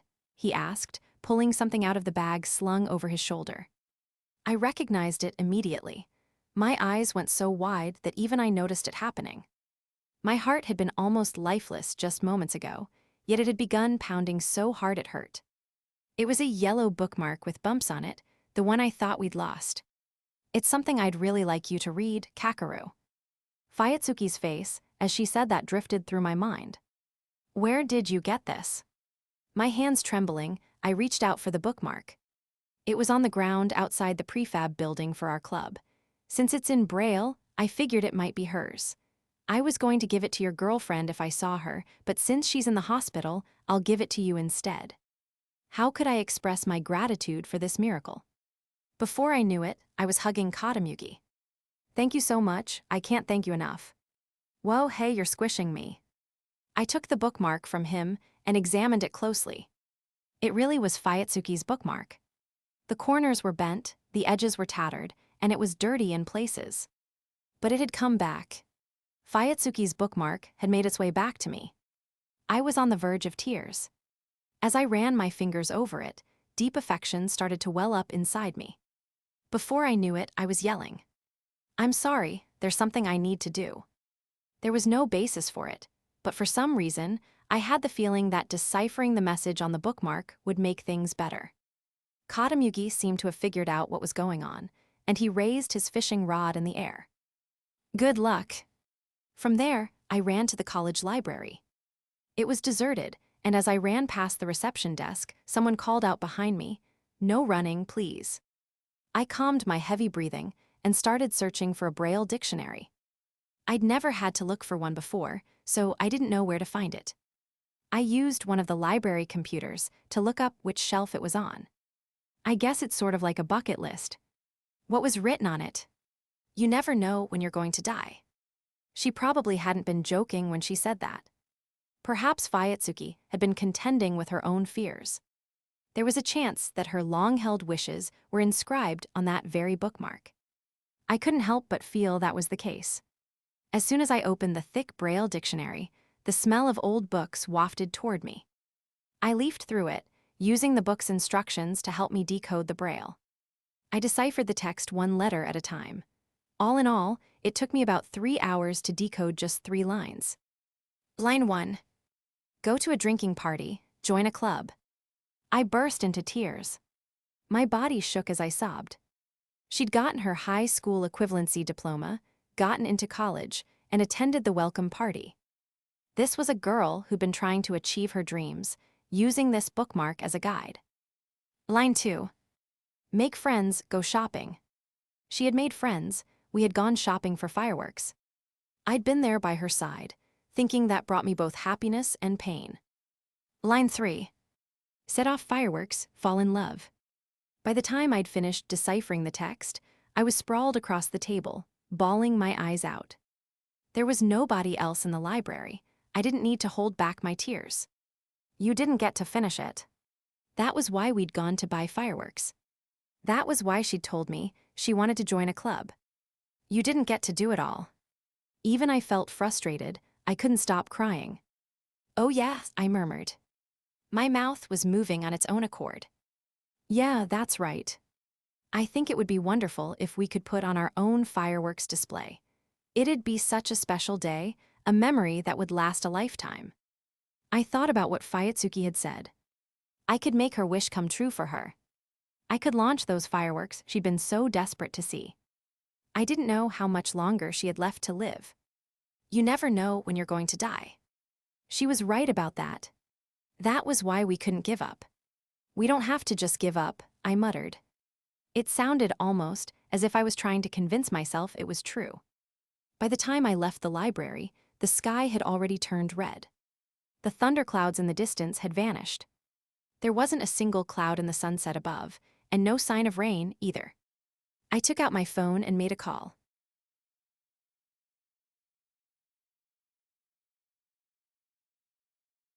I'd always thought I didn't need to rely on other people. What I came to realize, however, was that this was just a form of self-defense close to giving up, and I was surprised to find an extreme stubbornness rooted within me. Despite all the tears I'd shed, I found myself back at the hospital, chiding myself for how persistent I was being. It was picture book reading day, and Hakes's gentle, slightly elevated tone of voice echoed throughout the kids' room. The children were all completely engrossed in the story. The princess took a bite of the small piece of fruit, and tears began streaming down her face.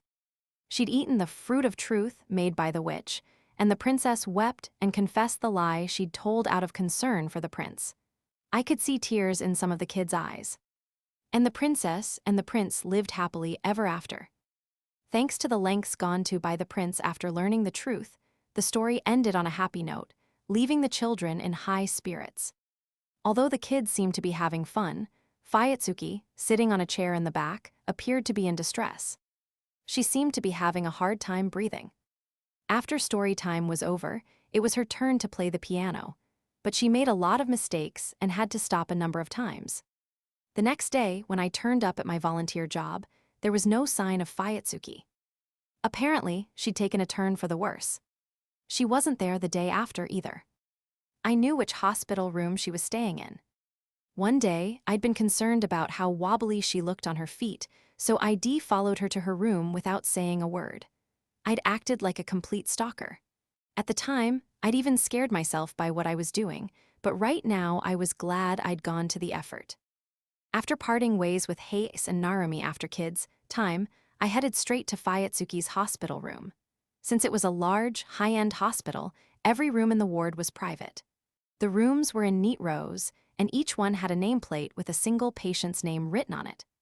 I went to the west wing on the 7th floor, the floor above the kids' room, and stood in front of a nameplate that read Koharu Fuyutsuki. Just as I was about to knock, I heard voices coming from inside. "Do you really want me to cut it?" Please." I quietly slid the door open a little and peeked inside. All I could see peering through the gap was the foot of a white bed. I didn't catch a glimpse of Fuyutsuki, but I did see a woman wearing a kimono. I didn't know much about kimonos, but even I could tell from a glance that it was expensive. The pale ultramarine fabric looked incredibly soft, and it was decorated with fans. The woman in the kimono looked a lot like Fuyutsuki. She seemed more easygoing, and her eyes looked slightly bigger, but I figured she must be Fuyutsuki's mom. She was holding a pair of scissors. Fuyutsuki's mother looked toward the door. She must have noticed me peeking through the gap. Then we made eye contact. "Oh crap," I thought, so flustered my heart nearly stopped beating, but her expression soon lightened and she placed a finger to her lips, shushing me. "I understand, dear. I'm going to go and get a drink," she said to the person on the bed, chuckling softly. Fuyutsuki's mom shuffled over to the door. She stepped out of the room and glanced at me, blinking her eyes inquiringly. "Are you a friend of Koharu's?" she asked in a whisper. Yes," I responded at normal volume, and she quickly shushed me. "Let's go and talk over there so Koharu doesn't hear us," her mom whispered, still clutching the scissors against her chest.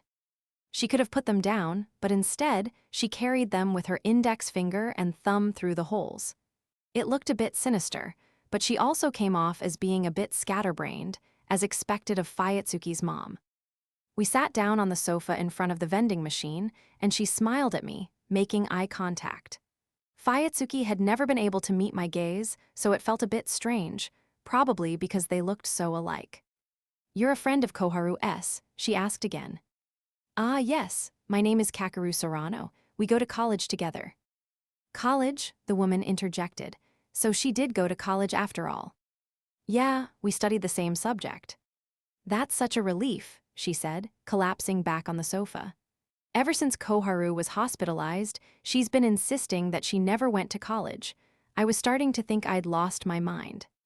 "Was she saying that at home too? Did she say something to you?" "She's acting like she has no memory of me," I said. Fuyutsuki's mom's eyes widened. Had I upset her? Should I have kept that to myself? A wave of guilt swept over me. Surprisingly, though, Fuyutsuki's mom gave me a gentle smile. "I see, this must be hard on you as well." She was refusing to show her sadness on her face, which made my chest tighten. "No, I'm okay." "I don't believe that for a second. I'm sure it must be difficult." "I'm fine." "If you say so," said Fuyutsuki's mother with a laugh. How could she keep smiling like that? "Don't you find this hard, ma'am?" "Ma'am, you sound as if you're meeting your in-laws. Were you and Koharu?" "And no," I said, hastily refuting her suspicions. "I was joking," she said with a chuckle. She'd been laughing all throughout our exchange. The apple really didn't fall far from the tree. I couldn't help but think how similar she was to her daughter. "I'm not sure whether I should say this to you," she began softly. There was a pause. "It's been very hard." The calmness of her voice made my whole body tense up. There isn't a day that goes by without me wishing my child had been born with a healthier body. But if I always look upset, it'll only make things harder for her. If she's going to overcome this, I need to be by her side, smiling. Tears pricked the corners of her eyes. My vision started to blur as well. "So please, I want you to stick by her side. It might be tough, but I want you to keep her company with a smile on your face." "I will," I replied. "Thank you," she said, beaming. Fuyutsuki's mother started opening and closing the scissors she was holding. "What are the scissors for?" I asked. She looked down at them. Oh, I'm going to cut her hair. It's starting to fall out because of the treatment. It's her third time going through this, so I'm sure she knows what's going to happen to her. I see, but her hair's so beautiful and long. Ah, she's not just cutting it off to throw away, though. Have you heard of hair donation? Like giving away hair. I got out my phone to look it up. Apparently, hair donation is when people donate their hair to make wigs for children who have gone bald because of illness. The wigs are given away for free. It seemed like there were tons of children waiting for their turn to come around. If Fuyutsuki is going to lose all her hair, she could just make a wig for herself, couldn't she? I asked. She doesn't want that, Fuyutsuki's mother said, shaking her head. Losing her hair made her so upset when she was younger, so she wants to donate it to kids who are going through the same thing. The words got stuck in my throat. This sudden example of Fuyutsuki's kindness made me feel like I was about to cry. I took a deep breath, then an even deeper one, in an effort to hold back the tears. That does sound like something Fuyutsuki would say. It does, doesn't it? Maybe this is just me being a doting parent, but I don't think I could have asked for a better daughter. Come and visit her again, won't you? Leaving me with those parting words, Fuyutsuki's mother waved at me with her right hand, the one still grasping the scissors, and made her way back to her daughter's room. Today, let's draw fireworks on this piece of paper. We had the children drawing fireworks for kids, time today. There was a certain type of fireworks called shaped fireworks that made patterns in the sky like smiles or stars, and I was getting the children to design these shapes. A week earlier, after decoding Fuyutsuki's bookmark at the library, I'd called Hayase. The first thing I'd said to her was, let's set off some fireworks. Hayase had been a member of the student festival committee, so I'd asked her about setting off the fireworks they'd meant to launch at the festival. I think it could trigger some memories for her. I shared what the doctor had said to me, and we discussed holding the fireworks display that Fuyutsuki had missed. We spent days planning it. Committee member Hayase raised the question of whether the kids at the hospital would be able to see the fireworks display. After getting some advice from Katamugi, the president of the fireworks club, our plan evolved into a children's fireworks event. We explained the situation to the parties involved, including the university and fireworks manufacturers, and eventually decided to hold a summer fireworks festival where we could showcase the fireworks that hadn't been launched at the student festival. Back in the kids' room, the children were enthusiastically drawing pictures of fireworks with crayons and colored pencils. Fuyutsuki, however, hadn't come. According to a nurse I'd befriended, she was lying down in her room. She couldn't tell me anything more about Fuyutsuki's condition, though, seeing as it was confidential information. After kids, time came to a close. Hayes handed me a white sheet of paper and some colored pencils. Here. Thanks, I said with a nod, and Hayes and I split up. She took the children's drawings back to campus, while I headed to Fuyutsuki's hospital room. On my way there, I bumped into her mother. She gave me a warm smile. Thank you, she said. It's nothing. I feel bad for intruding day after day. Take care of Koharu for me. I have an errand to run. She was holding her daughter's phone, its screen shattered like a spiderweb. It seems like she broke this in her room the other day. A replacement has finally arrived, so I need to go pick it up. Right. Oh, and take this. It's a mask, and I also have some disinfectant spray. There's a chance she might be asleep. Fuyutsuki's mom handed me a face mask and sprayed disinfectant on my hands. This gesture alone made it clear that Fuyutsuki's condition had worsened. I took a deep breath in front of Fuyutsuki's room to calm myself down, then knocked on her door. There was no answer. I'm coming in. I crept into the room like a thief. Fuyutsuki was asleep, lying down with the back of her adjustable bed raised. The window was open. The curtains swayed gently every time a cool breeze came into the room, and the air felt unusually fresh for the city. Fuyutsuki's hair had been cut short. It used to be the typical long hair most young women have, but now it stopped just above her ears. I sat on the chair beside her bed, feeling the breeze on my skin. I could hear Fuyutsuki's soft, steady breathing. She looked just like Snow White sleeping on that bed. As I watched her, I felt a surge of affection rising in my chest. I gazed at her beautiful face, trying to make myself as inconspicuous as possible. I didn't want to wake her. I wished that tranquil moment would last forever. Yet whenever I thought about that disease eating away at her body, it chilled me to the core. Why was Fuyutsuki the one who had to suffer this fate? The chance that she'd survive until the end of the year was just 5%.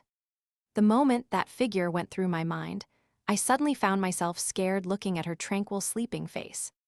I found myself thinking of Fuyutsuki dying, and I was overcome by the despair I'd feel losing her. The breeze that had been refreshing just moments earlier suddenly felt chilly, so I slowly started to close the window. As I did, it made a squeaking noise. Damn it, I thought, frozen to the spot. The sound made Fuyutsuki react with a start. "NGH," she groaned, stretching. "Mom, is that you?" She opened her eyes and looked in my direction. My heart skipped a beat at the thought that she might see me, but of course, Fuyutsuki didn't notice who I was. "You can leave the window open. It's nice and cool," she said in the same sweet yet spoiled way she used to say "meanie" to me. It was pretty refreshing to see her act that way. As I watched her turn over onto her stomach, I almost laughed. But just then the lack of response from her mom seemed to make her suspicious. "Is that you, Mom, or are you a nurse?" There was a hint of panic in her voice. I felt too embarrassed to stay silent any longer, so I spoke up. "Sorry, it's me, Sorano." Fuyutsuki looked dumbfounded for a moment, but then she seemed to remember something. With an irritated look on her face, she started feeling around for the nurse call button. "Hang on a minute," I cried. "Why did you barge in here without permission?" "I was just concerned about you. You haven't shown your face in the kids' room for a while." "I told you to forget about me." "Come on, I'm only paying a visit. Your mom asked me to." "You talked to my mom?" she asked. Fuyutsuki angrily sat up on the bed, but as soon as she did, she immediately hunched over, clutching her chest in pain. There was a drip connected to her left arm, with a clear bag hanging from an IV stand. "Are you okay?" I asked. Just to give Emmy a moment. She panted, trying to settle her breathing. Her face was pale and sweat beaded on her forehead. She looked thinner, too. "Sorry," I offered, not sure what else to say. "You're so persistent, Sorano. What will it take for you to forget about me?" "Sorry." "Stop apologizing." "Are you okay?" "It hurts." Although she couldn't see, she turned her eyes toward me and grinned. It wasn't the usual genuine smile I was used to seeing from her. It looked like there was some sadness to it. "Recently, even water makes me throw up. That's why I'm on an IV drip." "Is that a side effect of the medication? Is it really strong?" "Yeah, my white blood cell count is low, and my mouth is full of ulcers." Her breathing grew labored as she spoke, and I could see the cold sweat on her skin. "Have I put you off yet? You're better off forgetting about me." "It doesn't put me off at all." "You really don't back down easily, do you?" she said, turning her face away from me. Her voice sounded frail as she continued. "My doctor said my hair might start to fall out next week." "Oh, right. That's the part I hate the most." Fuyutsuki was being pretty chatty today. It might have been because she'd be crushed under the weight of her worries if she didn't get them off her chest. Or maybe she'd just completely given up. "I can't see, so I don't know what I look like." Fuyutsuki's voice was gradually starting to sound more tearful, and it hurt me just to hear her like that. It's so hard when you're forced to rely on touch to help you imagine things. I heard a choke sob. She'd begun to cry. The affection I felt for her was drowned out by the pain inside my chest. It felt like I was being strangled. Then in a small voice she said, "I want to die." I couldn't believe this was the same Fuyutsuki I used to know, who'd always had a smile on her face. But had that really been Fuyutsuki? Wasn't that a version I'd conjured up in my mind, a figment of my imagination? Wasn't the real Fuyutsuki the one lying here in front of me, her body trembling? What could I do? What could I do to help her? You were supposed to rub someone's back at a time like this, right?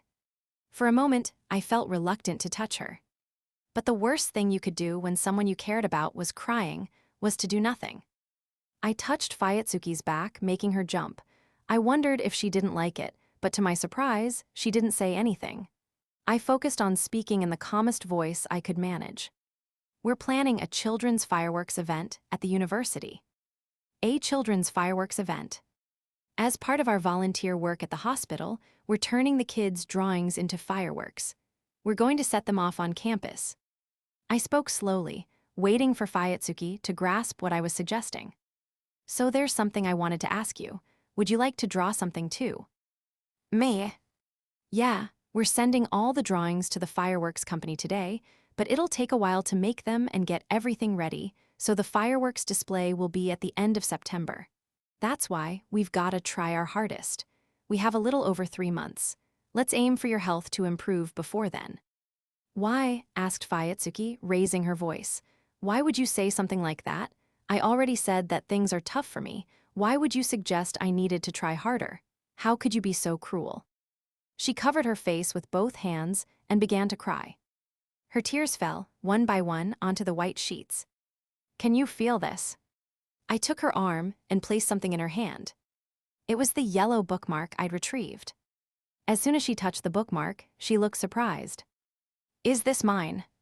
Sorry, I already read it. That's not fair at all.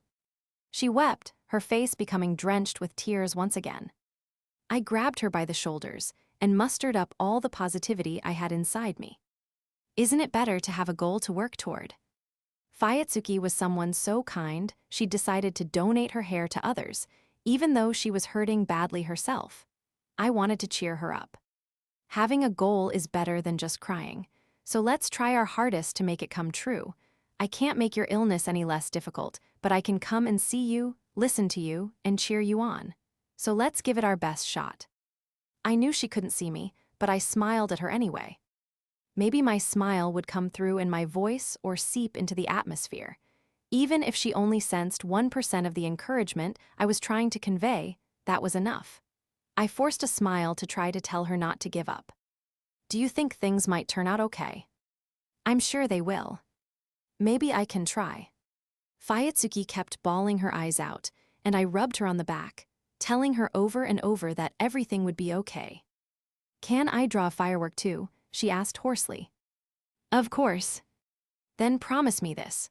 Promise me that once I've drawn my picture and folded it up, you won't take a look inside. Sure. Turn around, please. Okay. Are you facing the other way? Yes. Fuyutsuki asked me for the colored pencils, and I handed them to her. It didn't take long for her to finish drawing her picture. Do you need help? I can draw something like this by myself. She carefully folded the paper in half 3 times, then gave me her drawing, as well as one last reminder. You aren't allowed to look at it, no matter what. Marine Day came around, marking the start of summer break. Summer vacation for most colleges began in August and ended in September, but our college had the same vacation period as elementary, middle, and high schools. Apparently, this was to allow the students in Narumi's course to complete a month-long navigation training exercise. The fact that we did our first semester exams in September, after summer vacation had ended, was another point that seemed to set us apart from other universities. Fittingly for Marine Day, the weather was warm and clear. For the first time in a while, all 3 of us went to our volunteering job together and played with the children. Narumi was overwhelmingly popular with the kids, and whenever he turned up, the boys would rush toward him, shouting, "Narumi." Meanwhile, they referred to me as Mr. Sorano. Once kids' time was over, Hayase, Narumi, and I stopped by Fuyutsuki's hospital room together. Every time I saw her, she looked even thinner. How are you doing? I asked. So, Fuyutsuki replied with an ambiguous smile. I didn't know whether this meant things were a little easier or a little harder. Her previously sharp tone had softened considerably. However, she still looked like she was in pain. Narumi would chatter on in his Kansai accent, talking animatedly about his part-time job as if it was some sort of heroic tale, and Hayase would respond coldly. Fuyutsuki could only muster a polite smile as she watched their repartee. We were covered in sweat just walking back from our visit, so we stopped by a convenience store to buy ice cream. Narumi chose a soda-flavored ice pop, and Hayase and I went along with him and got the same thing. The 3 of us walked side by side as we ate our ice pops. As I crunched into the blue ice, The cold sensation that spread through my mouth was accompanied by a familiar soda flavor. "Whoa," Narumi exclaimed as he bit into the bottom of his half-melted ice pop. It was late in the afternoon, but the sun was still high in the sky. I hurriedly ate my ice pop before the blazing sun melted it. Hayase, meanwhile, took tiny bites of hers. There was no way she'd finish it before it melted. "Hey, Hayase, don't let it drip," I warned her. "But I can't help it," she replied, turning in Narumi's direction. "Whoa, don't aim that at me," he said, so she turned back to me instead. Hayase was sandwiched between Narumi and me, and the two of us kept going back and forth, saying, "Whoa there," and "stay away from me," as Hayase pivoted between us. Eventually, the absurdity of the situation made the three of us burst out laughing. "Don't laugh at me," Hayase said sulkily as the last bit of her ice pop fell onto the asphalt below. We all exchanged glances, then let out a sigh in unison. For some reason, we'd found ourselves overcome with laughter. It was as if the floodgates had opened after we'd had to keep stony-faced and serious in Fuyutsuki's room. "My stomach hurts," Hayase said, clutching her abdomen. "Why do we all get ice pops anyway?" Narumi wondered aloud. "I know it's a bit early, but how about we get burgers for dinner? There's a place over in Tsukishima." I was on board with Narumi's plan, but Hayase grumbled. "What you wanna eat then, Hayase?" Narumi asked. "There's this one ramen place I've always wanted to try." The restaurant Hayase told us about was located past Monja Nakacho Station, under the Shuto Expressway overpass. One of her upperclassmen had raved about it, so she'd always been curious about what it was like. That said, Hayase didn't have the courage to go alone, and she was too embarrassed to invite her upperclassmen to go with her. "You're not shy about going with us, though," I said, shooting her a cold look. "Nope," replied Hayase with a coquettish smile. "Let's take the train from Tsukishima, then," said Narumi, lacing his hands behind his head. Then, in a strangely calm voice, he added, "We probably shouldn't visit Fuyutsuki in a big group anymore." "Yeah," Hayase replied, a serious look on her face. Fuyutsuki was in such a bad state that we hadn't even been able to stay in her hospital room for more than 15 minutes. It was the right decision not to hang around for long, given her poor health. But today, it had really felt like we weren't supposed to be there. We couldn't bring ourselves to watch Fuyutsuki suffer. It just cast a shadow over our hearts. "Once summer vacation starts, I'll be doing my navigation training, so I won't be back at the dorm till the end of August," said Narumi. "Oh, really?" asked Hayase. "You didn't know about that. It's what my course does, sail around Japan on a training ship." "I want some Genghis Khan caramels from Hokkaido as a souvenir," Hayase said. "It's not a vacation," Narumi replied with a troubled smile. Still, I had a feeling he'd get some for her anyway. "Should we take turns visiting Koharu then?" Hayase asked. "I'll go," I said automatically. "By yourself?" "Yeah." "You don't want me to come?" "Nah, actually, I'd prefer to go alone." "All right," Hayase said with a nod. "To make up for it, I'll get everything ready for the fireworks event. Maybe that will help jog Koharu's memory." "We won't know unless we try." "Yeah," replied Hayase, and a heavy atmosphere settled over us. The chances of us bringing her memories back are incredibly small, but I'll be happy as long as we can show Fuyutsuki and the kids some fireworks. Hayase and Narumi exchanged glances, then nodded to each other. "Wait, aren't you going home for summer break?" Narumi asked me. "I'm not planning to. Come to think of it, where's your home, Hayase?" "Me, I live at home." "Wait, your family's got a house in Kiyosumi Shirakawa. You must be loaded, having a place in central Tokyo." "Maybe we should get our rich friend to treat us to ramen tonight." Narumi laughed. "No way, I come from a family of regular office workers," Hayase protested. A strange rhythmical lilt came over her voice when she said office workers, and Narumi and I burst out laughing.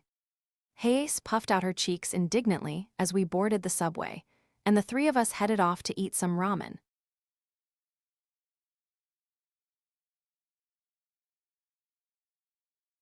Fuyutsuki was wearing a knitted yellow hat, and her complexion looked good when I went to see her.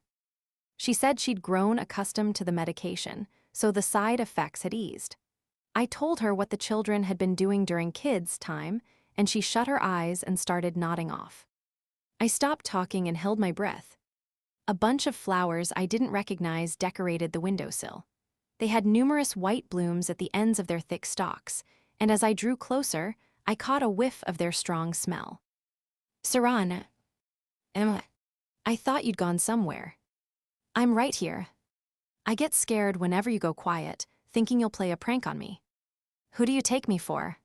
Someone who's persistent, who can't let things go. Lazia.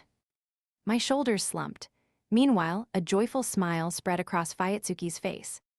The medicine, she whispered, it seems to be working. Apparently it's gotten a little smaller. For a moment, it felt like the room had been engulfed by silence. It surprised me, but in a good way for once. I stared at Fuyutsuki, lost for words. Really? I couldn't help but shout, that's great news. I knew I was delighted not only for Fuyutsuki, but for my own sake. Still, I couldn't hide my joy. Yes, it is. You've really tried your best, haven't you? Tears fell from the corners of her eyes. She asked for a tissue, and I handed one to her. No matter how strong a front she put up, she must have been terrified. I wanted to circumvent discussing her illness any further, so I changed the topic to the flowers in the vase. Those white flowers smell nice. They're called spider lilies. Mom must have put them here. They're my favorites. Whoa. There you go again. Whoa. Hi. It's just, you always say that. Do I?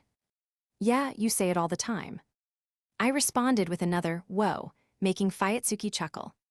She was right, I do say it a lot. Now that you mention it, you used to have that flower as your line icon, I told her. Fuyutsuki didn't respond. She just narrowed her eyes, and there was a certain melancholy to the look on her face. When I visited Fuyutsuki the next day, her hospital room was empty. A neatly folded blanket sat on her white bed, and sunlight streamed through the white lace curtains. It felt so lonely. I had a bad feeling in the bottom of my stomach. I set off at almost a jog and left the room, looking for Fuyutsuki. Fuyutsuki, Fuyutsuki, Fuyutsuki. Where had she gone? I turned the corner of the corridor, and there she was.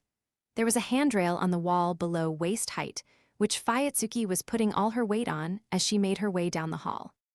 Fuyutsuki, what's going on? Oh, Sorano, is that you? Don't you owe Sorano me? Where are you going? Everything's fine. I've just been laid up in bed for so long my muscles have atrophied. If I don't take a walk every now and then, my illness will get the better of me. Fuyutsuki walked arduously down the corridor. She relied on the handrail to guide her, but it cut off between the individual hospital rooms, so she had no choice but to run her hand along the wall for those sections. She was putting everything she had into it. Did your doctor tell you it was okay to do this? You shouldn't push yourself too hard. But... She turned to face me, still leaning against the handrail. There was sweat on her forehead, but her smile hadn't faded. In fact, she laughed. But wouldn't it be awful if I couldn't walk by myself on the day of the fireworks? I've decided to keep trying my hardest until then. She jokily puffed out her cheeks and said, so please give me your support. I'll lend you a hand on your way back. Would you mind if I held onto your left arm then? Fuyutsuki groped the air in front of her, then grabbed hold of my left arm. She started walking slowly, taking it one step at a time. After doing a lap of the corridors, she started making her way back to her bed. I won't let this beat me, Fuyutsuki said, her sightless eyes fixed directly on the corridor ahead. That day after, though, her condition deteriorated, and I wasn't able to see her for a week. For college students, summer break could be unbearably boring unless you filled up your schedule with things like visiting family or working part-time.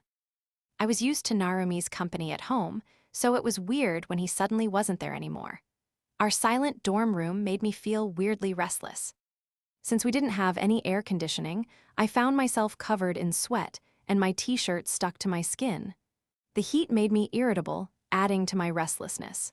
The fact that I was worried about Fuyutsuki's health didn't help either. I was bored, but I didn't feel like working. Fuyutsuki wasn't allowed any visitors, so I couldn't go to visit her. I literally had nothing to do. I didn't feel like going back home, and I didn't have any friends to hang out with, nor did I have any money. When I got in touch with Hayase, She told me she was going to visit the fireworks manufacturer, so I decided to tag along. We had to transfer trains to get to where the fireworks were being made, and when we finally arrived, I found out that Katamugi was working there part-time. "Come on, Sorano, lend us a hand," he called out, and after he'd been the one to find Fuyutsuki's bookmark, I felt obligated to help him out. Katamugi was carrying several firework shells, about the size of small watermelons, in his arms. "We're moving them over there," he said cheerfully.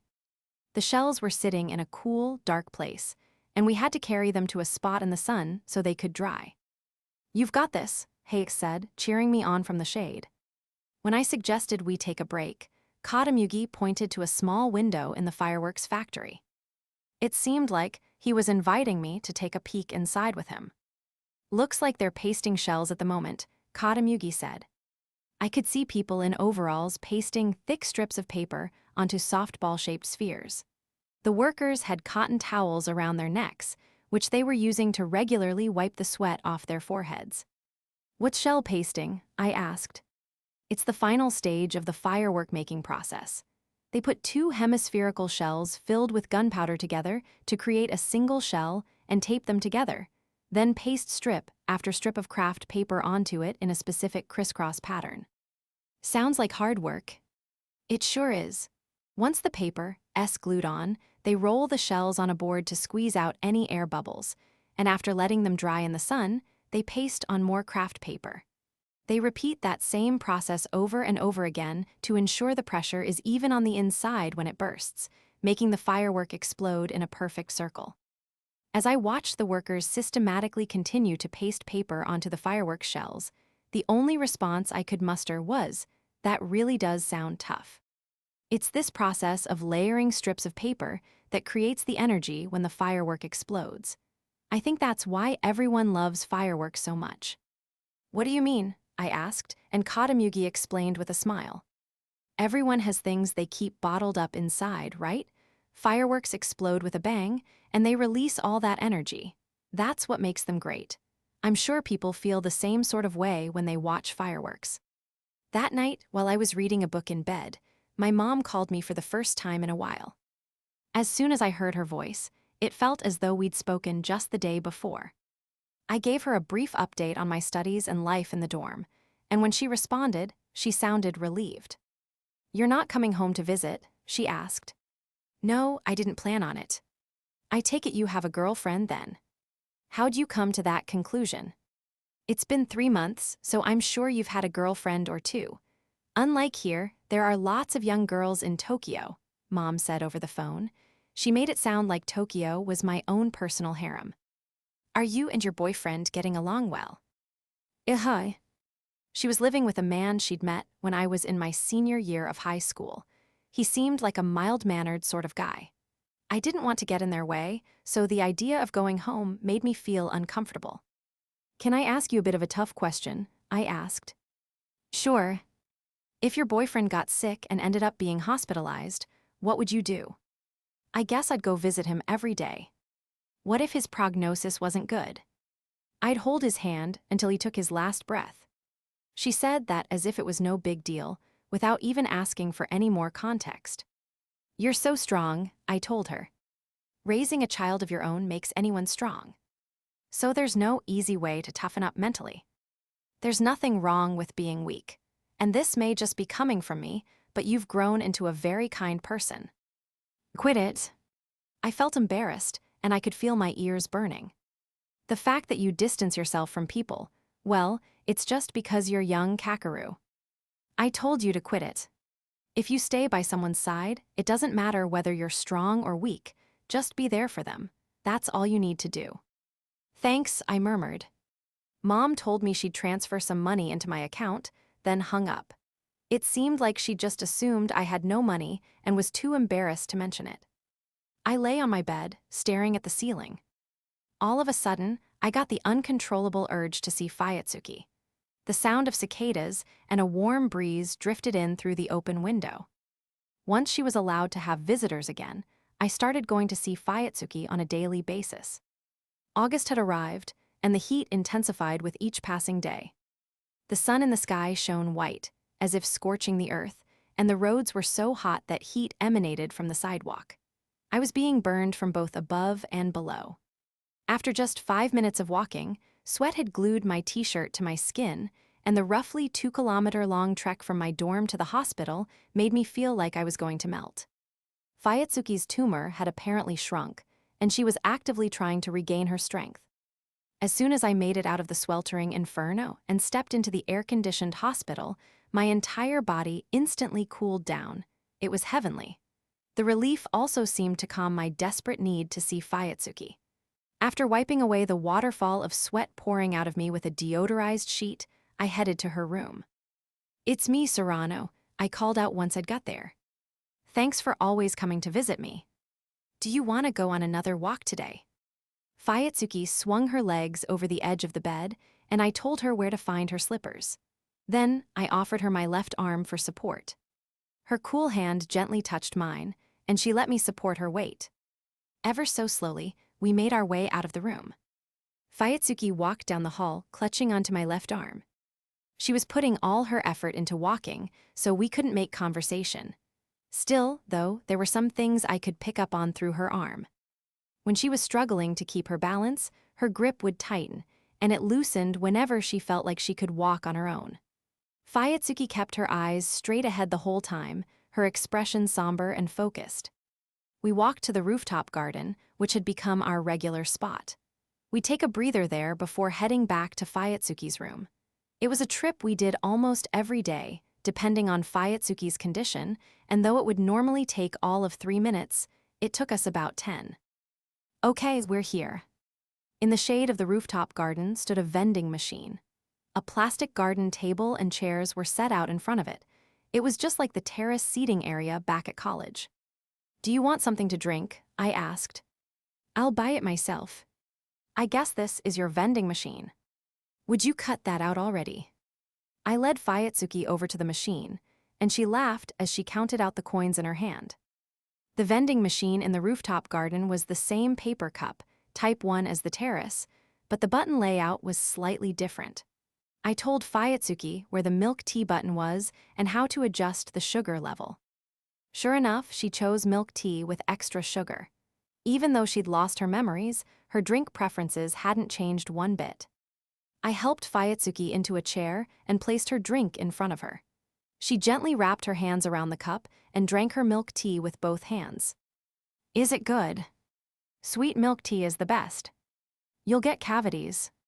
I've never had a cavity in my life. Some people don't have cavity-causing bacteria in their mouths, so they never get any. They can be transmitted through things like kissing, though.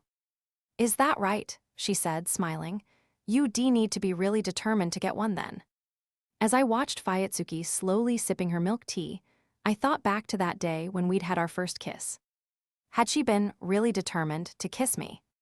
I wanted to ask her, but there was no point. She didn't have any recollection of it. My heart was filled with frustration, bitterness, and embarrassment. Suddenly, the image of Fuyutsuki putting her face close to mine went through my brain. My face grew hot. I gulped down my cup of juice in one go and crunched the small ice cubes between my teeth. I let out a sigh and looked up. The sky was blue as far as the eye could see. Sitting there staring into the bright light from my spot in the shade must have affected my eyes in some way, because the color of the sky started to look even more vivid than normal. There wasn't a single cloud in sight, and the wind blowing around the building gently caressed my cheeks. Fuyutsuki was drinking her cold tea as if it were hot, clutched in both hands. She sat staring straight ahead with a vacant look in her eyes, and when I saw her like that, I was overcome with affection. "Sorano." "Yeah. I thought you disappeared." "I just went into my shell." "You're such a meanie." As I watched Fuyutsuki laugh, I wished that moment would last forever. "Isn't this annoying for you?" Fuyutsuki asked listlessly one day.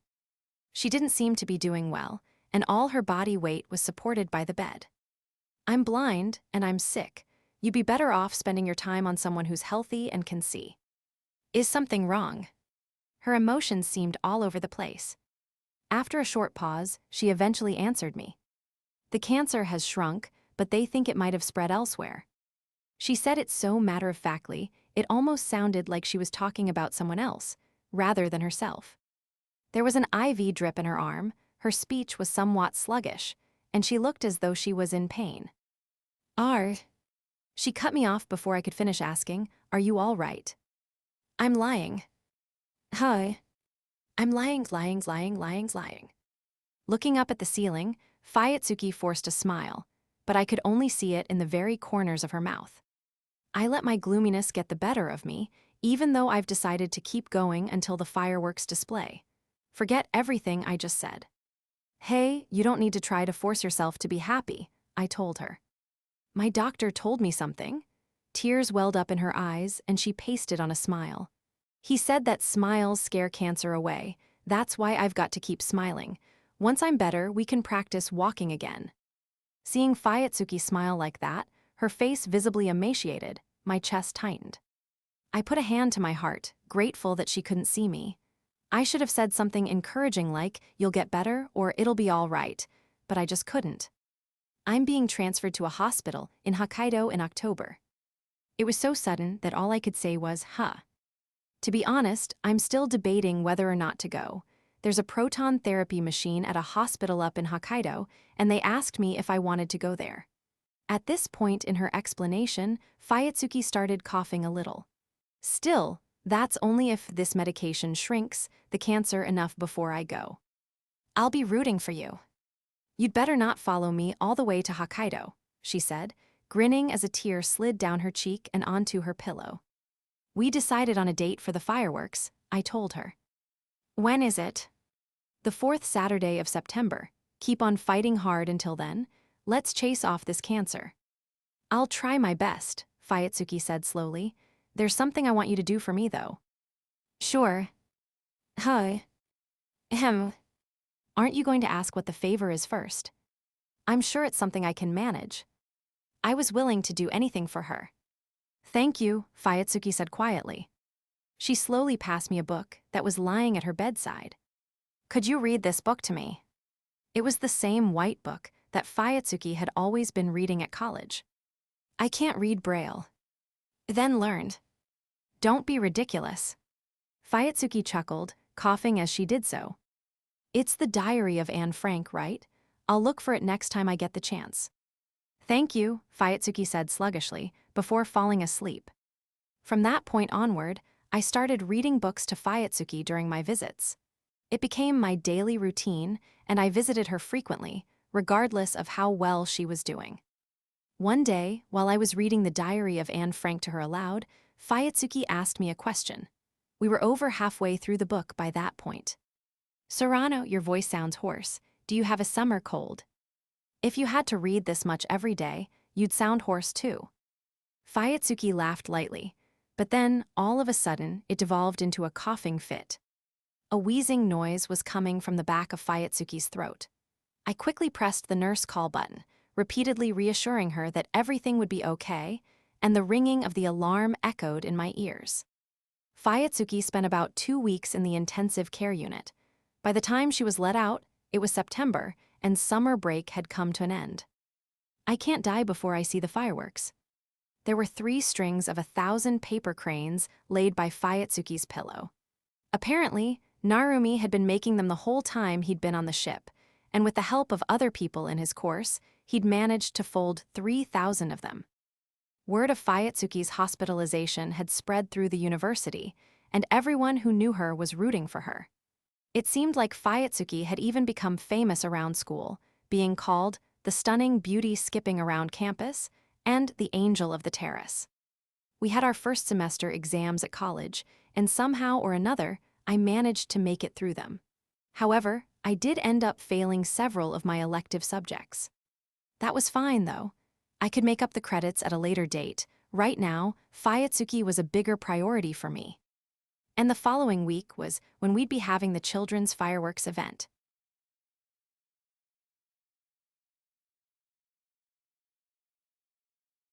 We were blessed with good weather on the day of the children's fireworks event, and the staff from the fireworks manufacturer had spent the whole day setting up on campus. At 3 p.m., I visited Fuyutsuki's room in the hospital and helped her into a wheelchair. Fuyutsuki's mom was there, too. She smiled and told me how much she'd been looking forward to the event. "I hope everything goes well today, Sorano," she said. "I hope so too," I told her. I even managed to borrow a wheelchair. Fuyutsuki's mom had rented a wheelchair from the hospital especially for today. There were only so many wheelchairs available, so apparently it was pretty hard to borrow one. "Will you take Koharu up to the garden?" she asked. "Mom." "Why not think of it as a date?" "That's not what this is," Fuyutsuki insisted, sitting in the wheelchair. "You don't have to be that dismissive of the idea," I said with a laugh. "Would you mind pushing me?" she asked quietly, sounding embarrassed. "Of course." Once I got the wheelchair moving, it glided down the corridors with ease. It was easier to push than I'd expected, but when I noticed how light it felt, I couldn't help but feel shaken up. I could feel with my own hands how Fuyutsuki was physically wasting away, and I felt a pang of agony, as if someone had stabbed me through the heart. What if Fuyutsuki sensed my pain and was saddened by it? After all the hard work she'd put in to make it to today, I couldn't help but worry about that. I put on a brave face and wheeled Fuyutsuki to the rooftop garden. The sky stretched out above us. I could hear the buzzing of cicadas and the rustling of leaves. I felt at peace. "Wanna go over to the vending machine?" I asked. "I'd love a milk tea, but if you can't finish it, I'll drink the rest." "You shouldn't spoil me too much." "How am I spoiling you?" "Never mind," Fuyutsuki replied, looking down at the ground. I bought an iced milk tea with a generous helping of sugar and handed it to her. Just like before, she held the cup with both hands and drank it slowly. You'd almost be forgiven for thinking it was hot. "You seem pretty cheerful today," I said. "That's because I tried my hardest. I managed to hold out until today." She made it sound as though her life force was going to fizzle out that very next day. My palms grew sweaty. "Today isn't the finish line, you know." "Huh? I thought we decided my goal was to see the fireworks." "That was just an interim goal." "That's so unfair." "You're going to get better at that other hospital, aren't you?" "My hand," she said. Fuyutsuki extended her hand toward me. "Will you hold it for me?" Her outstretched hand was trembling. Taking it in mine, it felt as cold as ice. "Ah, it's so warm," she said. "You shouldn't talk about a person's hand as if it's a hot drink," I joked. A hot drink, don't make me laugh, it hurts." "Sorry," I said, laughing. "You know what? I really am grateful to you, Sorano. Now I feel like I can't let this illness defeat me." When she told me that, I couldn't help but wish her illness would just disappear. I wished it would just leave her body, as if it had never been there at all. I longed for a future where Fuyutsuki's efforts would be rewarded in some way. The two of us sat there, in silence for a little while. Suddenly, Fuyutsuki spoke up. No, never mind." "What is it?" "Seriously, it's fine." Shortly after, I took Fuyutsuki back to her room. "I'll come back to get you in the evening," I told her before returning to campus. As I walked, I found myself thinking of Fuyutsuki's drawing. I wondered what kind of fireworks she'd designed. When I got back to campus, I saw the college president talking to Hayase, asking her how things were going. The children's fireworks event had become a highly anticipated occasion, in part thanks to the flyers that had been distributed in the nearby shopping district. That popularity had also drawn the interest of the university, with the president saying that if it was a success, they'd want to make it an annual tradition. Narumi twisted the cap off a water bottle. He'd been keeping an eye on the fireworks preparations. "How's Fuyutsuki?" he asked, noisily gulping down his drink. "She seemed well." "Did she get permission to leave today?" "Her mom's talking it over with her doctor. As long as Fuyutsuki's condition doesn't take a turn for the worse, she should be fine." "That's great," Narumi said, taking another gulp of water. The dry late September wind slipped up the sleeves of my t-shirt. It felt cool against my skin, but the sun was still strong. I bought some sparkling water from the vending machine, and it made a fizzing sound when I twisted the cap. "How many of the kids are attending?" I asked. "About half of them got permission to leave the hospital." Narumi was responsible for explaining things to the children's parents and guiding them all to the venue. The fireworks were scheduled to start at 6 p.m., just after the sun had set. I feel bad for all the children who won't be able to see them, I said to Narumi. We've got a plan for those kids too. I really hope this goes well. I hope seeing the fireworks jogs Fuyutsuki's memory. Well, I don't care about that, I told him. Narumi looked taken aback. It's about time we went to pick her up, I announced, and with that, we started making our way to the hospital. At the hospital, I went over the plan with the parents and children who were heading to campus that evening. I gave them a hand-drawn map, pointing out where to get out of the taxi for the shortest walk, and told them where there were places to sit. After finishing my explanation, I said goodbye to Narumi and headed to Fuyutsuki's room. I hurried through the hospital, unable to contain my excitement. Fuyutsuki's wish was going to come true. That was the one thought on my mind as I walked down the 7th floor corridor in the hospital's west wing. The door to Fuyutsuki's room was open. A sense of dread washed over me. I could hear several pairs of footsteps clattering against the floor. I had a bad feeling that something had happened. Ms. Fuyutsuki, are you okay? Are you conscious? I'm going to activate the suction now. The doctor's voice sounded urgent. Before I knew it, I was running toward the hospital room. Fuyutsuki, I yelled from the doorway. Fuyutsuki's mother had her hands clasped against her mouth, staring at her daughter. Hey, you move, don't come in, a nurse shouted at me. She yelled at me again in the same harsh tone. I remained rooted to the spot, so she pushed me by my shoulder, sending me staggering over to the far side of the corridor. Deep down, I'd hoped that if anything ever happened, one of the nurses who'd seen me visit so frequently would ask me to talk to Fuyutsuki to try to get through to her. In this situation, though, I was nothing but a hindrance. Everyone was busy doing their jobs, frantic expressions across their faces. Fear seemed to have nailed my feet to the floor. I couldn't move. My knees shook and my mind went blank, causing me to collapse backward. This can't be happening, I muttered, unable to discern what was real and what wasn't. The reality of the situation playing out in front of me was too much to process. When I took my phone out of my pocket, I could see my hands trembling. I needed to let Narumi know as soon as possible that Fuyutsuki was in trouble and get in touch with Hayase. The more I thought about it, the more panicked I became. Before I realized it, I dialed the number for an ambulance. I hung up before the first ring. It must have been around 5 p.m. when Fuyutsuki's mother came out of the room. She gave the doctors and nurses a deep bow as they left. Is Fuyutsuki okay? I asked her. I'm sorry for making you worry, Sorano. She just coughed up some blood and it got stuck in her airway, making it hard for her to breathe. She's fine now. Could you really say someone was fine after they'd coughed up blood? Could I ask you to do me a favor? She asked. Sure. The words seemed to catch in her throat, tired. There were tears in her eyes, and her face was as white as a sheet. She must have been through this kind of an ordeal numerous times already. Did she look like this every time? My heart ached for her. I clutched the chest section of my t-shirt in my fist, trying to withstand the pain. Will you stay by her side for me? Of course, make sure you get some rest. I stepped into Fuyutsuki's room, as if I were subbing in for her mother. I sat on the chair by the window and watched her sleeping soundly. As I gazed at her sleeping face, the worry that she'd stopped breathing gnawed at me. It was only when I saw her chest rising and falling that I relaxed. She was alive. That was enough to make me feel relieved. Loving her had come with its challenges, I had to admit. I'd come close to giving up countless times, but I'd held on nonetheless. Fuyutsuki's smile had drawn me to her, and I was desperate to see it again. When I updated Narumi about the situation via line, he said, "That's good to hear."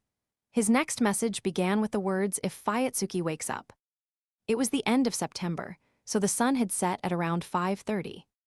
I didn't turn on the lights inside her pitch-black room, but instead opened the curtains and cracked the window open slightly. The city lights of Tokyo seeped in, piercing through the darkness. Sorano. That was the first thing Fuyutsuki said after opening her eyes. Yeah. I sensed it was you. So you can sense me when I disappear now.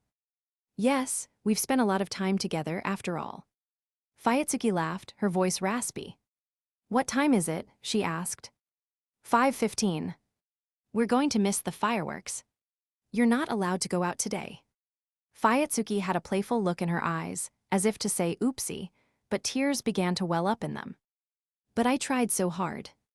Teardrops trickled down her face, getting her pillow wet. Fuyutsuki covered her eyes with her arms, trying to stop the tears from flowing. I went over to the side of the bed and gently stroked her head as she cried. It's okay. What do you mean? Fuyutsuki asked, brushing my hand away. It's already too late. A whisper escaped her lips. I tried so hard, I was so desperate to survive.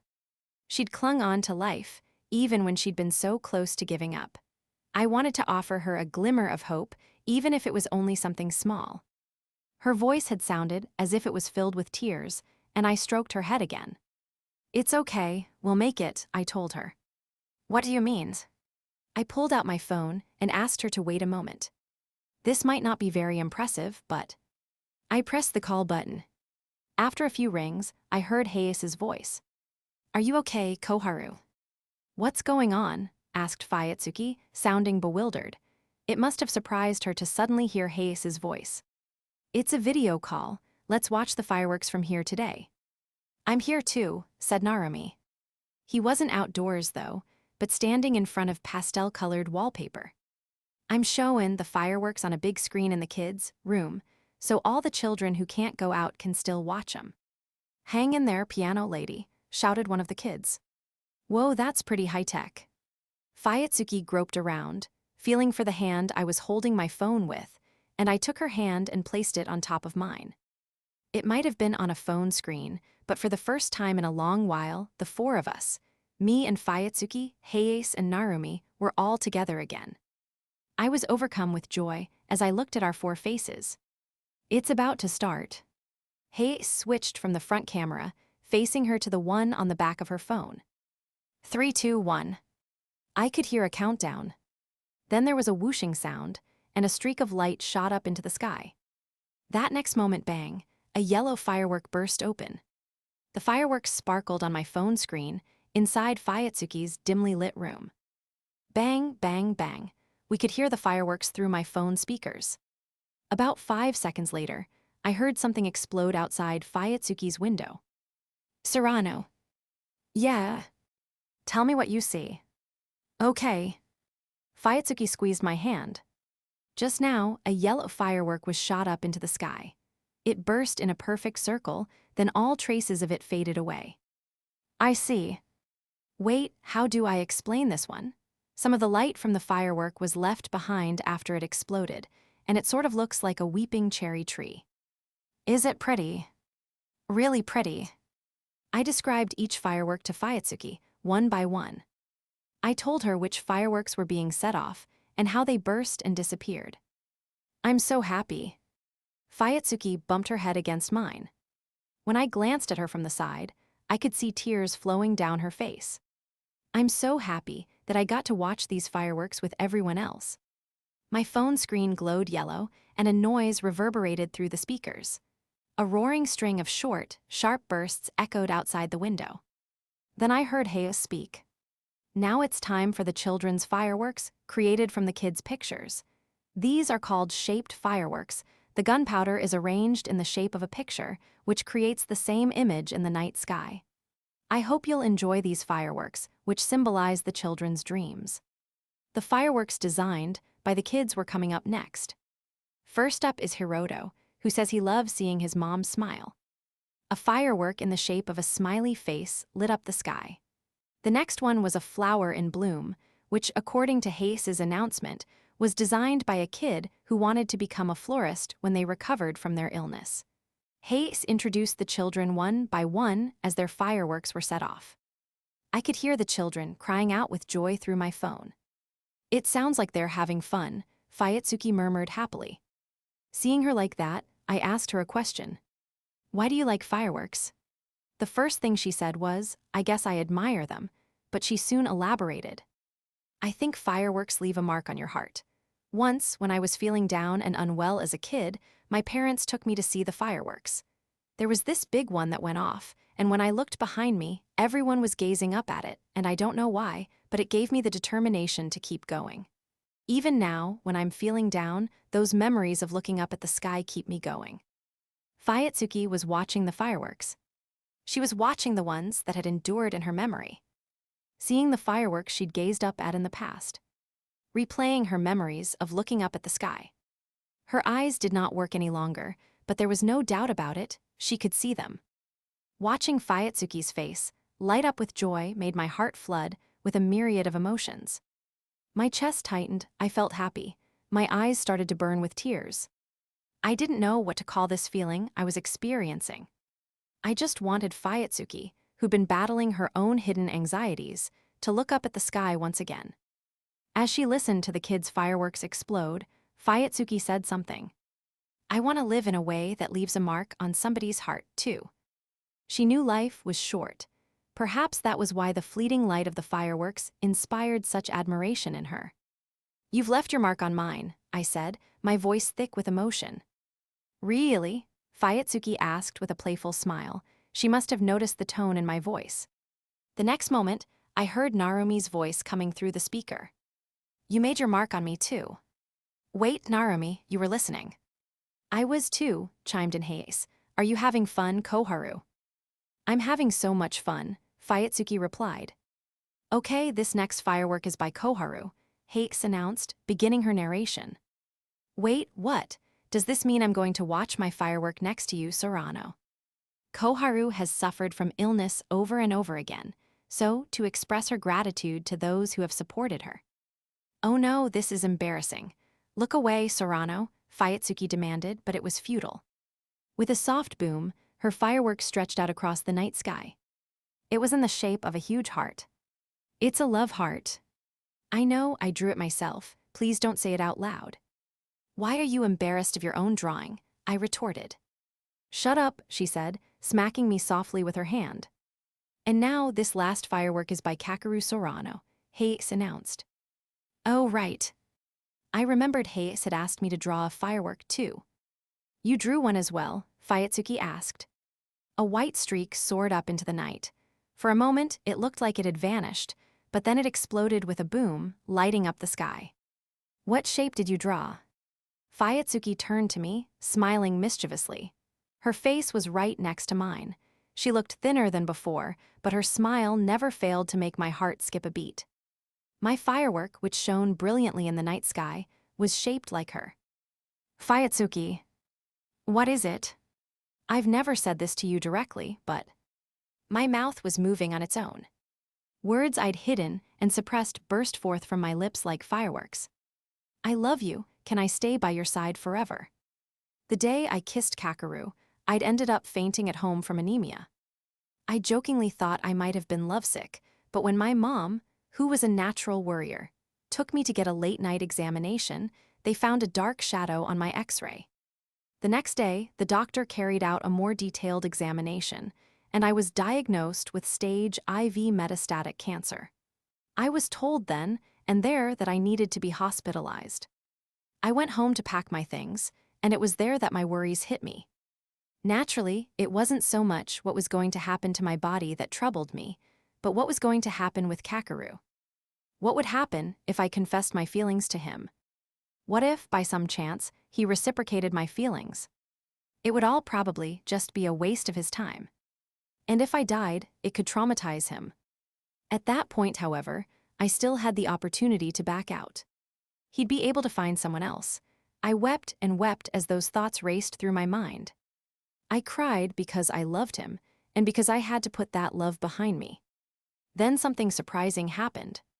I received a line message from Yuuko. She sent me a video, and I double-tapped the screen to play it. Attention, everyone.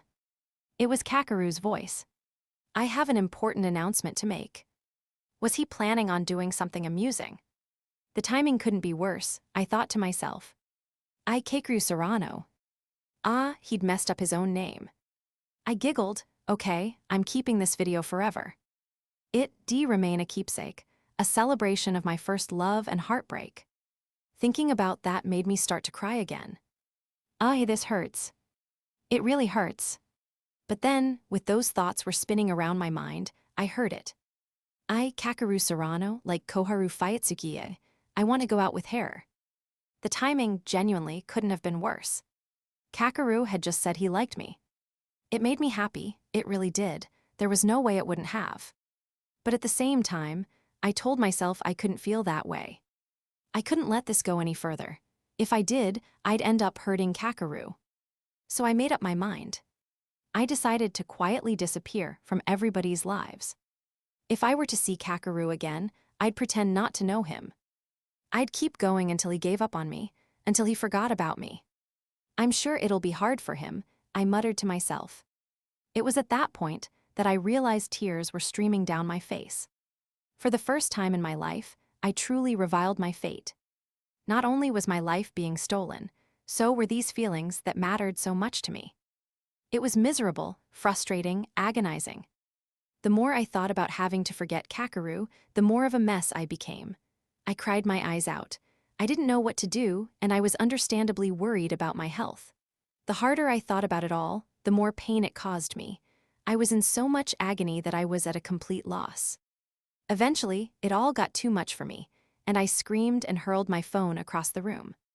Why won't you just give up on me? Fuyutsuki had her arms pressed against her eyes, tears streaming down her face. Sobbing, her words came out in short bursts. Don't have much time left. She bawled uncontrollably. I'm going to die anyway. It was such a cruel thing to say. Fuyutsuki was scared. Her physical condition made it impossible to even imagine that she might live to see the next day. That was what made moving forward so unbearably scary to her. It was like she was running through the darkness of night with her eyes shut. She couldn't bring herself to drag anyone else into her suffering, so she'd chosen to go at it alone. What could I do to help her in that situation? I loved her so much. Fuyutsuki, can you see me? I took her hand and placed it on my cheek. I moved my face close enough to hers to kiss her, and we looked into each other's eyes. She couldn't see my face, of course, but she could still touch it and feel out my expression. The unexpected move I'd made initially left her taken aback, but gradually, she started to become annoyed instead. What are you smiling about? She shouted. I'd been giving her the biggest smile I could muster. Because what? None of this is a joke to me. Because, I said again. They say smiles scare cancer away, right? Hi. Fuyutsuki's eyes widened in surprise. It's pretty hard to smile when nobody else is smiling, isn't it? I said. Fuyutsuki still looked stunned. Why don't you joke around with me? Maybe you need someone you can do that with. Tears were still pouring from Fuyutsuki's eyes, but I couldn't tell whether she was laughing or crying anymore. As if, she exclaimed, Kakeru, you big dummy. It had been so long since she'd last called me Kakeru. I took it as a sign that Fuyutsuki had finally given in. I didn't know why, but my heart felt full, and my vision began to blur with tears. One by one, they began to fall. I knew it. What? Sometimes, Fuyutsuki, I saw you smirking, and the other day you said that bookmark was your bookmark. A long time ago, you told me you made it after you started college. Did I? You did. I remember everything you've ever said. She punched me lightly on the shoulder. Well, technically, she swung her fist down and my shoulder just happened to be there. I reacted with an ow, and Fuyutsuki started throwing a tantrum. Dummy, dummy, dummy. It was adorable. Do you know how it felt? She kept thumping me. For me to hold it in. Large tears fell from her eyes onto the floor. My response was simple. Thank you. You dummy, what are you thanking me for? She ended up hitting me pretty hard. I mean, it was for my own good, right? Fuyutsuki stayed silent. She stayed silent for a brief moment, but before long, she started thumping me and calling me a dummy again. Kakeru. Yeah. Thanks for confessing your feelings to me twice. No problem, I said with a nod. Sorry, Fuyutsuki replied. For lying? Well, for that as well. Then what else are you sorry for? For being so sick. That's okay, you're going to get better, right? I said, stroking her hair. My chances of survival are incredibly low. I wasn't going to give up on her, though. You'll be fine, I told her. You'll get through this. Tears had begun to fall from Fuyutsuki's eyes once again. I'll try my best, she said, nodding. I believe in you. I'll try my hardest, so don't lose faith in me. Her face was screwed up from crying and stained with tears, but she kept nodding and repeating, I'll try my best. Maybe I'll come to Hokkaido with you, I said. No way, stay in college.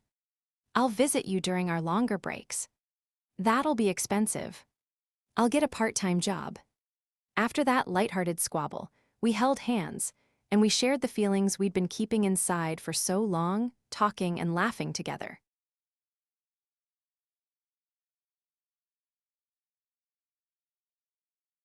How do I look? Does it suit me? Fuyutsuki spread out her yukata, smiling at me. It was the middle of October, and it had been decided that Fuyutsuki would go to the hospital in Hokkaido once she was strong enough to do so. The day before her transfer, I got permission to take Fuyutsuki out. We were going to campus to launch the fireworks we'd bought that day in Asakusabashi. When I went to pick Fuyutsuki up from her hospital room, she'd already changed into her yukata. Her mom must have helped her put it on. It looks good, right? Her mom said to me with a smile. The white fabric of her yukata had what looked like a subtle fireworks pattern on it, and it was tied up with a spider lily patterned obi. With the nape of her neck exposed, she looked like a quintessential Japanese beauty. Modern clothes like dresses and blouses looked great on her, but it turned out that traditional Japanese dress suited her perfectly as well. She blushed, looking anxious. After all, she couldn't see my reaction. Does it not suit me? Fuyutsuki asked apprehensively. If you entered a yukata contest, you'd definitely win. Give me a more straightforward compliment, she said with a pout. You look very beautiful. Seemingly satisfied with my appraisal, Fuyutsuki spun around, taking small steps. Then she came to a stop, facing the direction of my voice. I finally got to wear it, she said, her voice tinged with emotion. She'd been able to dress up in the yukata she'd wanted to wear before getting hospitalized. That in itself felt like a miracle. Fuyutsuki's light hadn't gone out. Instead, it seemed to be bringing color to my days. I finally got to show off to you, Kakeru. I want you to remember this forever. This is something I'll never forget. Yippee, she said with a smile as I took her by the hand. By the time we made it to campus, Narumi and Hayase had already gotten the fireworks ready for us. This one's a big un. Narumi and Hayase raised their hands, standing on the edge of the grass. Narumi lit the fuse of one of the fireworks we'd bought at the specialist store in Asakusabashi, ostentatiously called the God of Thunder. It soared into the sky with a whoosh. For a moment, there was silence, but the next instant, the firework exploded, tearing through the darkness. A dull bang, bang, bang echoed around us, and the smell of gunpowder filled the night sky. The quad was bathed in a kaleidoscope of colors, red, blue, yellow. What an incredible sound. Fuyutsuki was so happy that she started bouncing up and down on the lawn dressed in her yukata. She seemed to be having a great time. Tell me what you see, she whispered, holding my hand. I described the fireworks to her, explaining how the red, blue, and yellow fireworks were painting the night sky in color. I'm so glad, she said, looking as though she was on the brink of tears again. As the fanfare reverberated through the night, the golden light of the fireworks sparkled and shimmered in the air. After most of the fireworks had been set off, Hayase and Narumi called out to Fuyutsuki. Good luck in Hokkaido, Koharu. We're rootin' for ya. Fuyutsuki smiled. Just you wait, I'm going to come back fit as a fiddle. Then she paused and suddenly pursed her lips. I won't be doing any more disappearing acts, she said, gripping the hem of her yukata tightly. She was probably thinking about how she'd vanished without telling anyone. An apologetic look was written all over her face, and Hayase and Narumi exchanged glances. Of course you won't, replied Hayase. Next time, we're gonna put a GPS tracker on ya, Narumi joked. Hearing the two of them laugh, Fuyutsuki appeared to tear up with relief. Anyway, there are still some more fireworks left. I'll go set 'em off, said Narumi. Are you okay, Koharu? Asked Hayase. Do you need to sit down? Are you sure you're not cold? We continued, watching the fireworks for a little while longer. Holding my hand, Fuyutsuki whispered something only I could hear. I'm so glad to have the two of them as friends. She smiled in my direction. I'm sure you feel the same way. After saying goodbye to Hayase and Narumi, I took Fuyutsuki back to the hospital. As I was chaperoning her from the taxi to her hospital room, she put a hand on my left elbow. This is the last day we'll be able to see each other for a while, so just hold on a little longer. She wasn't explicitly admitting she wanted to be with me, but her grip on my arm tightened nonetheless. I suggested we swing by our usual spot, and we started making our way to the hospital's rooftop garden. It was empty, so we had the place all to ourselves. That breeze is really nice, she said. It was the first time we'd been out in the garden at night. Tokyo is so bright at nighttime that sometimes it almost feels eerie. It's as if there's a transparent film covering the entire metropolis that separates the darkness of the night from the lights of the city, protecting us and trapping us at the same time. Maybe that's why the sight of Tokyo at night makes me feel somewhat uneasy, despite how bright it is. I wondered how the night seemed to Fuyutsuki. After all, she couldn't see the sky. I wanted to discuss that with her next time I got the chance.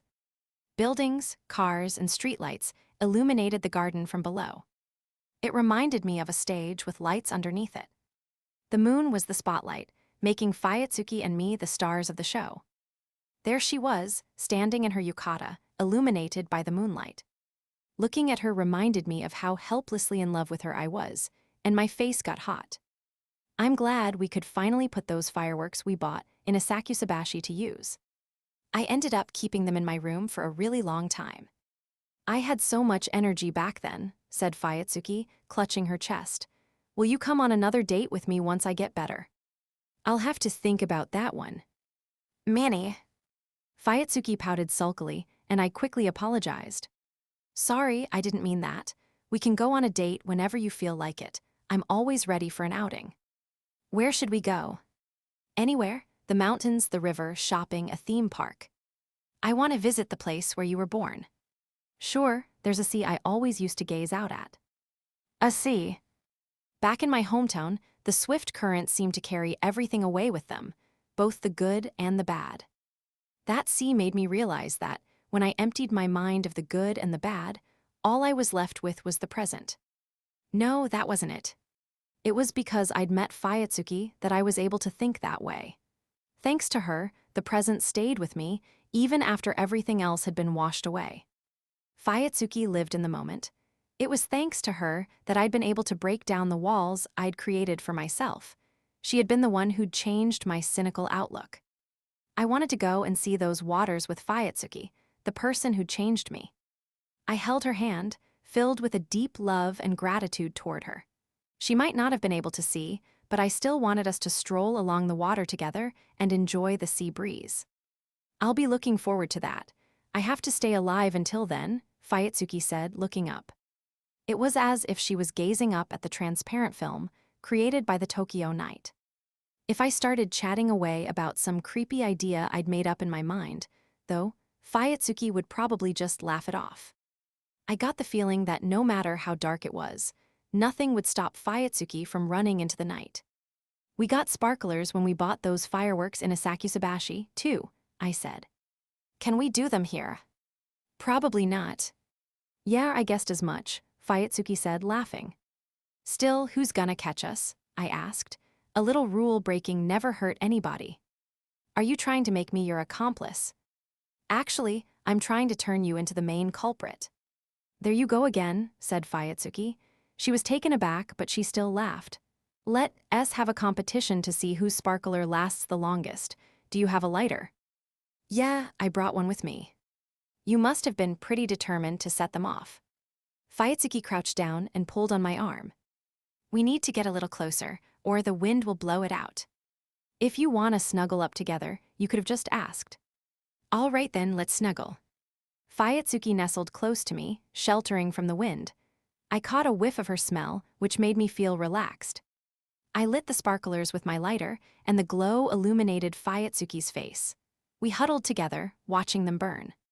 The sparklers crackled and glimmered as we held them in our hands. I hoped Fuyutsuki's sparkler would last longer than mine. I hoped she'd live longer than I did, even if just by a second.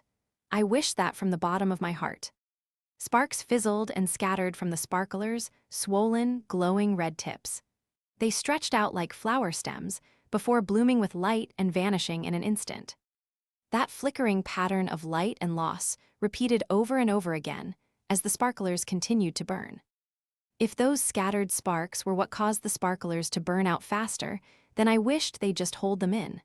That way, they could keep burning for longer. I glanced at the girl beside me. Fuyutsuki was smiling happily, her face illuminated by the faint glow. When I saw her smile, I realized I was wrong. Those sparklers were glowing brilliantly and lending someone else their light. To me, there was nothing more wonderful than that. I wanted them to shine as brightly as they could and continue to shine until they were completely satisfied. That was what I wished for as I crouched next to the person I loved. Burn, keep burning. Don't go out. I channeled those small prayers into the sparkler I was holding. At that moment, however, one of the sparks went out. Only one crackling sparkler remained. Oh, mine went out first, I said. Fuyutsuki chuckled. You always tell such kind lies, don't you, Kakeru? She said, smiling. She seemed to be looking at my sparkler, still burning in my hand. It made me feel awkward that she'd found me out. Then I came up with an idea. We still have some more sparklers left. Let's have a rematch. This time, don't lie to me. Come a little closer then. I lit 2 new sparklers. They sputtered and scattered their sparks around, and glowing red balls formed at the ends of the rods. I brought my spark closer to Fuyutsuki's.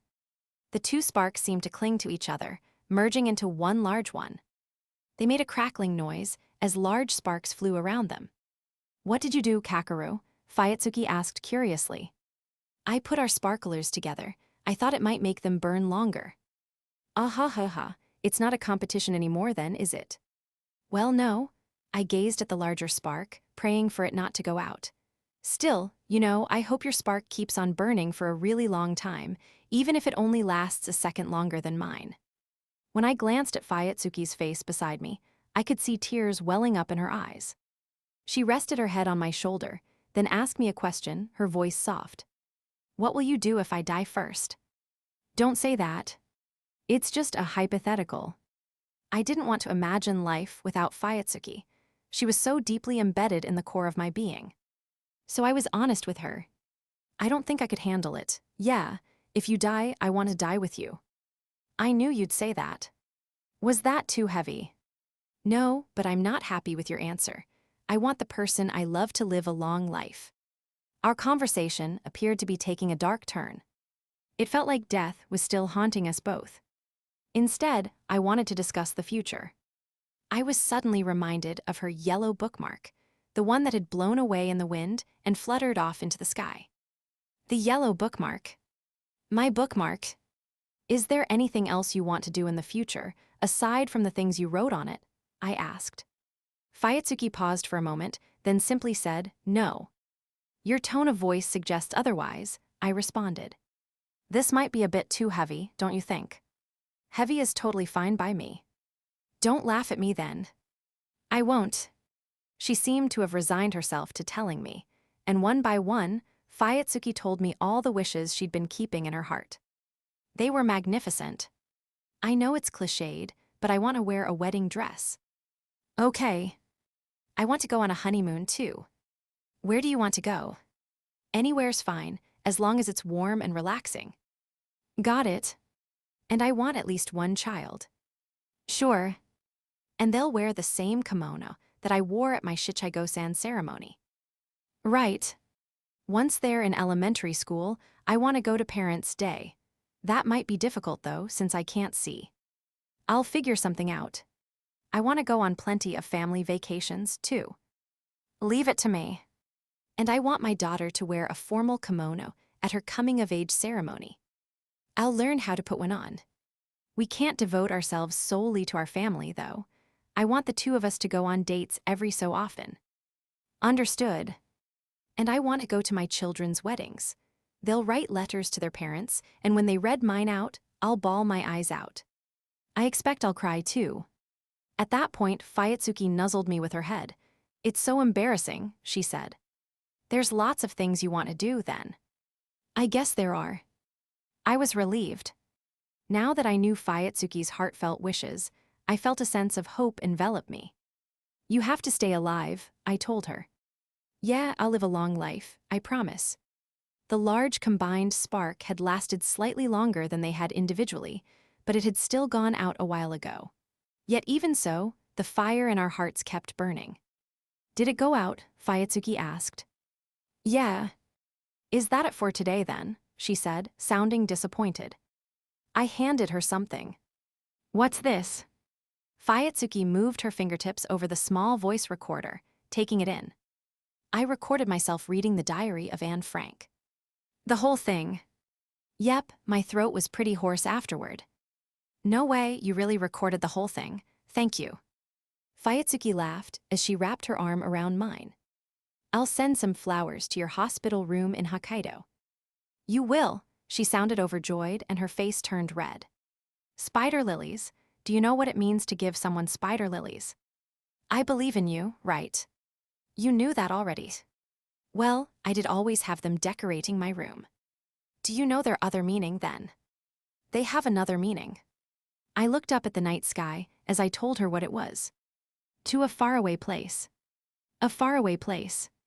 I squeezed her hand. "I believe in you as you journey off to a faraway place." That was what I told Fuyutsuki, who would be heading off to battle her horrific disease in a faraway city.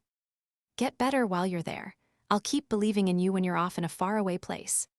"Kakeru," Fuyutsuki said, her voice laced with emotion. "Yeah. I'm really glad I fell in love with you." She pressed her face against the edge of my shoulder. Our lips touched. The excitement instantly sent my heart racing. I almost wished our lips would meld and we'd come together as one, just like our sparklers had. It mustn't have even lasted 10 seconds, but the happiness I felt kissing her seemed so much longer, as though we'd kissed for a whole minute or an hour. Once our lips parted, Fuyutsuki felt around with her hands and pulled me into an embrace. "I'll keep trying for a little longer," she said earnestly. Fuyutsuki's cancer came back over and over again, and she fought it every time. Eventually, though, the wretched illness snatched her life away from me.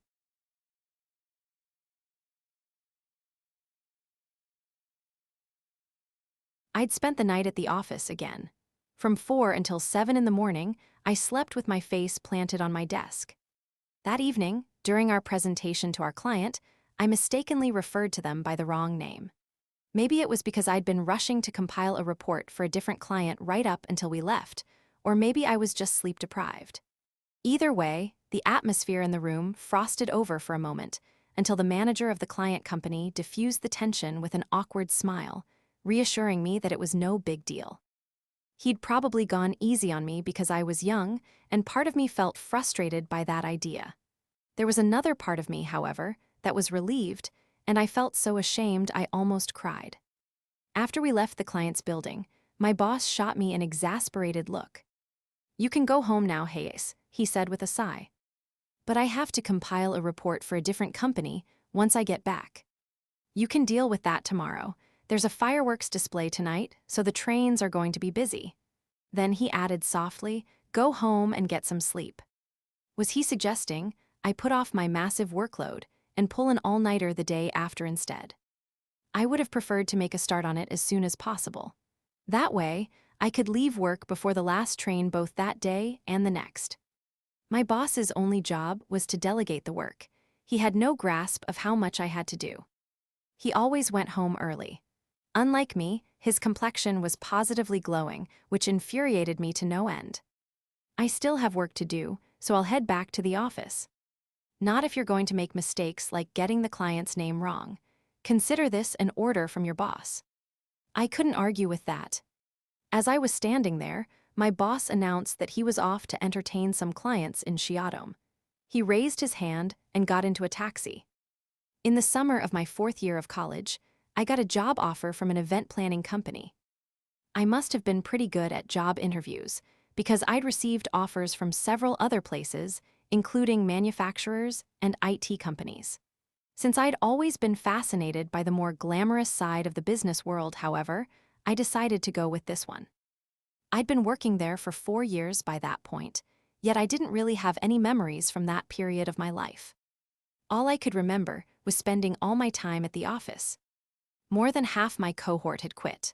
They complained about the unreasonable workload and said they didn't understand what they were working for and that they'd rather be dead than work there.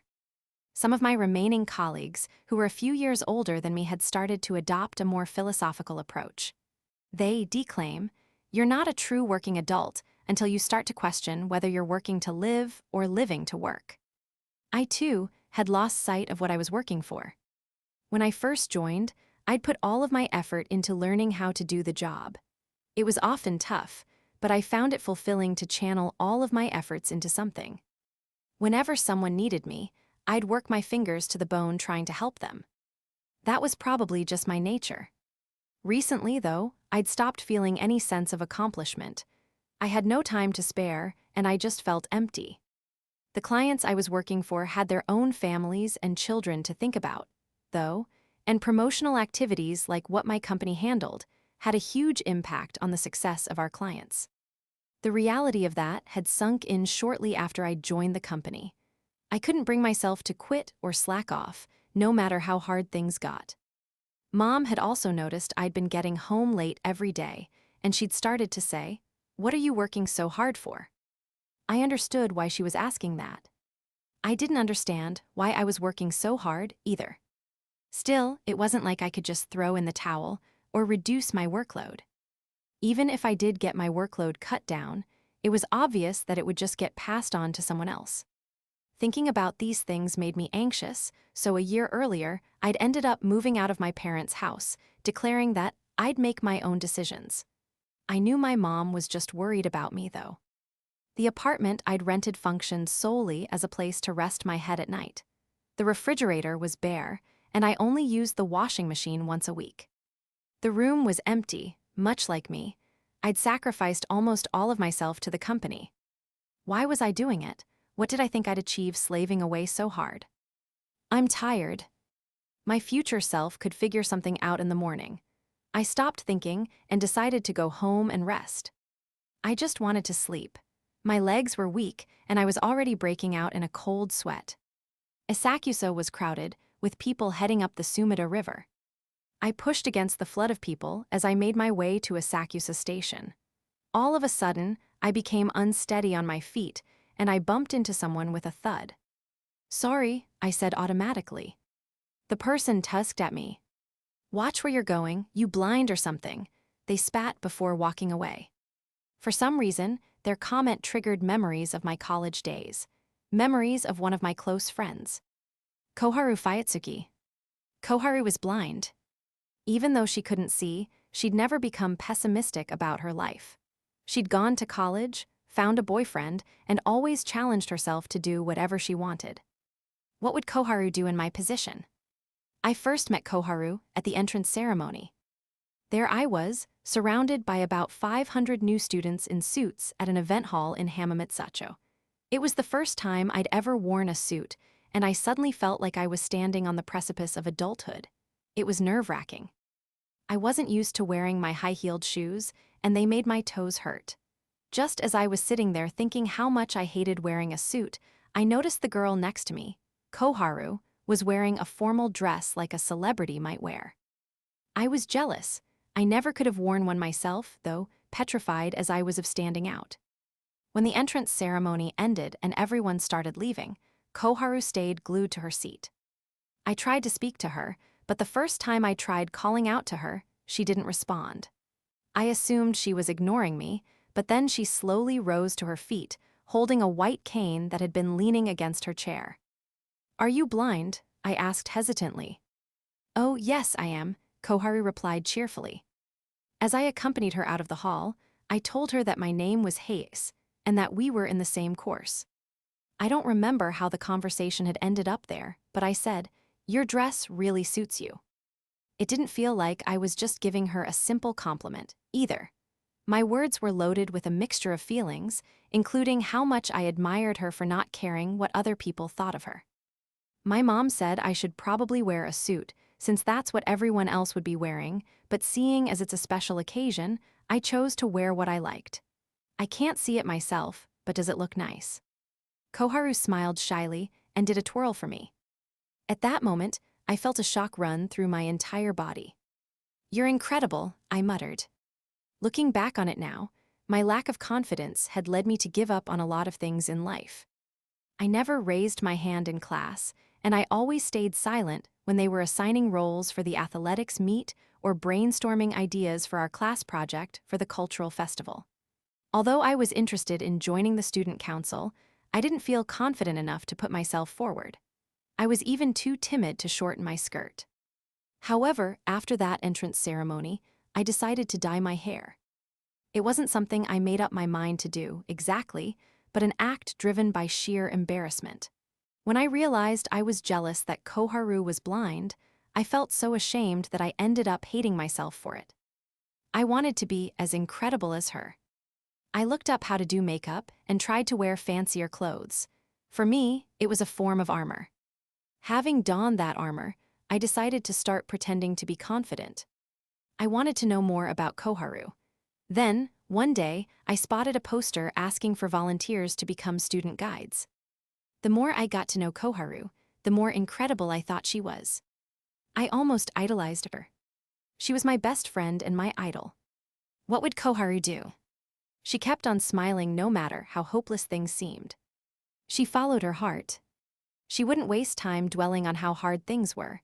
She'd smile and look toward the future. It was impossible to picture Koharu without a smile on her face. "The only thing I've laughed at lately is myself," I said, letting out another self-deprecating chuckle. "It's not like work's gonna kill me." I wanted to smile like Koharu did. I wanted to live in a way that left a mark on somebody's heart. Was it too late for that? Turning that question over in my mind, I made a call. The person on the other end picked up on the second ring, and I heard a kind, familiar voice. "Mom, what's wrong?" When I heard her voice, I almost wanted to bite my tongue and forget everything I'd planned to tell her. But I knew that if I didn't say it then, I might never find the courage to. "I'm sorry for springing this on you, Mom, but I've decided to quit my job. Can I move back home? It'd be a waste to keep paying rent." I knew it was a selfish request. Having left home in such a defiant manner, I braced myself for a scolding. My palms had gotten sweaty as I spoke. But when I heard her react, she sounded happy. "Oh, that's wonderful news. It'll be wonderful to have someone who can help around the house again. Your dad doesn't lift a finger, you know," she said, before launching into a list of complaints about Dad. I didn't know if it was relief or because I'd finally found the courage to quit, but my eyes were starting to sting. "Are you listening?" Mom's gentle voice rang in my ear. As I stood in the middle of the crowded street, teeming with fireworks festival attendees, I felt like I was going to cry. At that moment, there was a bang, and a massive firework exploded over the Sumida River. Bang, bang, bang. A succession of fireworks erupted up above me. In middle school and high school, I'd struggled to express my true self. It was only after meeting Koharu in college that I'd finally learned to go after the things I wanted. Once I'd entered the workforce, however, I had once again suppressed my personal ambitions. It had been of my own doing. I reminisced over my free-spirited college days.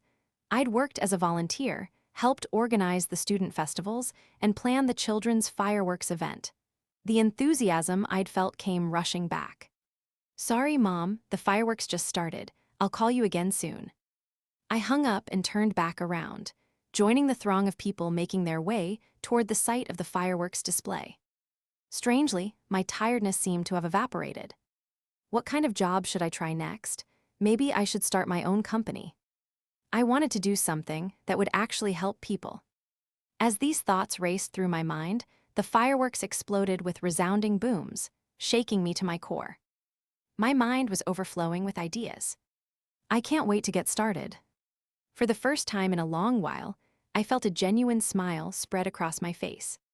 A large flower lit up the night sky above me.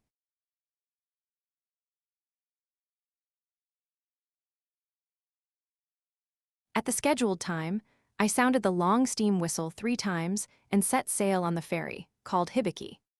It was late in the afternoon, but the sun was still high in the sky. I could see the vivid blue horizon from the captain's cabin.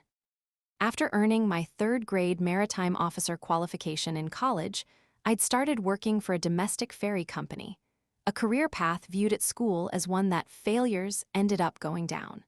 Still, I spent the next dozen years or so working my way up as a navigator, and by the time I was 40, I'd been given the responsibility of captaining a voyage. Some of my college classmates, who'd also become navigators, were now captains of international cargo ships, sailing across the vast oceans of the world. These successful friends of mine earned more than 3 times my salary. Whenever we met up, they'd talk about narrow trenches and pirate-infested waters in oceans I'd never even heard of. All I had to bring to the table was local knowledge, like how the tides in the Kanman Straits between Yamaguchi and Kyushu could change direction depending on how high they were, so I tended to keep my mouth shut during our conversations. The navigation program I'd graduated from took in 40 students every year, but it was eventually split into 2 groups of 20 based on test results from the first 2 years. One group did an onboard training course, while the other took a course in marine engineering. Since only those who did the onboard training course could obtain a deck officer qualification, many students who'd enrolled with dreams of becoming navigators were able to achieve that goal based off their grades. As a result, many of my friends in the program took attending our lectures far more seriously than people in other courses. Even so, I'd still rank near the top of the class. I think everyone had assumed I'd end up at a famous trading company. So when my classmates discovered I'd accepted a position at a ferry company, and a local one, no less, they were shocked. Some teased me, assuming I'd failed in my job search, and when I explained that it was a deliberate choice I'd made, they were even more puzzled. "The pay is great," they kept saying, trying to convince me. "You can enjoy yourself as much as you like when you're abroad." But I just laughed it off, telling them I couldn't care less. I had an older brother with Down syndrome. My dream of becoming a navigator had been partly driven by my desire to support my family financially. However, when the question of finding a job arose, I realized I couldn't care for my brother and be a navigator. You were forced to spend an extremely long time at sea. Once you were on an international cargo ship, you could be away for 6 months to a year. I realized that if anything happened to my brother, I wouldn't be able to help. A domestic ferry company, on the other hand, would allow me to rush and see him whenever I needed to. Hence why I'd chosen to work for one. I got the call just before leaving port. My brother had collapsed at his care facility. My parents were with him, but he'd been calling out my name in a panic. When I started my job, I told my family I'd have plenty of time to spare, since I'd ship out in the evenings and finish work the next morning. The ferry was cruising through the Seto Inland Sea at a speed of 20 knots. Normally, I found the ferry's leisurely pace delightful, but on this occasion, it felt excruciatingly slow.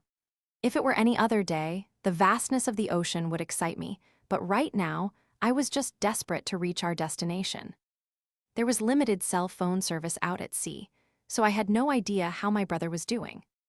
"Is he okay? Is he gonna be okay? Come on, just stick it out a little longer." I gripped the ship's wheel, my palms sweaty. I wanted to turn back and go and see my brother.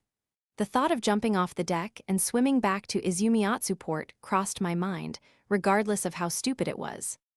I used to hate my brother when I was in elementary school. He went to the same school as I did, but he was in a special needs class called the Sparkle class. One day, he started running through the corridors, shouting at the top of his lungs. The kids in my class made fun of me for it, and I ended up getting into fistfights. I was embarrassed that I was getting harassed because of my brother. It was the atmosphere at home that I really couldn't stand, though. I wasn't allowed to get embarrassed there. I was told to accept that my brother was disabled and forced to walk to and from school with him every day. I never once said it out loud, but as an elementary school student, it made no sense to me. My grandfather lived nearby, and he was the only person who let me complain about my brother.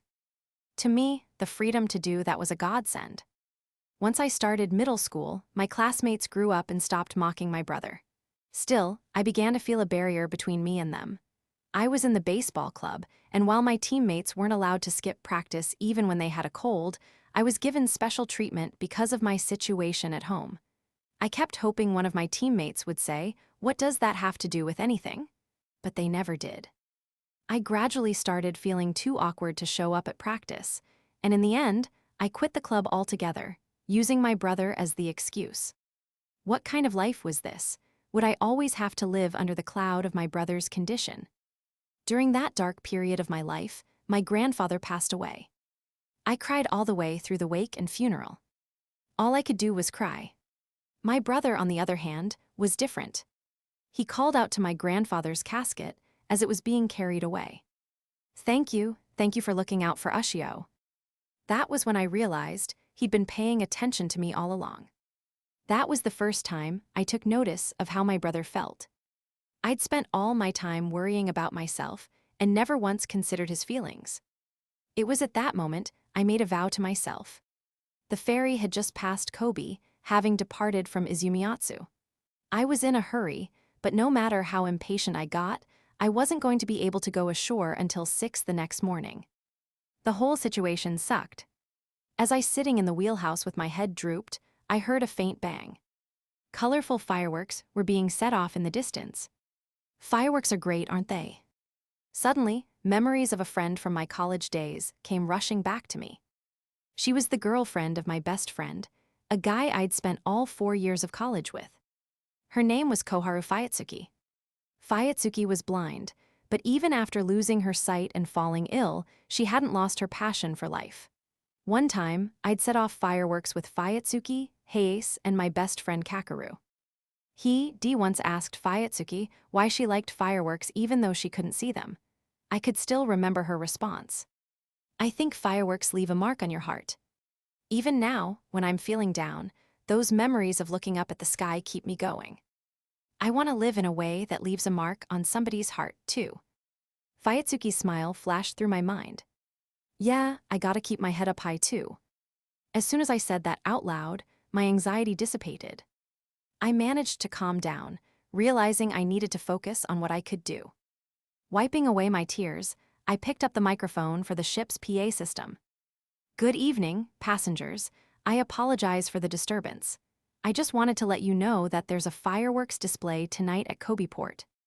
A large flower bloomed in the night sky with a bang, only to fade away again.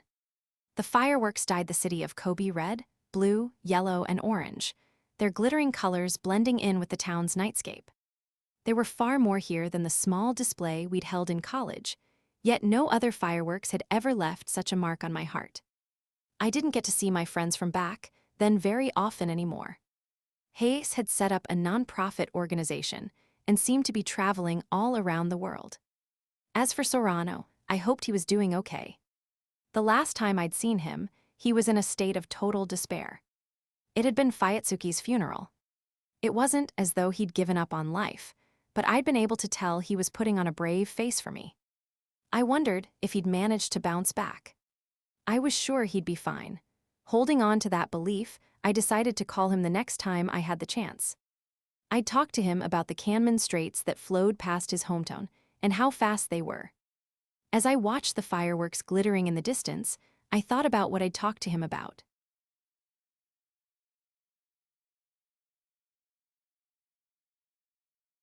The doctor was standing by the bed, holding his hands behind his back.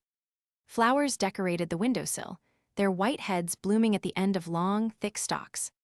They almost looked like fireworks exploding in the night sky. Every time the white curtains fluttered in the breeze, I could smell the sweet scent of the flowers. The doctor spoke again. I should have been prepared for what he was about to say, but my voice came out intermingled with tears. "I've had enough, let's end this." "Please don't give up, Sorano," the doctor said, offering some encouragement. Soon after Koharu passed away, I was diagnosed with colon cancer. When they discovered that same old adversary that had taken Koharu's life in my body, I'd been determined to defeat it. The treatment, however, was futile. The cancer spread to my liver and then to my lungs. It was already stage IV, what they called terminal. Every day since my diagnosis had been a roller coaster. To tell the truth, I was exhausted. The repeated surgeries and the severe side effects of the medication were a lot to deal with. As the painful treatments continued, it gradually became too much to handle. Eventually, I ended up abandoning treatment altogether. It was nighttime when Sakura came into the hospital room with some flowers. "Why do you look so lifeless, Dad? Mom will get mad at you in heaven." Kakeru Sorano was 25. She was Koharu's and my only child. Koharu had continued battling her illness for 2 years, ever since her first year of college, before she was finally able to be discharged. She had been told she only had 6 months to live, so this was nothing short of a miracle. She'd taken a break from college to battle her cancer, but once she recovered, she came back and finished her studies. After that, we got married, and we were blessed with a child. Koharu never gave up. However, when she was 45 years old, Koharu was diagnosed with breast cancer. She de-battled the disease all over again, but 3 years ago, she'd passed away, leaving our daughter and me behind. When the strength drained from Koharu's body and her pulse stopped, and the doctor delivered the news, I felt more numb than sad. "Oh, she's really gone," I'd thought in a listless daze. It had taken a while for her death to actually sink in. Koharu's mother had insisted on doing her beloved daughter's makeup for the funeral, but her hands had been shaking too much, and she'd broken down in tears. That was the moment Koharu's death finally hit me, and I broke down as well. The sense of loss that I was never going to see her again overwhelmed me. I burst into tears, not caring who saw me. Even now, there were times when the realization that she wasn't around anymore made me tear up. Losing Koharu had been just that unbearable. If I were to die as well, would I just be leaving Sakura with even more grief to deal with? "Oh yeah, I almost forgot.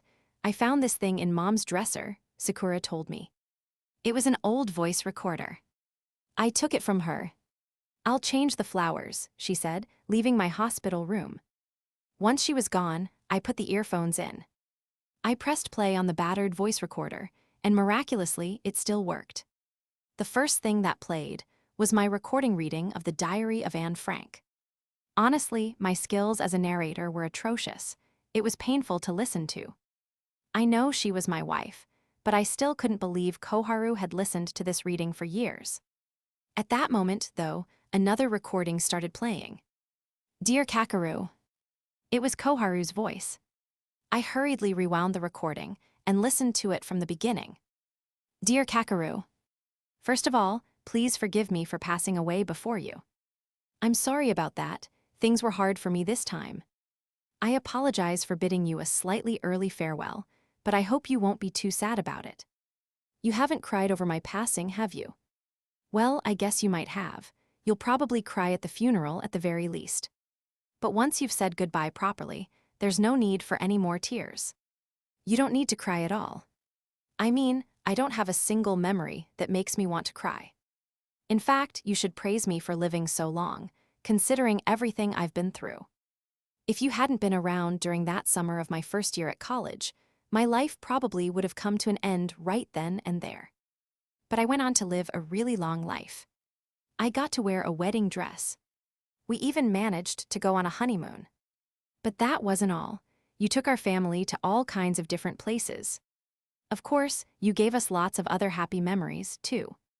You were a good father and a wonderful partner.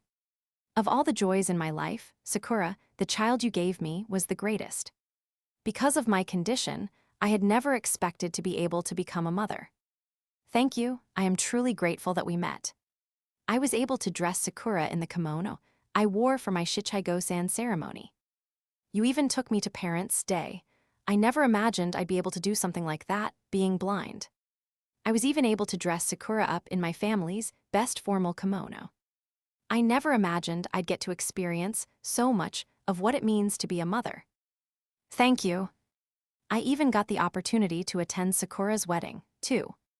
We both cried, didn't we? Say, Kakeru. You're not assuming I had any regrets, are you? When I think about it, leaving you and Sakura behind is undeniably sad. But during that summer when I was 19, I had already made peace with the idea of my death. When you look at it from that perspective, do I really have anything to regret? It all started when I gave in to your stubbornness. That day, I gave up on giving up on you. Every single day, since I chose not to give up on life, has been filled with joy. Every single moment has left an imprint on my heart, just like fireworks. Oh, I've been so happy. I've had such a wonderful life. Thank you, Kakeru. Thank you for meeting me. Thank you for choosing me. Kakeru, are you going to be okay without me? Whenever you feel like you're starting to lose heart, think about those fireworks we watched together. That was my way of getting through the difficult times. Carrying the fireworks display you held for me in my heart allowed me to keep going. My journey might be ending here, but yours will continue on to a faraway place. I believe in you. Before I transferred to that hospital in Hokkaido, you told me you believed in me. Now let me say the same thing to you. I believe in you as you journey off to a faraway place. I believe in you that you'll keep going with your head held high. Please live your life with a smile on your face. That was the end of her message. The voice on the recording was confident and lively rather than tearful, and I thought back to how my mother had told me that raising a child made you strong. I clutched the recorder as if I was clinging on to the one remaining fragment of the person I loved so much.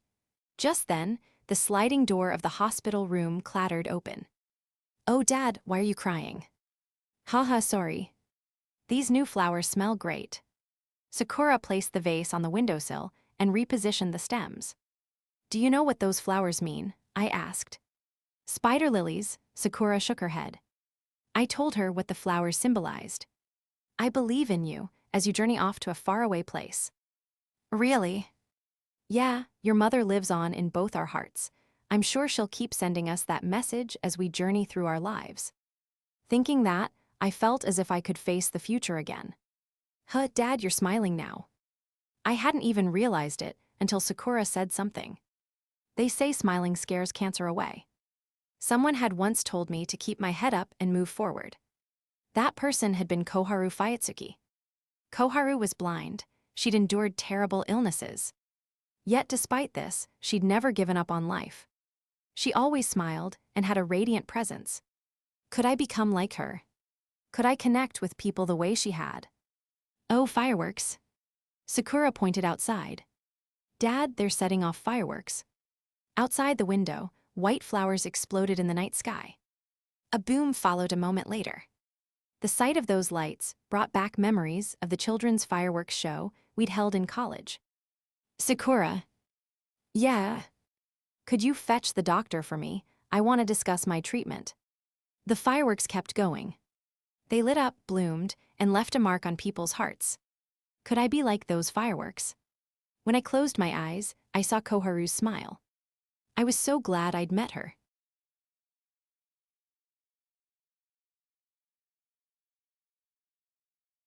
Afterword. There are a whole host of people who played a part in bringing this novel to you. They are raemz, for drawing such beautiful, high-quality illustrations. Nakamura, my dedicated editor, who provided me with so much assistance. My seniors in the writing world and the bookstore staff, who took time out of their busy schedules to give me feedback. The people from Tokyo University of Marine Science and Technology, who helped me with my research.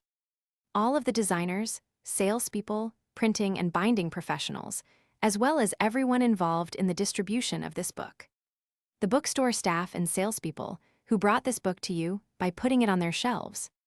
You wouldn't be reading this book if it wasn't for the support of so many people, and that thought fills me with immense gratitude. I've always wanted to write a novel that lingers in people's hearts, just as some novels have stayed with me. The sort of novel that's so close to you it lives on deep inside your heart, that has characters who bring a smile to your face whenever you think about them, and that gives you courage whenever you lose your footing. That's the sort of novel I've always dreamed of writing. I really hope this novel leaves that kind of a lasting impression on you. Nanigashi Shima. Cited works. Frank Anne, The Diary of a Young Girl, translated by B. M. Muyart Doubleday. New York, Washington Square Press, 1972. References. Isai Junko, The Things I Discovered in a Pure White World as a Blind Person, Living Superpositively as a Completely Blind Person.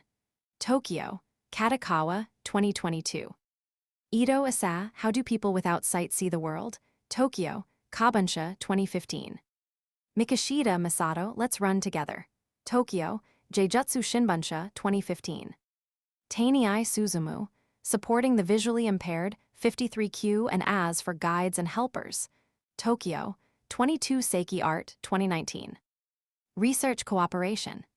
Tokyo University of Marine Science and Technology.